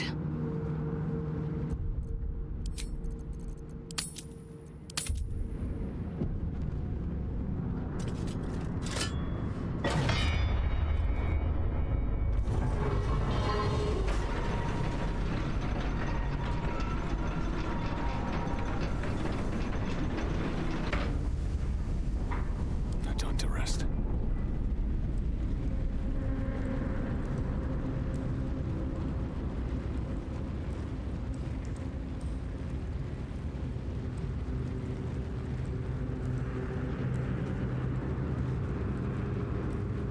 Activate the valve by the large grate to fill the oven. No one's stopped me yet. I'll give it a shot.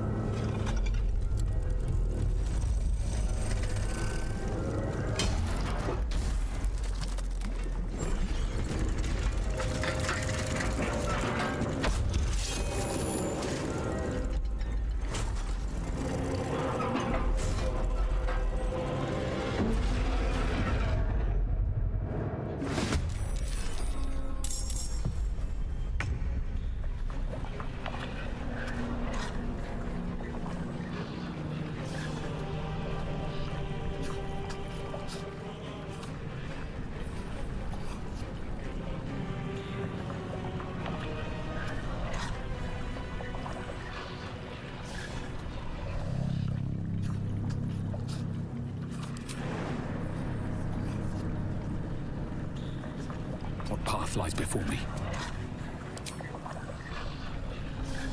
Time to kill.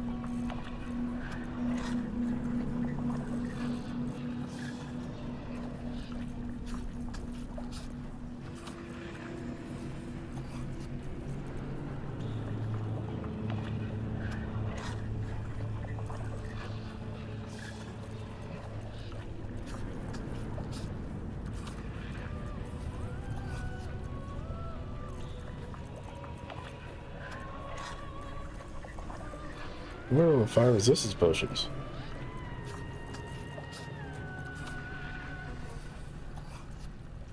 What the fuck?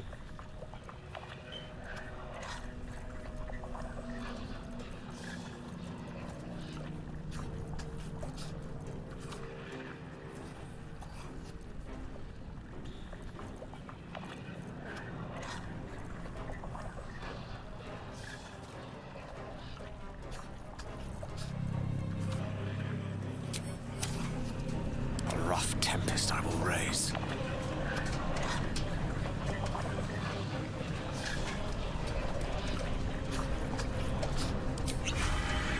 Motherfucker. I fucking knew it. I fucking knew it, dude. Oh my god.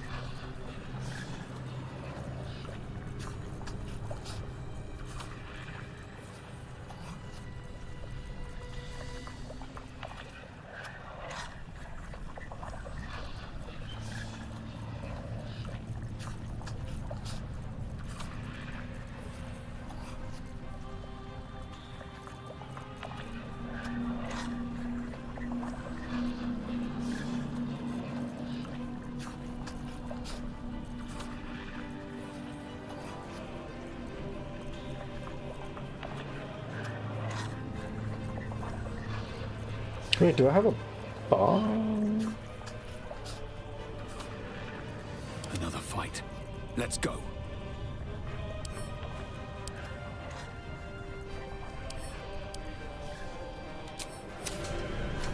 Oh, shit.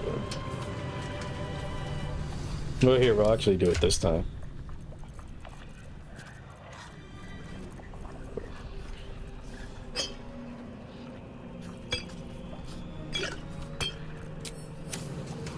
Battle of wits.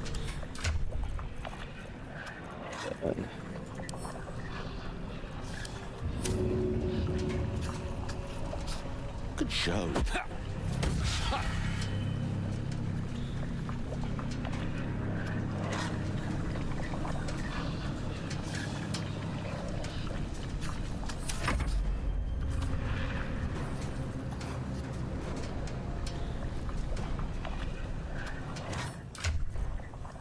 Is there anything cool we can do, bro? Can we freeze, like...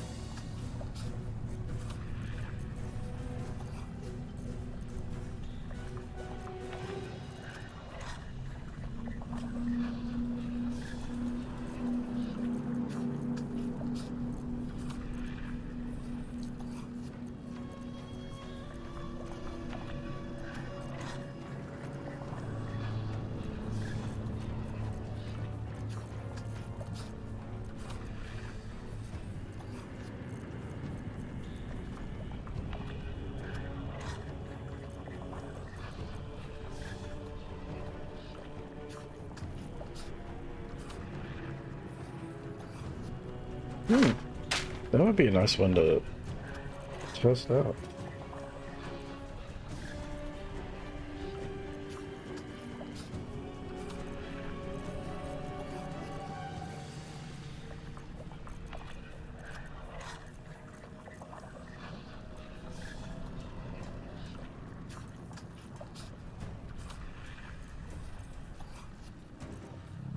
What is this?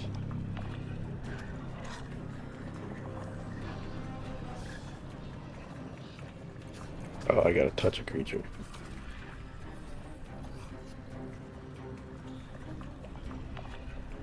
Ooh, can a story undo? Oh, well, that counts as an attack, right? Don't know. Victory awaits.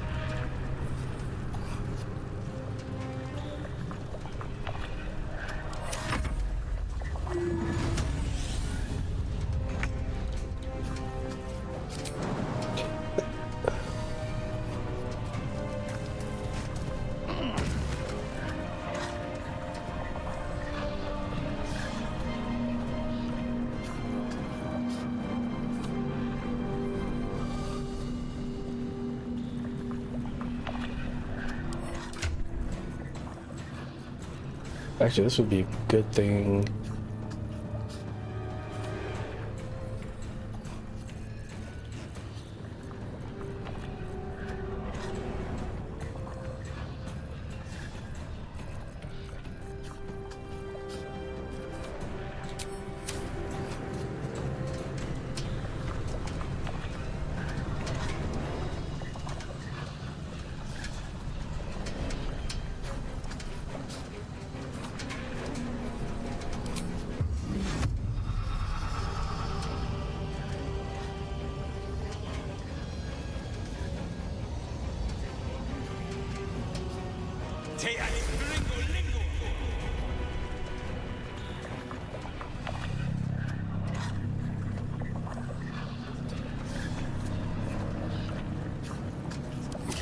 Death's cold grip. Victory is assured. Time to strike.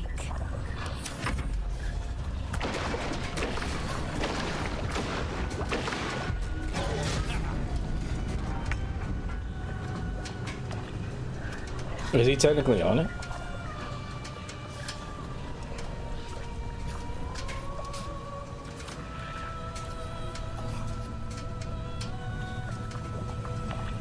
No, let's see.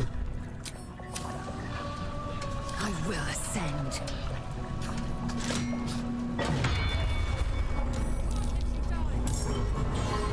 Oh.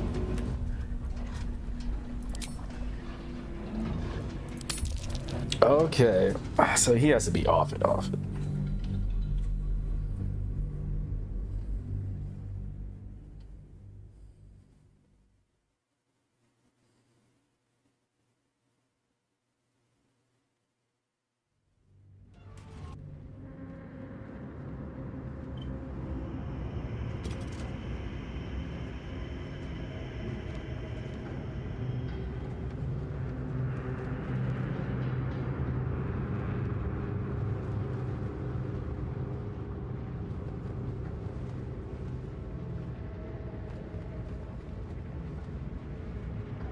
What am I doing?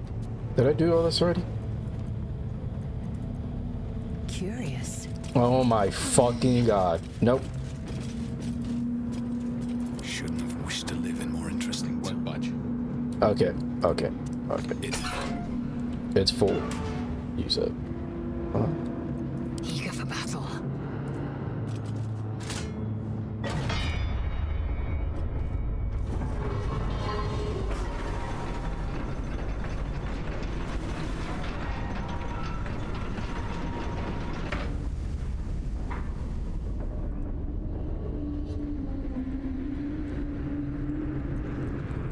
Can't give up now.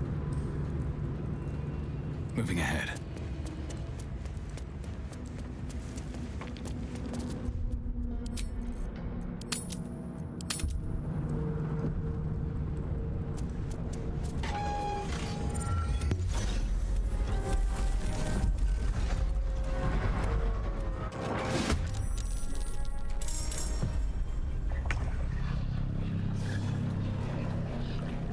Time to push my luck again.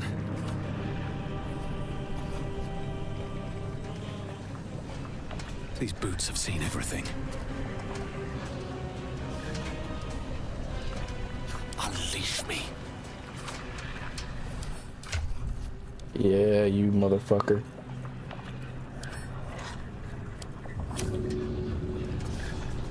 whiff.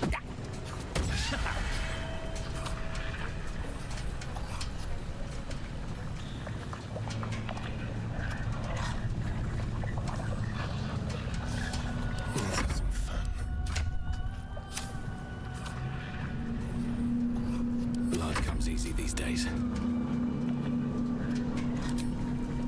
am fury. I am death.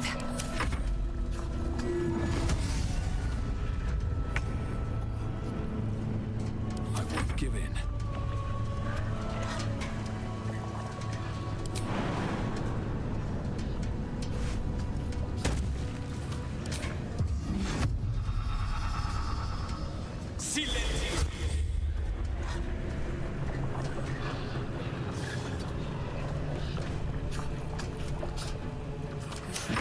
What fools these mortals be.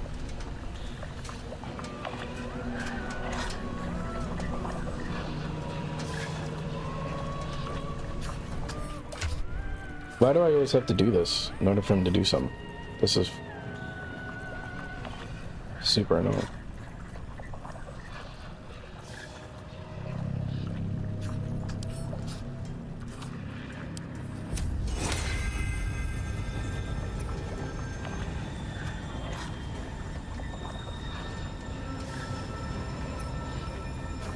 Oh.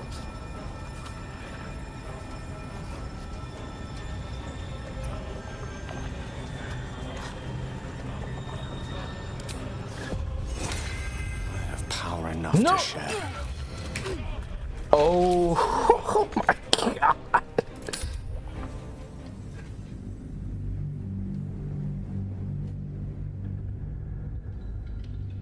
Oh, this game. This fun.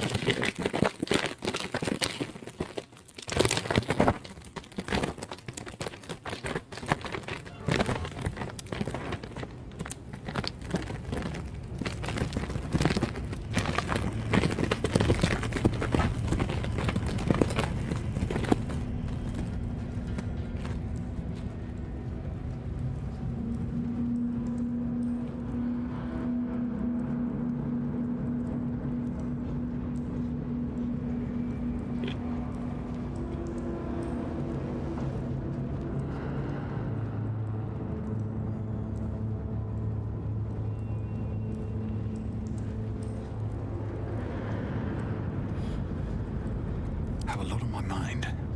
And, well, in it.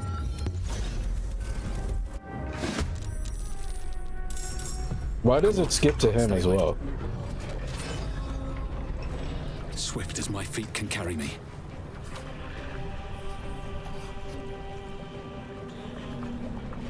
Time for a cup. May the dice roll in my favor. Stay at my feet.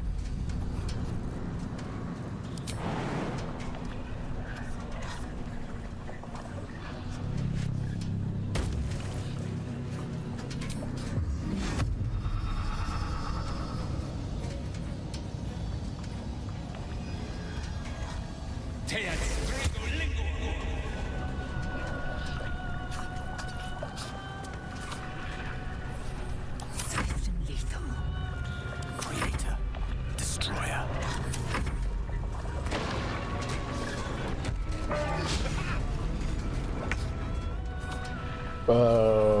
What?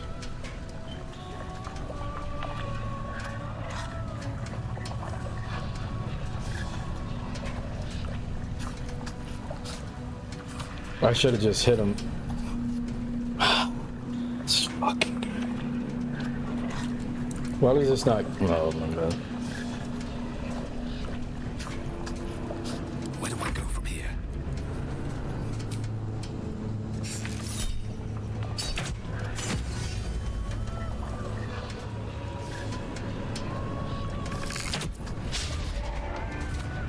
Victory awaits.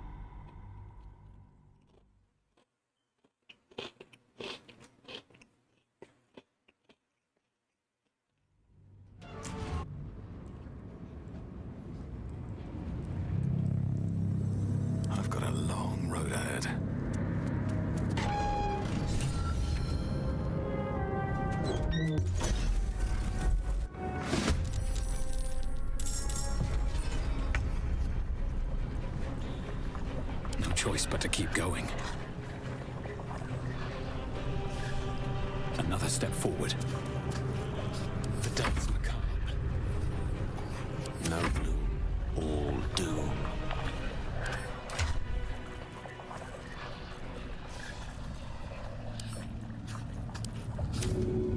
My pleasure. Time to strike.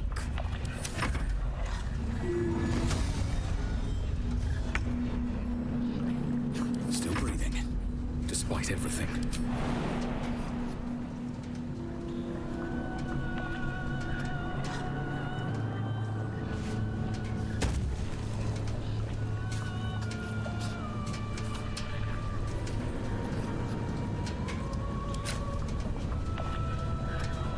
Oh.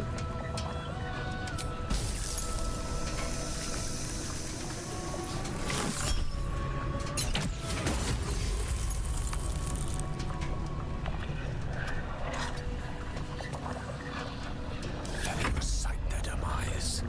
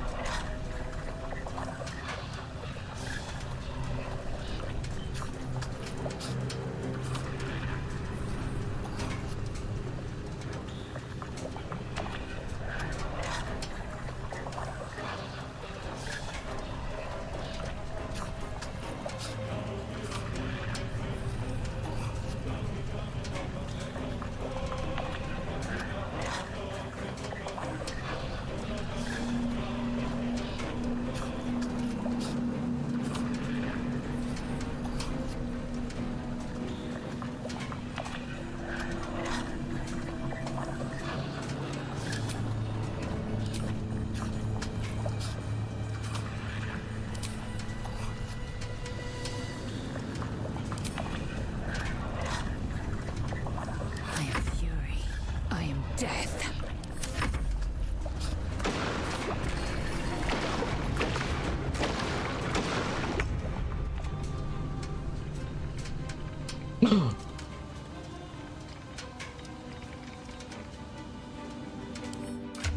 Brother, give me the horn. Who's...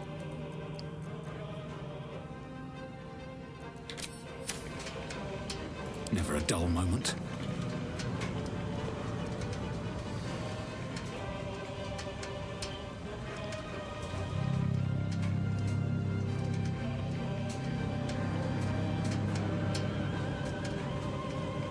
Need to find a way forward.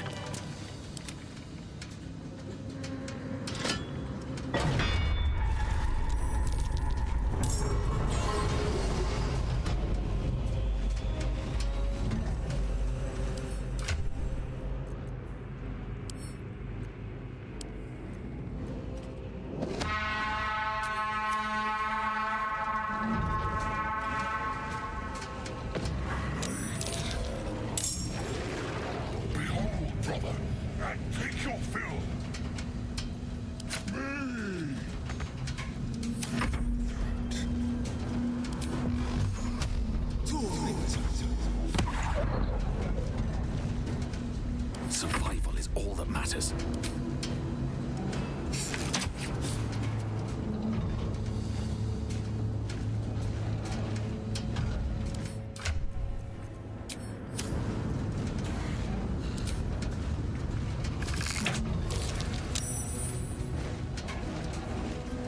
Death is but a word away.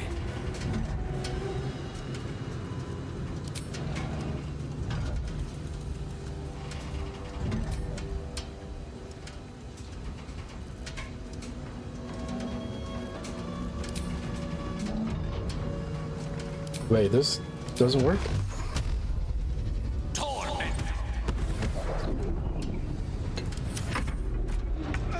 Methods down too. Wonderful. Why not?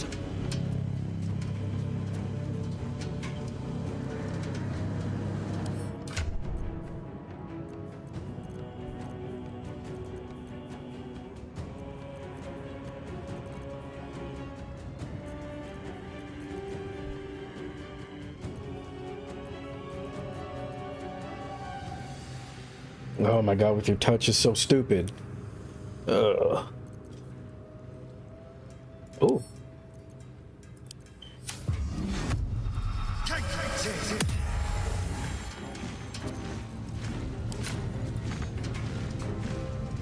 Oh, these fucking things. Okay, I didn't pay attention to that. Catch my breath.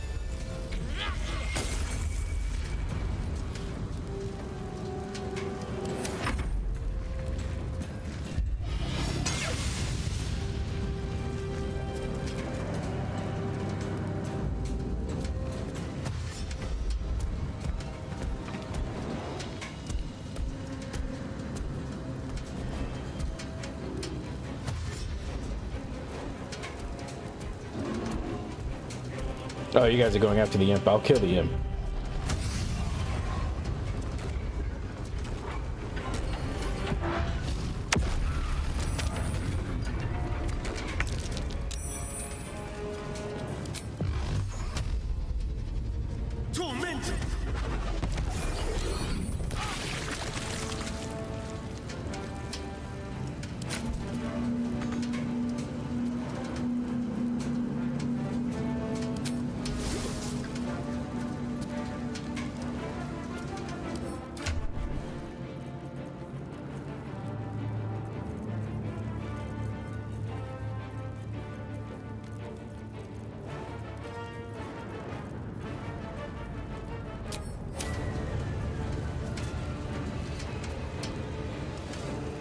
Well, so much for peace.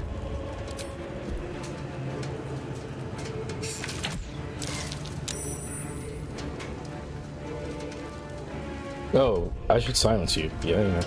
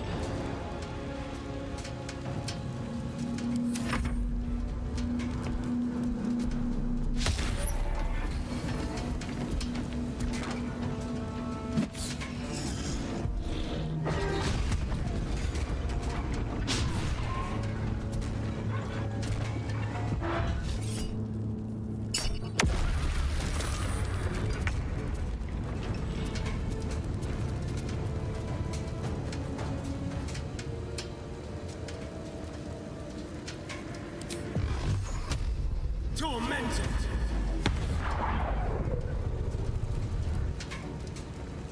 Sometimes the only way out is through.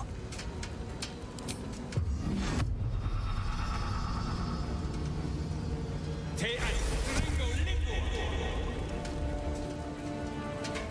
tale for the ages.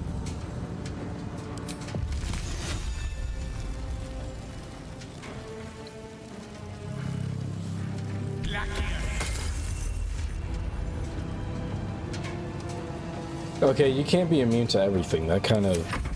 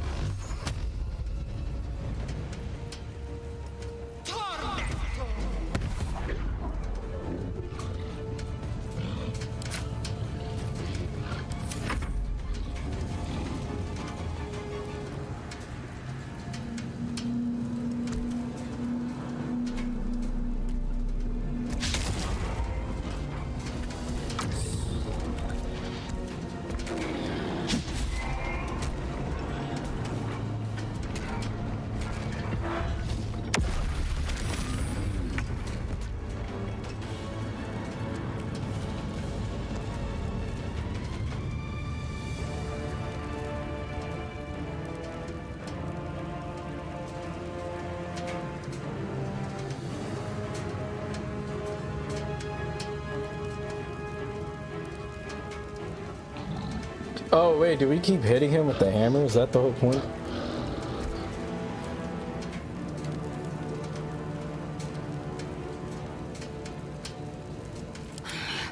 Aid me.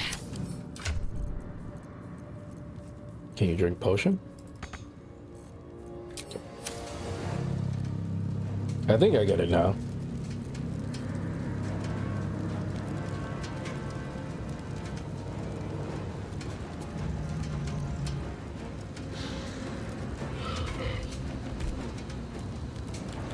Nothing will stand in my way. Oh, wait a minute. I can cast another silence.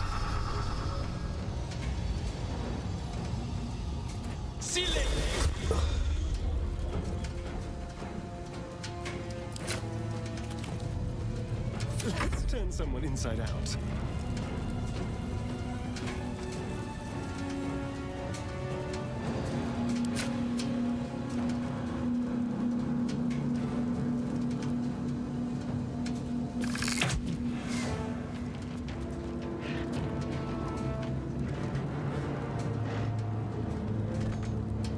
I speak, they burn.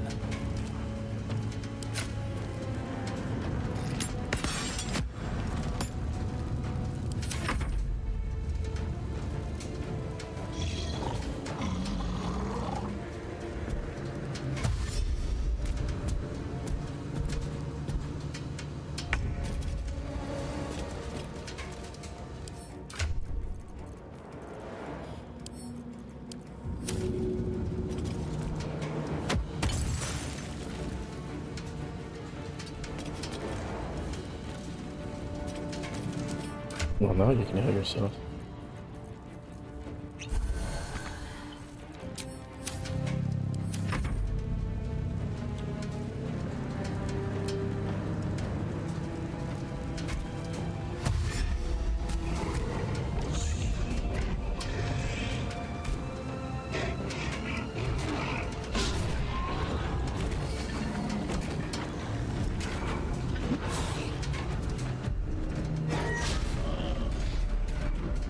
No, that would have been the perfect place to do it.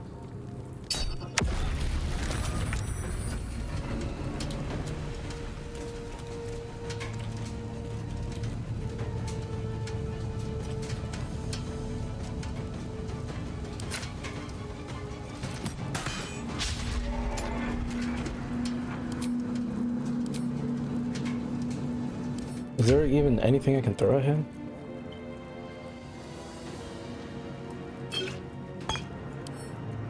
Oh, I can't even fuck. Hungry for the slaughter. Or maybe you can. You can.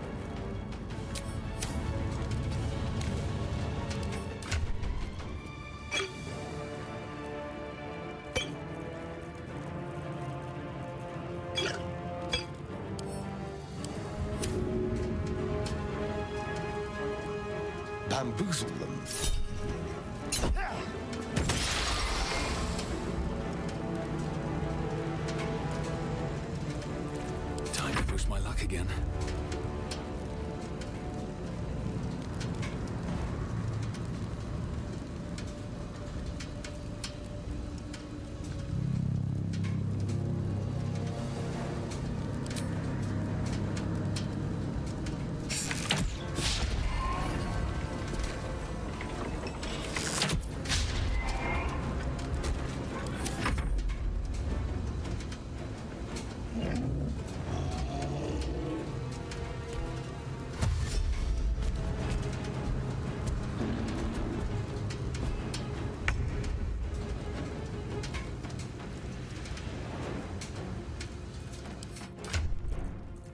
I'm probably gonna restart this fight anyway, because I didn't know he was immune to fucking god near everything.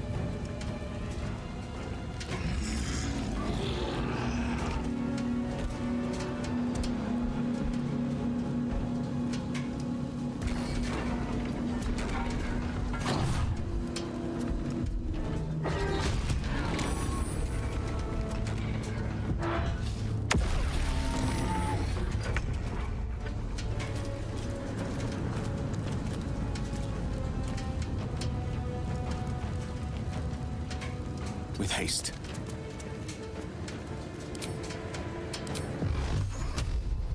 Torment.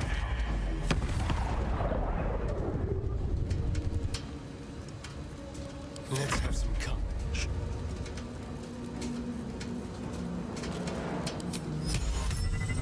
More.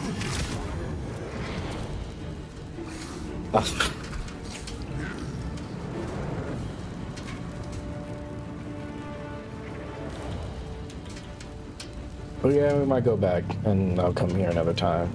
That's so annoying.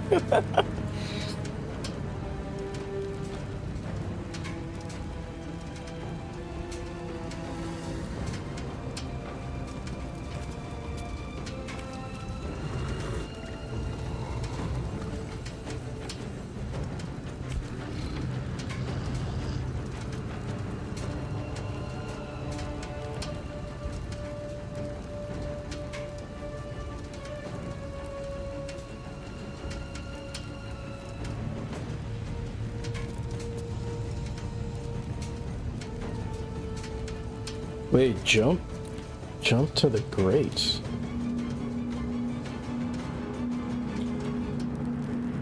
There's nowhere to jump, is there?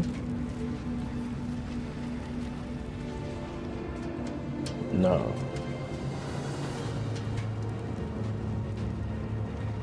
Can you jump down here? Can you jump over here?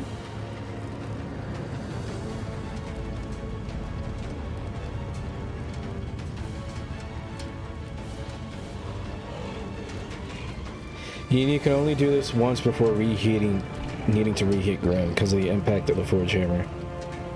Removes the superheated affliction.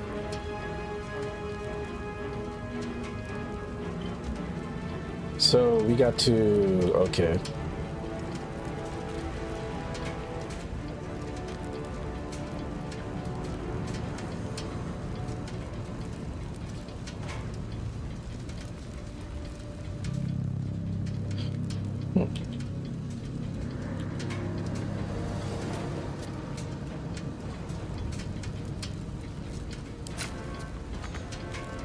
Well, so much for peace.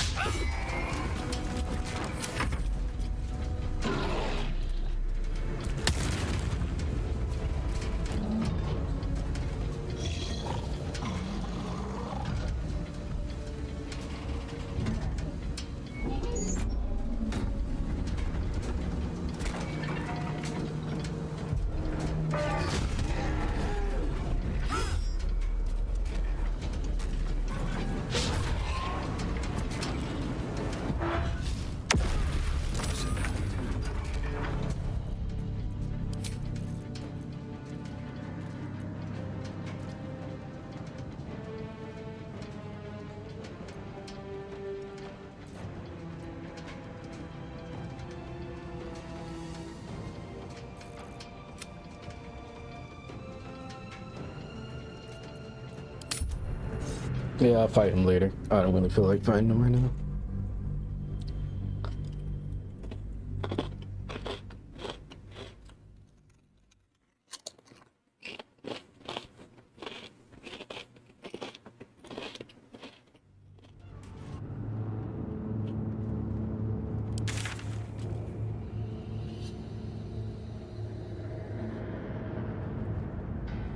How do we get there?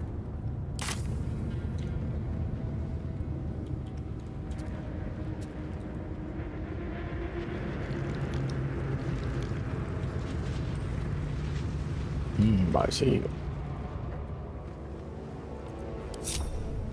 Still breathing, despite everything. Can't slow down.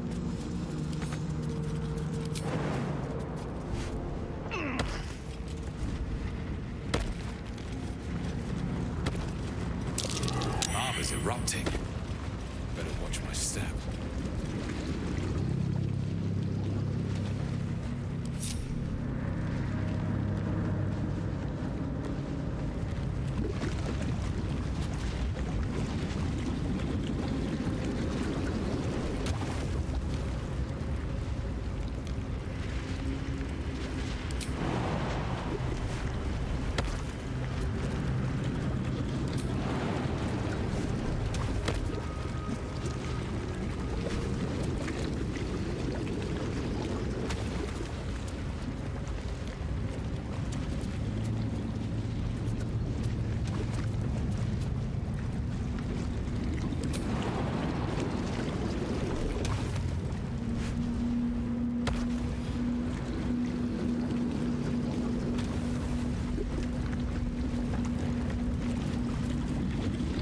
Oh, I forgot about this fucking dude.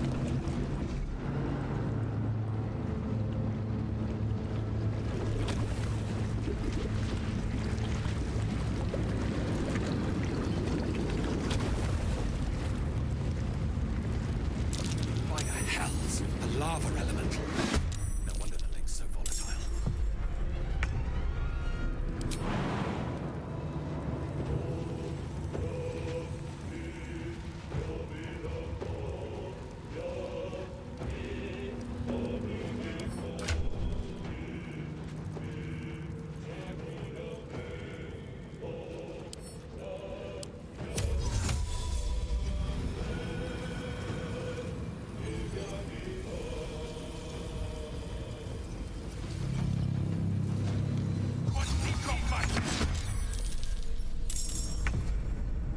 Over here. Another fight. Let's go. One can't always be a gentleman. Time to strike.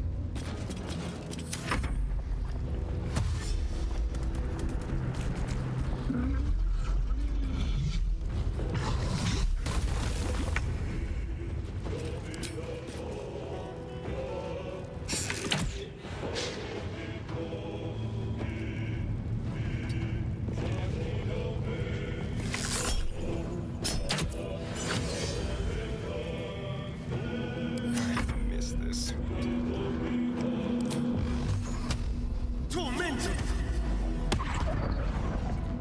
Swords meet sorcery. Torment! I will ascend.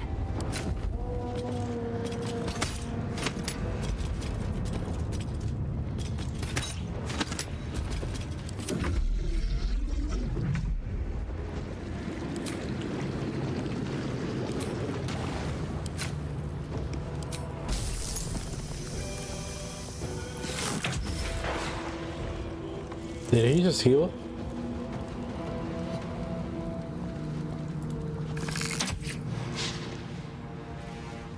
Let's spill some blood.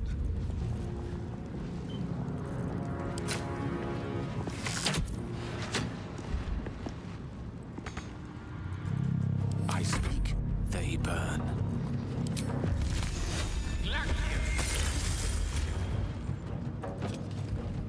Time to strike. If he heals again, I guess I'm reloading.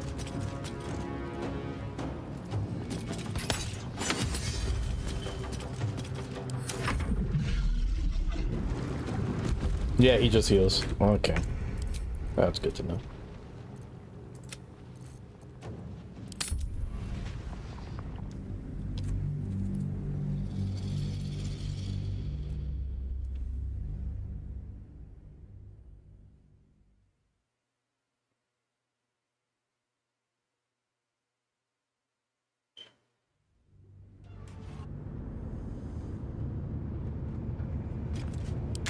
Alright, let's just get the fuck out of here, yeah?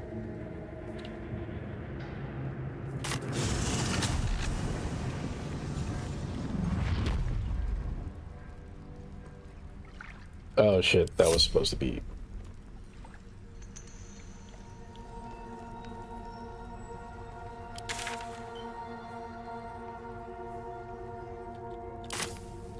Oh shit. Oh my god.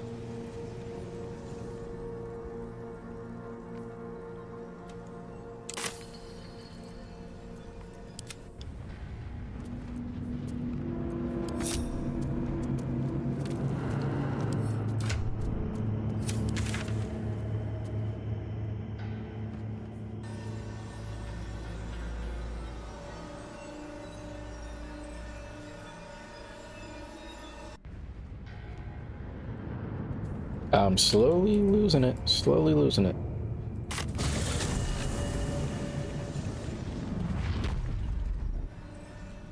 Never wanted the easy path.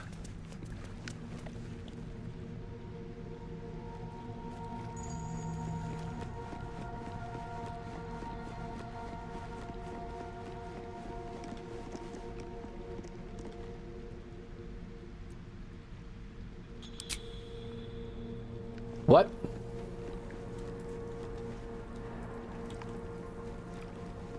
Oh wait, we can try going topside now. Since this is the end of this area. Hold on.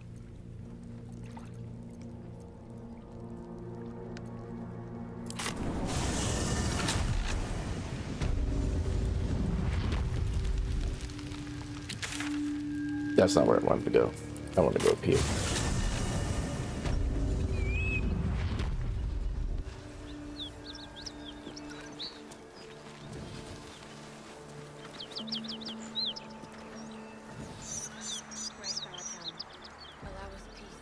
Wait a minute. Wait, why are you here? Still here? And so is it done.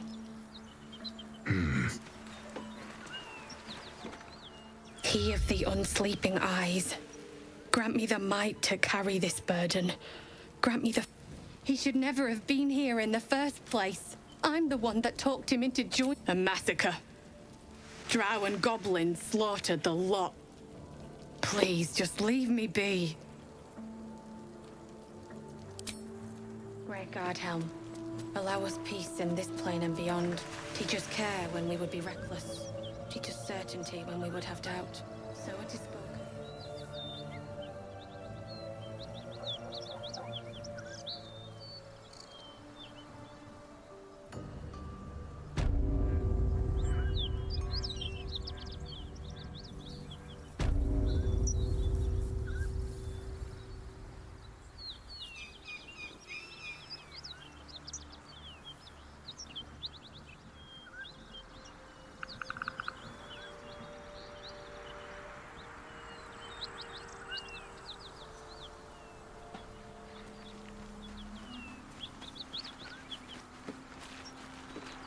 What's in here?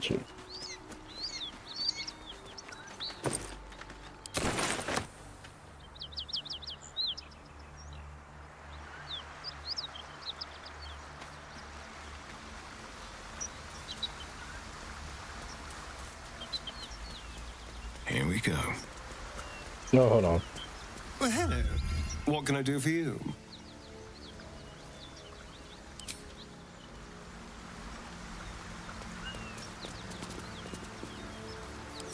We're missing someone.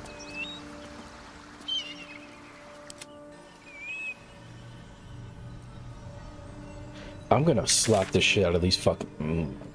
Go.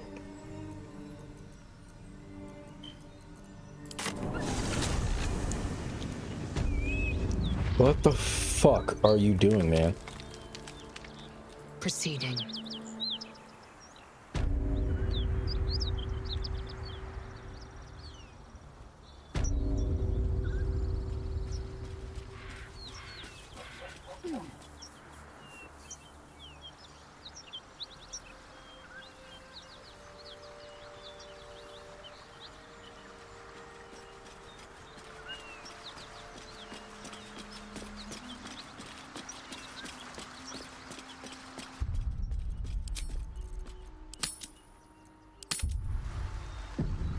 Are we together now, you fucking weirdos? God damn. Let's move. Seems simple enough.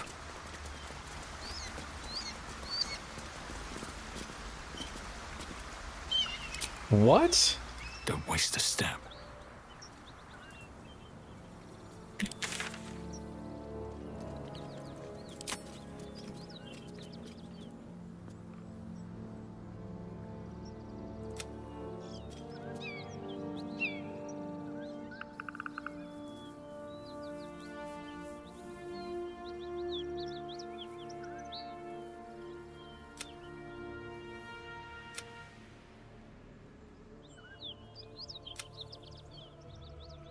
How are you supposed to...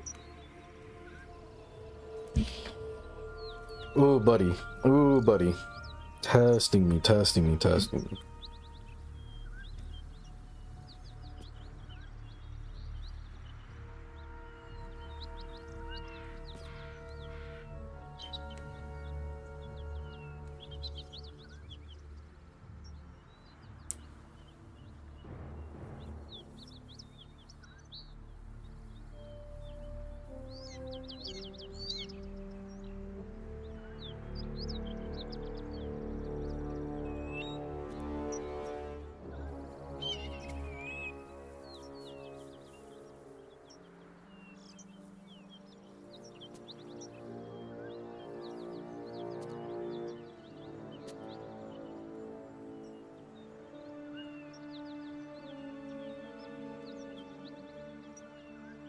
Oh.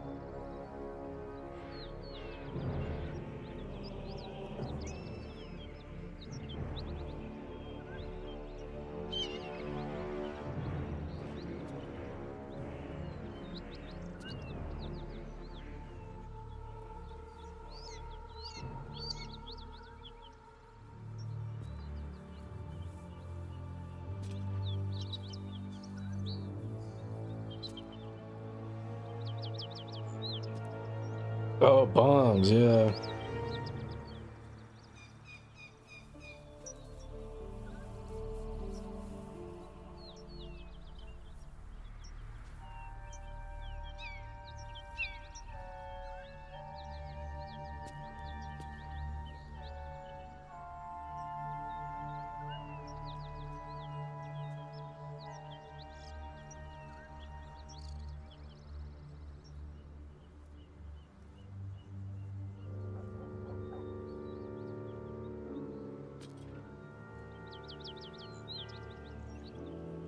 Oh, so you keep one by the lava. Okay.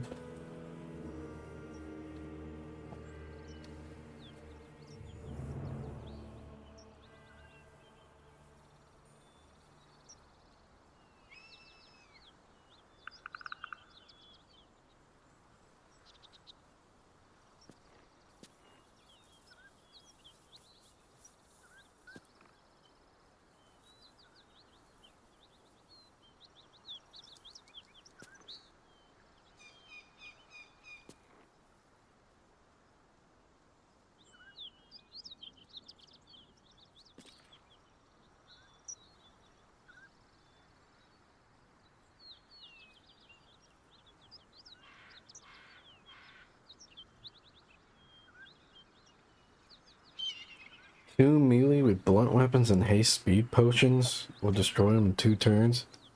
I fucking doubt that.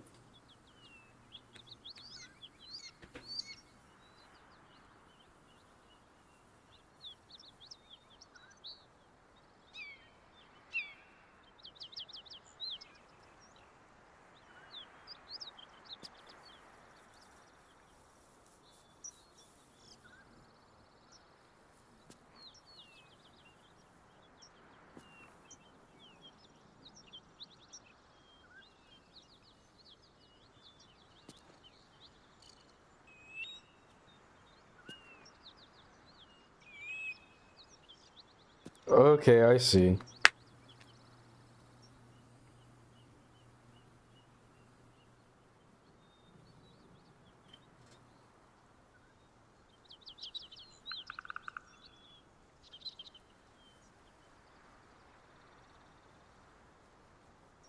Oh, you can shoot the lever with an arrow.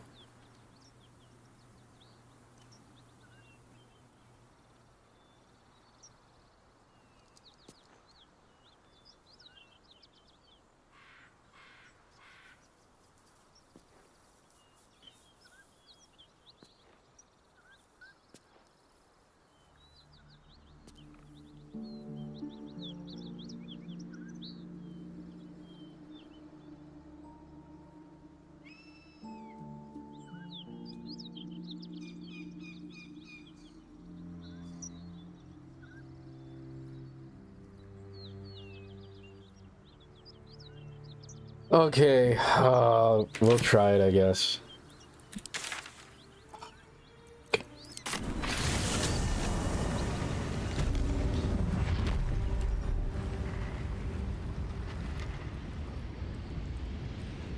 Yeah.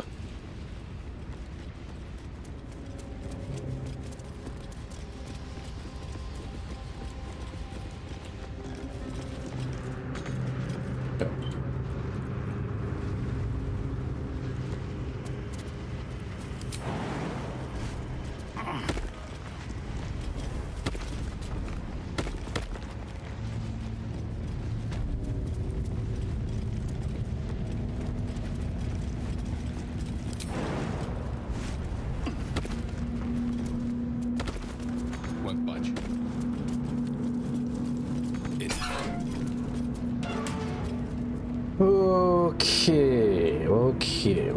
Okay.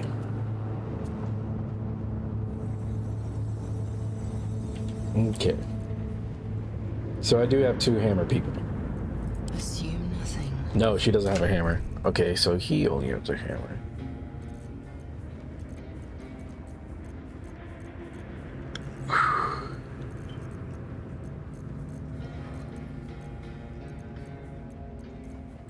Do I not have another hammer? Oh, there we go.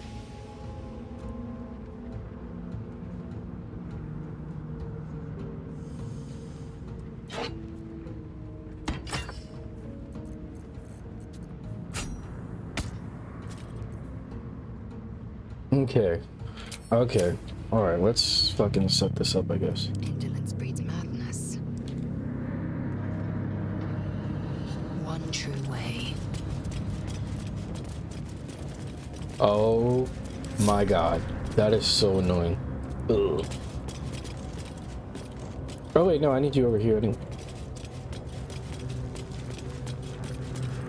Is that blood? No, never mind. Yes? Oh my god, why does it do that? Careful, I might.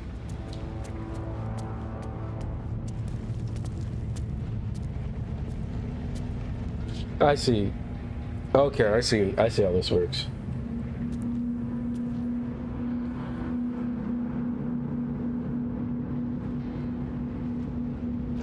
How about you two switch?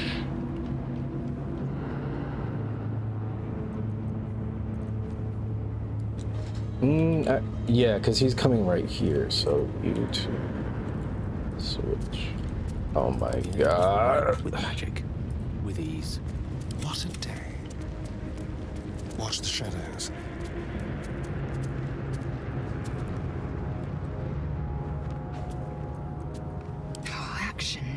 action.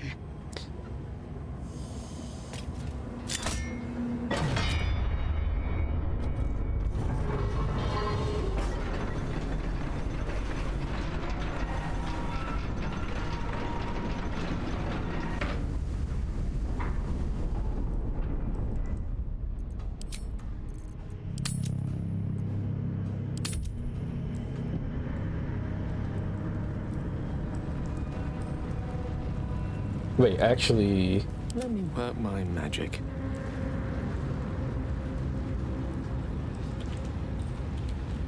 No, you can stay there. You can stay there. Looking ahead.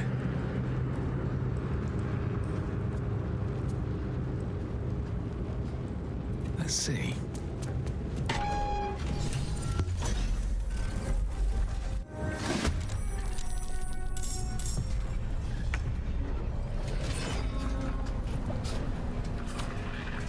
Allow me to demonstrate.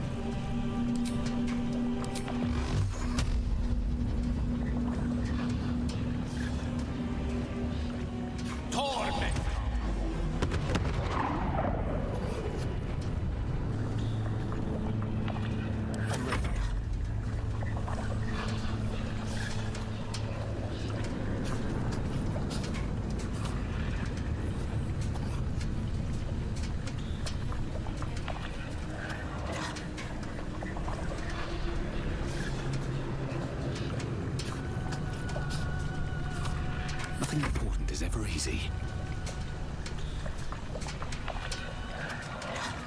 Yes, and then keep him here, and then keep the lava going.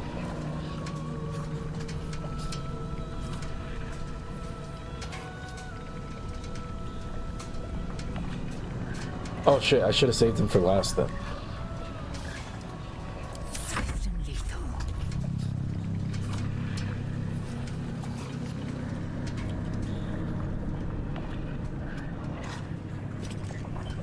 Wait, I wonder if he'll still...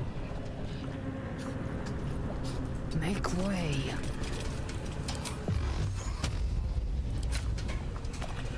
Hitazeth. Oh! My time. I love this shit so much, guys. I really do. Ugh.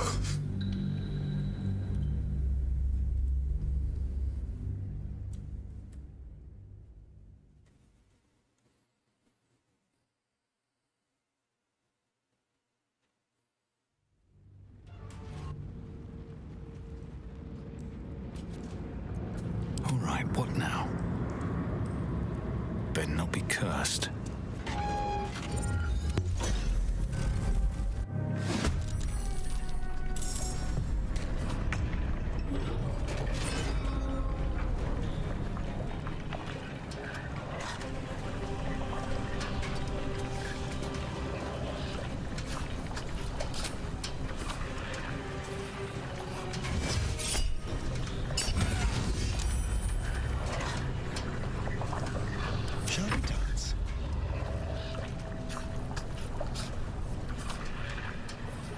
Let me recite their demise.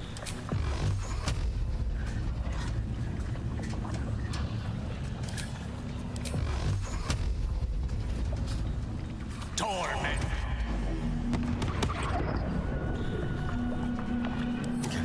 Death's cold grip. Victory awaits.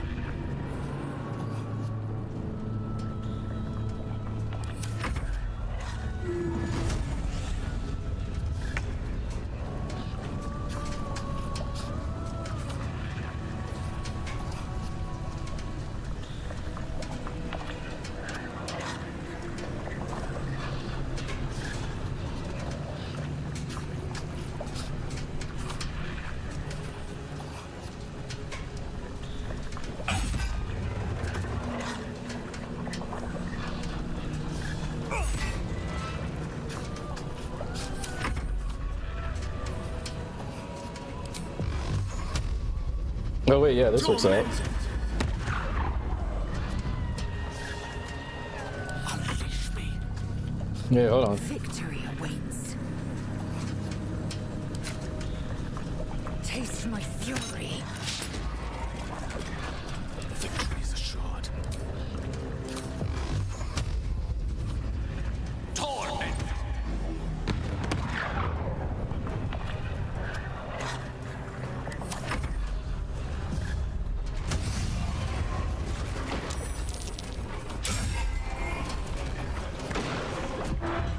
Oh, that's not good.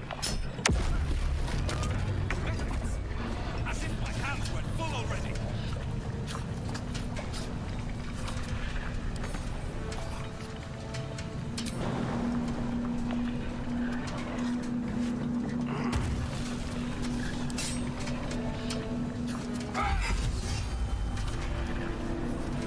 Do it again. Time to kill.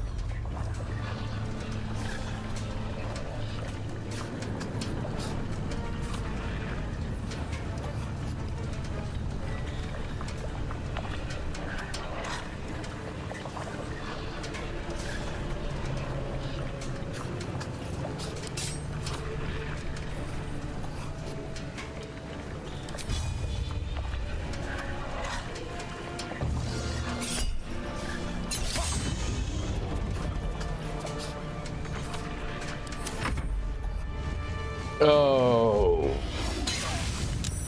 forgot about that.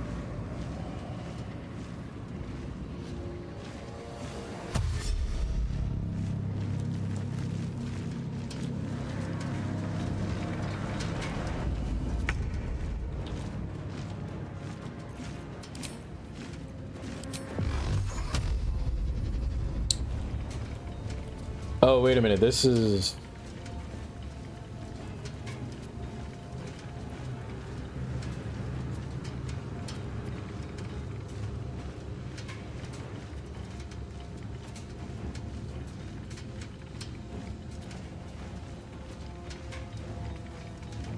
Torment!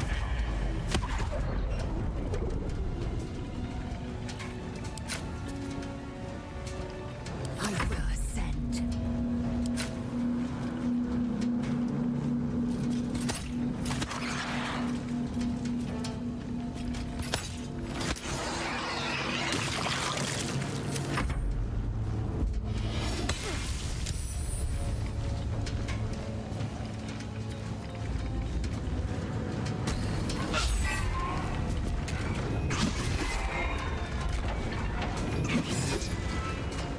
Oh.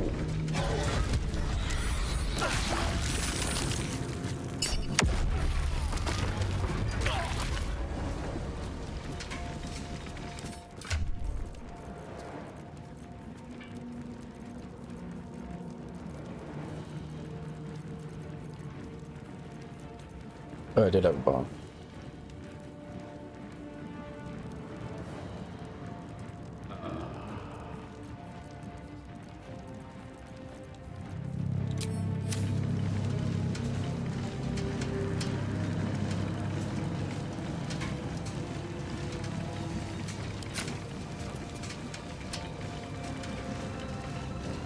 The dance macabre.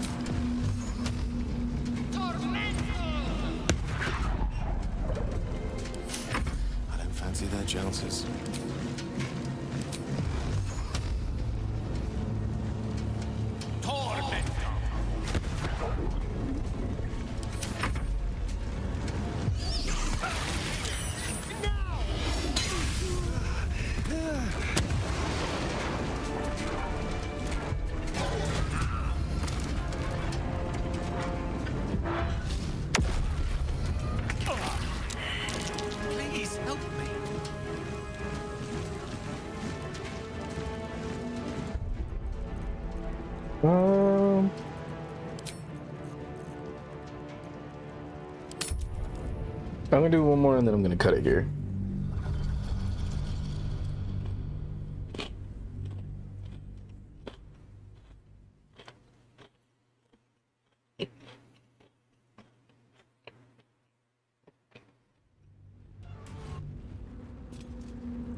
And then I'll probably change the difficulty on this guy. No one back home will ever believe this. Here we go.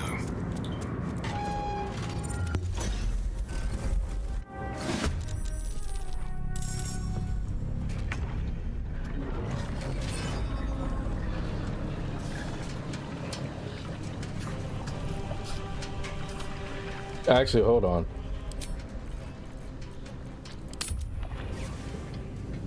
I should have both of them over there.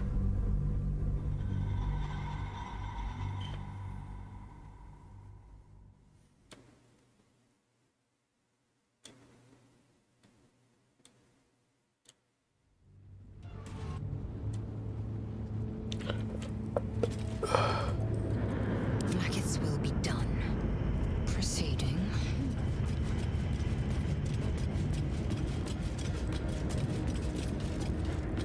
Actually, you have the stronger hammer. So. And move.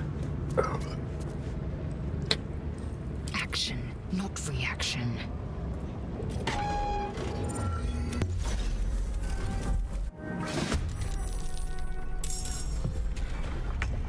wonder if this is worth the cost.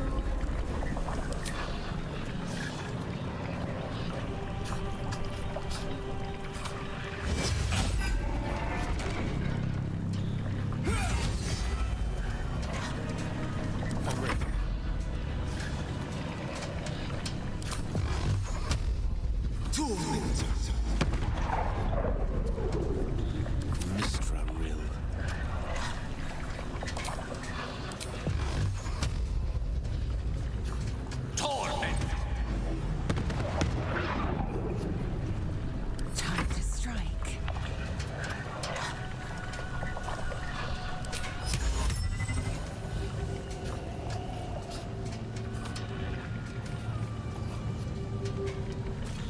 Come on. Oh, wait.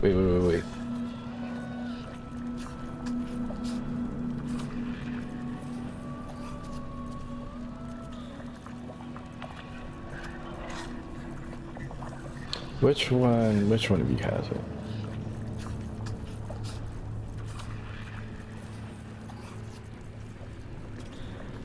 Ah, there you go.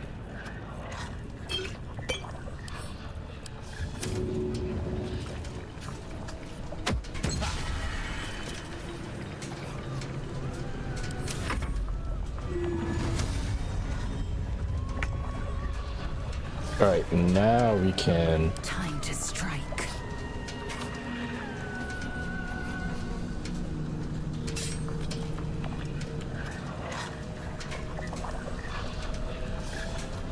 Oh my god, dude. Never a dull moment.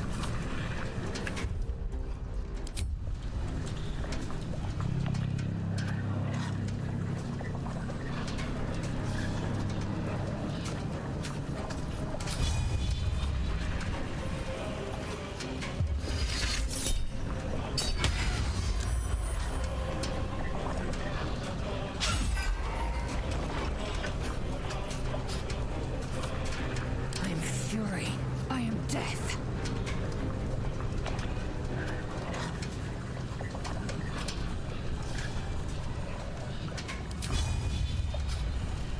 Well, the lava will go away so I can bring her back, so I guess.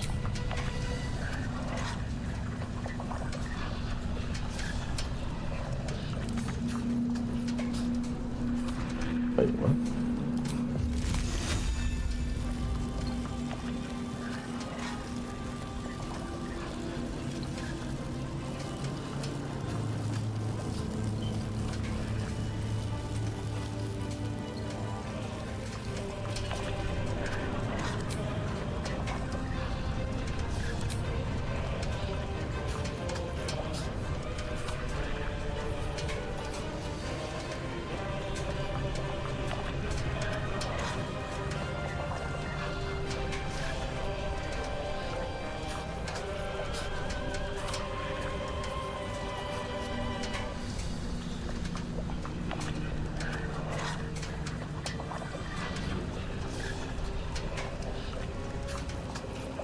I'm gonna wait till the lava goes away, I guess.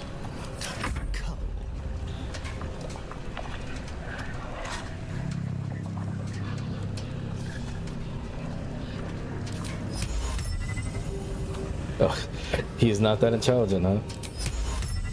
Too many hit points.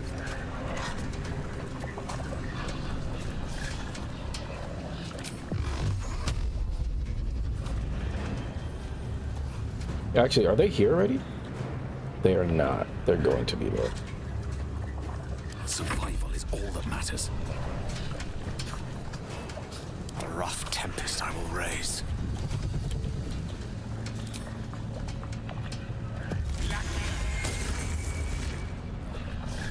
No choice but to keep going.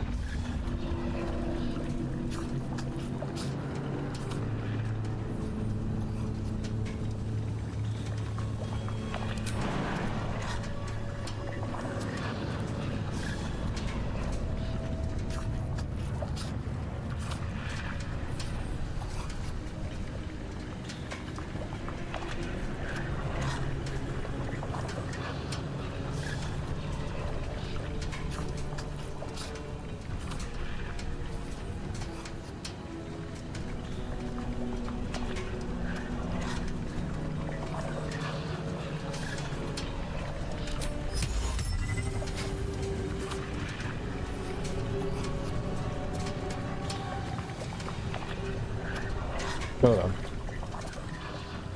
Gale, can you... Dice roll in my favor. Pawn to cleric 4. There.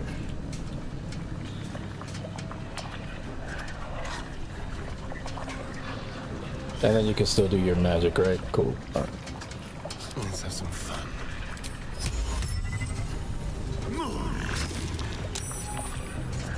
Sometimes the only way out is through.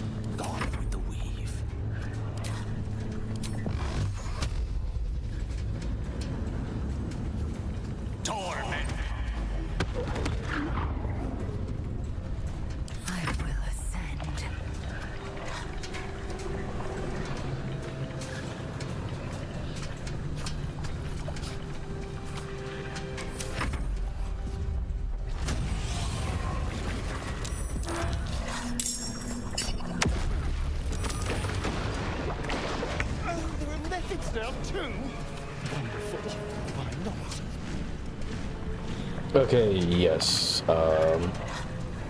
We have to take care of those guys. Can I save mid-battle? That's crazy. I didn't even know that. Okay.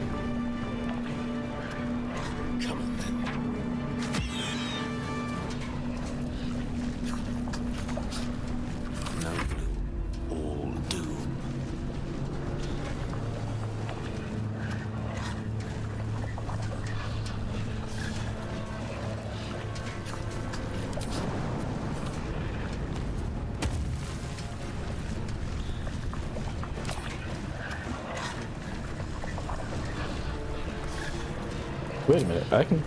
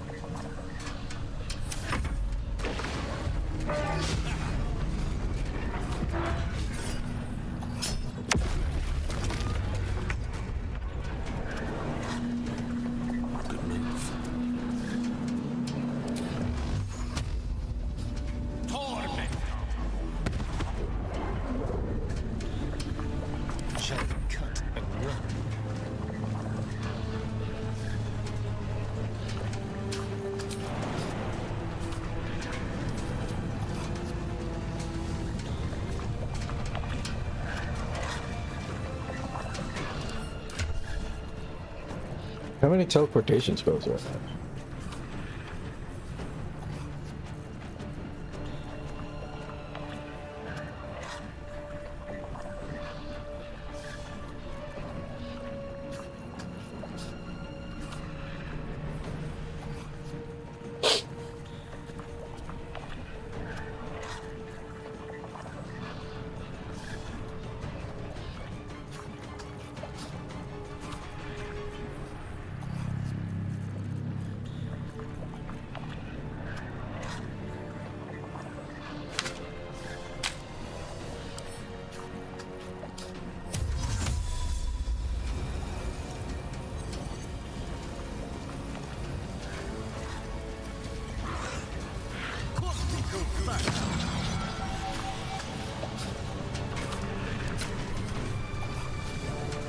Nothing will stand in my way.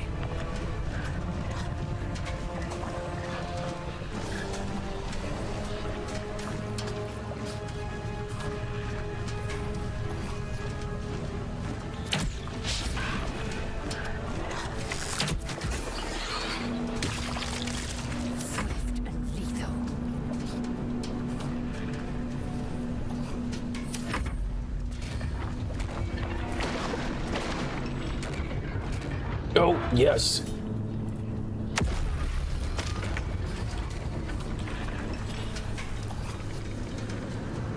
No, she can't do it. He has to.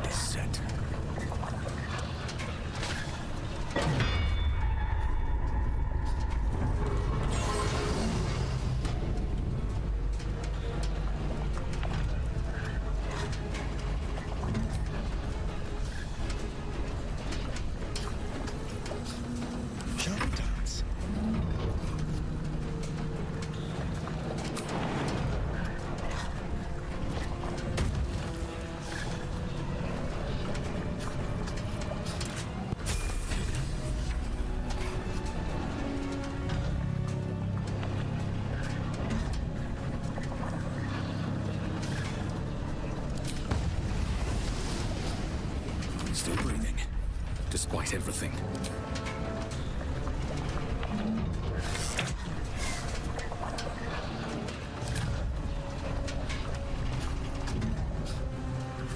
Oh, I do have another explosive one.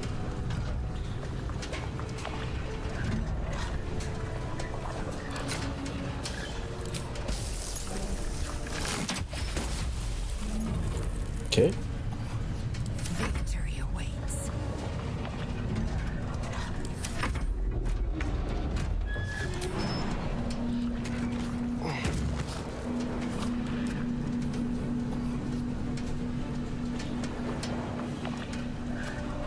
Can I hit it again? Oh, I have to get him off guard now. Okay. Tormented!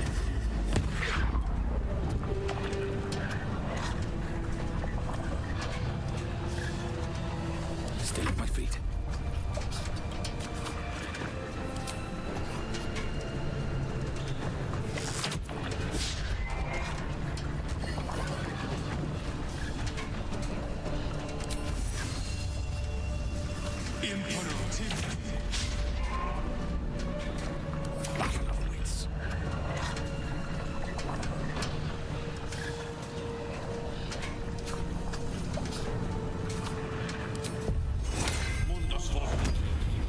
Can I hit it again?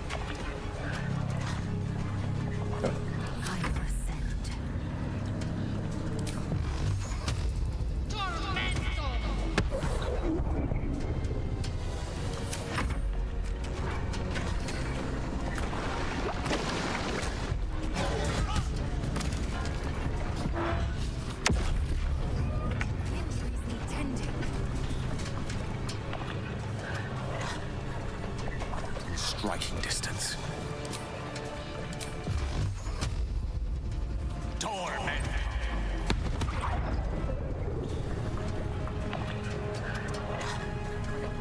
Let's spill some blood.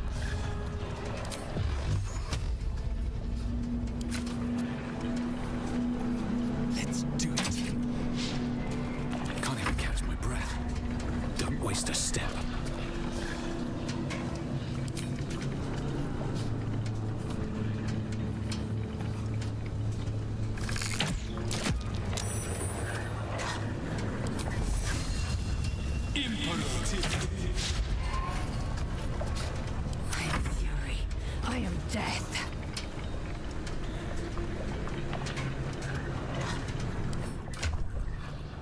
Unarmed. Where did shit go?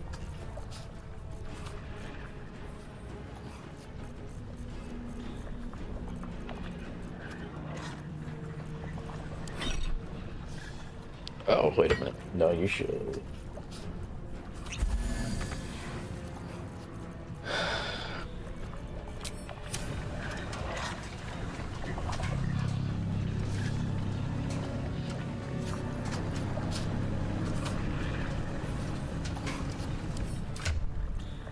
I have another one, right?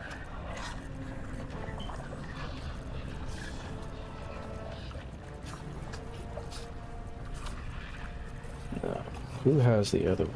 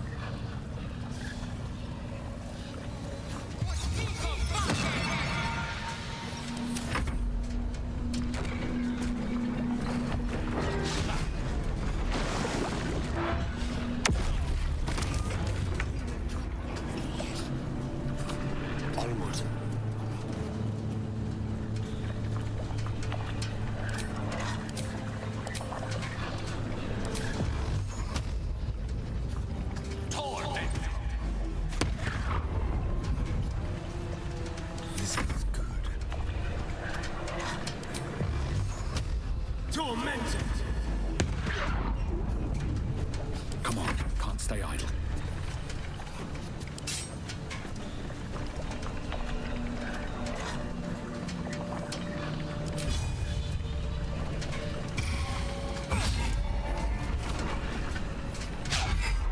Are you fucking kidding me with that shit? I am fury. I am death. Oh.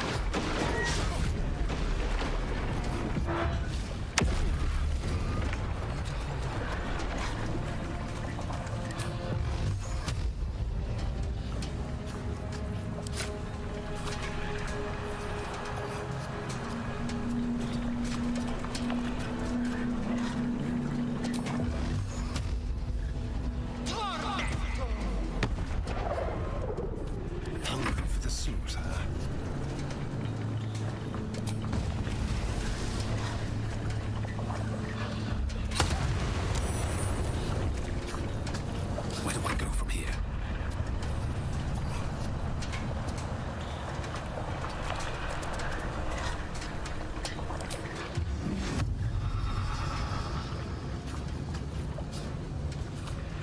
Silente.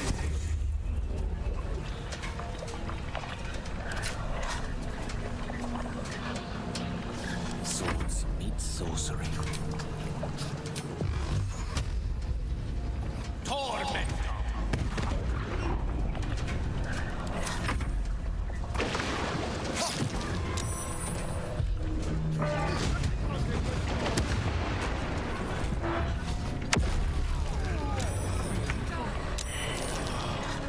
Oh my god, he's almost dead too.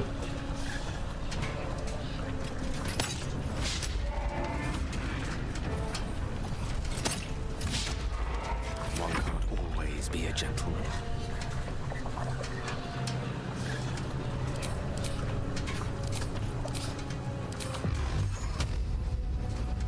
Torment.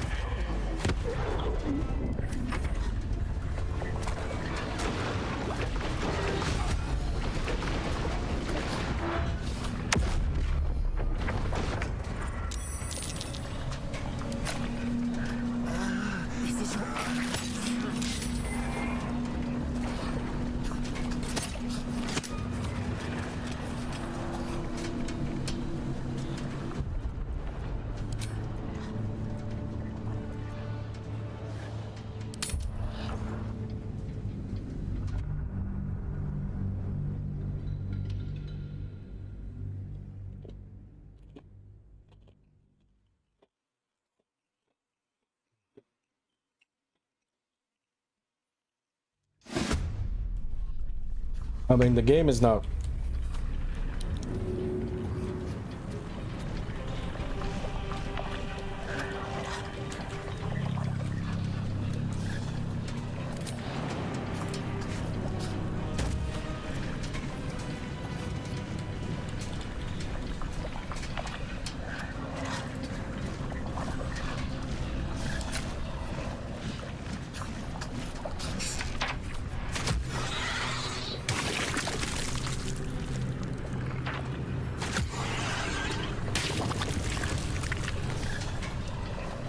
Let's have some courage.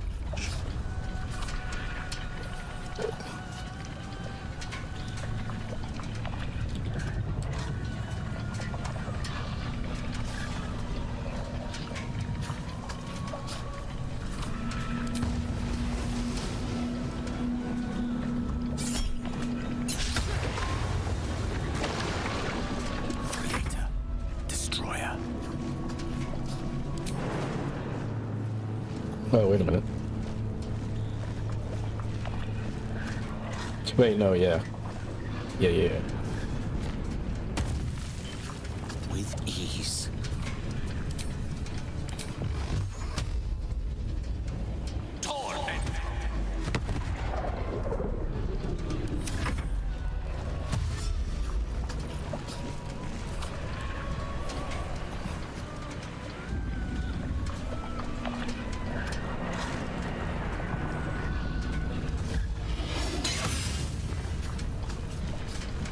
Ah.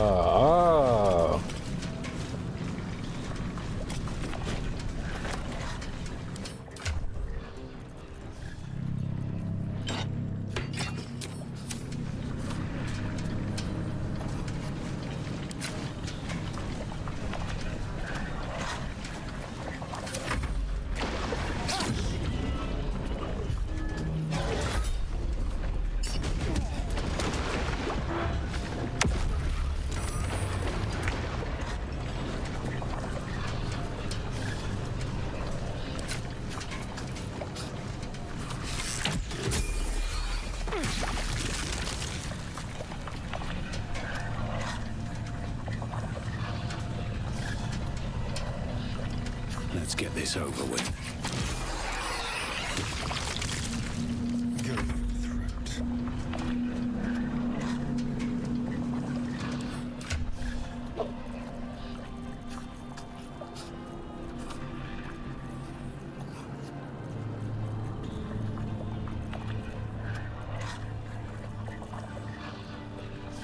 Who has it? Oh.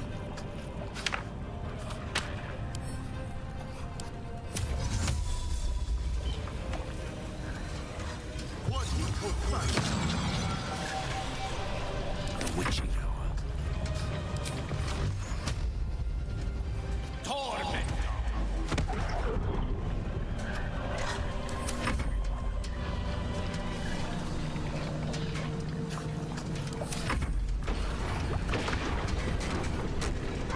Oh.